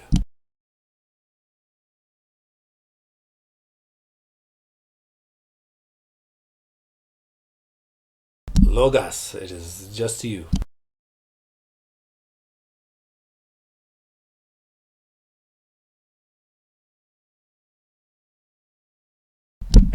Total. All right, as you barrel down the tube as well, thump, thump, thump, thump, fire ejecting at you. You bob, you weave, you make it down to the bottom. And as you guys kind of fall down this tube, you manage to get lumped up at the bottom of it. And in this room, you notice near your pile of comrades, a couple of charred and smoldering corpses lay next to you as you kind of pile up on the stone platform. You gather your senses and you look about. This room does not appear to have a door anywhere. The tube you came in looks to be the only entrance or exit. As you look around the stone platform, you see across the room a glowing, beautiful orb sitting upon a pedestal, sparkling and radiating light. It is on its own small stone platform, and surrounding this small stone platform and this pillar holding this orb, it looks to be almost like glass at first, but as you approach, it is crystal clear water, and it is so still, so eerily still, you mistook it for a sheet of glass from afar. And that is where you guys are currently.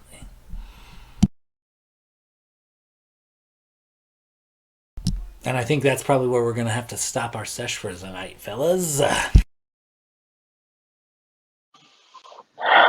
So wanna I'm see sorry. this Is through. it just like a body of water by the crystal that seems, or is it like a wall of water? I'm just trying to picture it. So you guys come out of the tube onto like a stone, stone floor. The floor is level with water. It's right up to the edge, and across this, from this platform you guys are on the opposite side of the room, is another much smaller stone platform.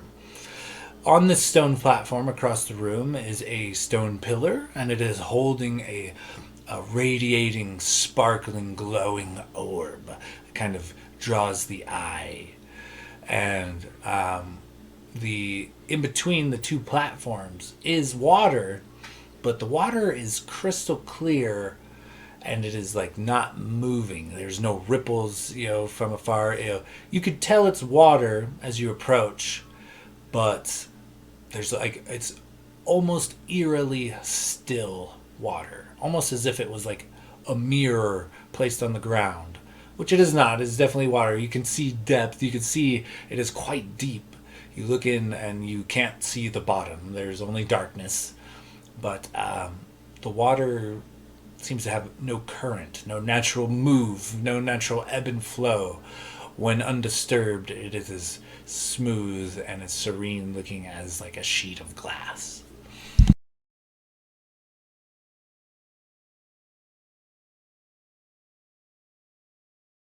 Well, that's terrifying.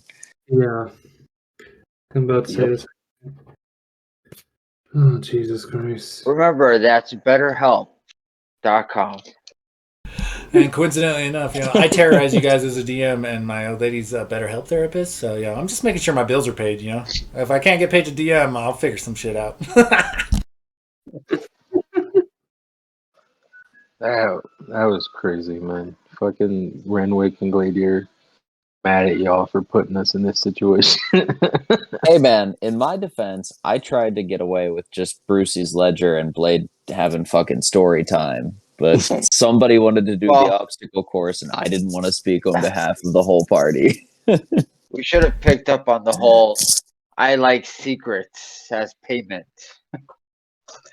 For Hey man, real, we're said, trying to get in with the underground crowd, so it's like the people who go up to it and ask for for weed, and it turns out to be an undercover cop. Like, Yeah, that's it's supposed to what we were. reverse.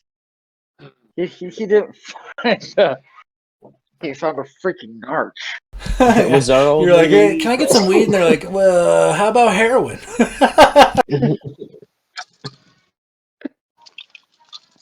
All right, so Renwick's not allowed to talk to nobody no more. See, this is what happens when you send me off alone. I was just gonna juggle fucking daggers, but no. Renwick has to go talk to Teddy. And I got excited. I thought this was going to be some like Ninja Warrior shit, like American Ninja Warrior, and we were just going to like win some money, and then it's like a fucking Saw Death House. That's not what I thought was going to happen. No, dude, it's more like Squid Games. You got to think about what's hot, what's in the, what's going on right now. Of course, it'd be obstacle courses that can fucking kill you. I thought it was going to be like a 5K mud run, and it ended up being Squid Games. It was Yeah, we definitely put ourselves in a fucking quite the spot here because God only knows either what's in that water or if that water's fucking cursed at this point. I'm pretty sure at some point if we do somehow pull this off, somebody's just gonna pull a lever and the fucking ceiling's gonna collapse on us and they're gonna call it a day. I don't think we get out of this. My fear is that when we do escape, they obviously know where we come out of, and now they know he's a golden dragonborn. They're just gonna be waiting for us there just to come pummel us. I'll be fine dying as long as Teddy fucking dies first. That's fair. Final act, just chucking a javelin through the crowd. Just for you to roll a natural one. Spears an innocent bystander and therefore makes an even worse name for gold dragonborns. It's not even Gladier. It's not even innocent bystander. It's Gladier. You straight spear the dragonborn you're supposed to be defending. Well, as always, fellas, it's been a pleasure. I'm gonna head out, but keep in touch on the socials. We'll do this again real soon. Yeah, try to betterhelp.com. Yeah, Jesus, dude, I'm fucking stressed now. God damn it, Sean. You're stressed. At least you didn't go down, dude. I was literally a death save away from fucking rolling a new character. Oh, I know, buddy. I was 3 HP away. I think Sean was just merciful with that one fucking exhaustion roll instead of damage, because then we would have had 3 people down and would have been totally fucked. I can't believe the fucking fisherman roll worked. Who would have thought fishing tackle would have come in handy? They were My about to dumbass. golden dragonborn soup. Like, I was boiling. At least we wouldn't have gone down with being golden dragon conspirators. Like, you could have just fucking boiled up and we could have moved on. You guys could have put on a show and be like, "Whoa, you're a gold dragonborn," and just left his ass to boil. Holy shit. Yeah. I ran in, tried to be the hero, and fucking took 32 points of damage. That was pretty great. No good deed goes unpunished. I feel like that's the scene in that Chronicles of Riddick where the guy like walks out on the fucking sun planet and just fries himself. Oh God, nice callback. Oh, yeah. All right, fellas, hit me up. I gotta run. Take it easy. I'll talk to you soon. All right, later, guys. Go to bed and have night terrors.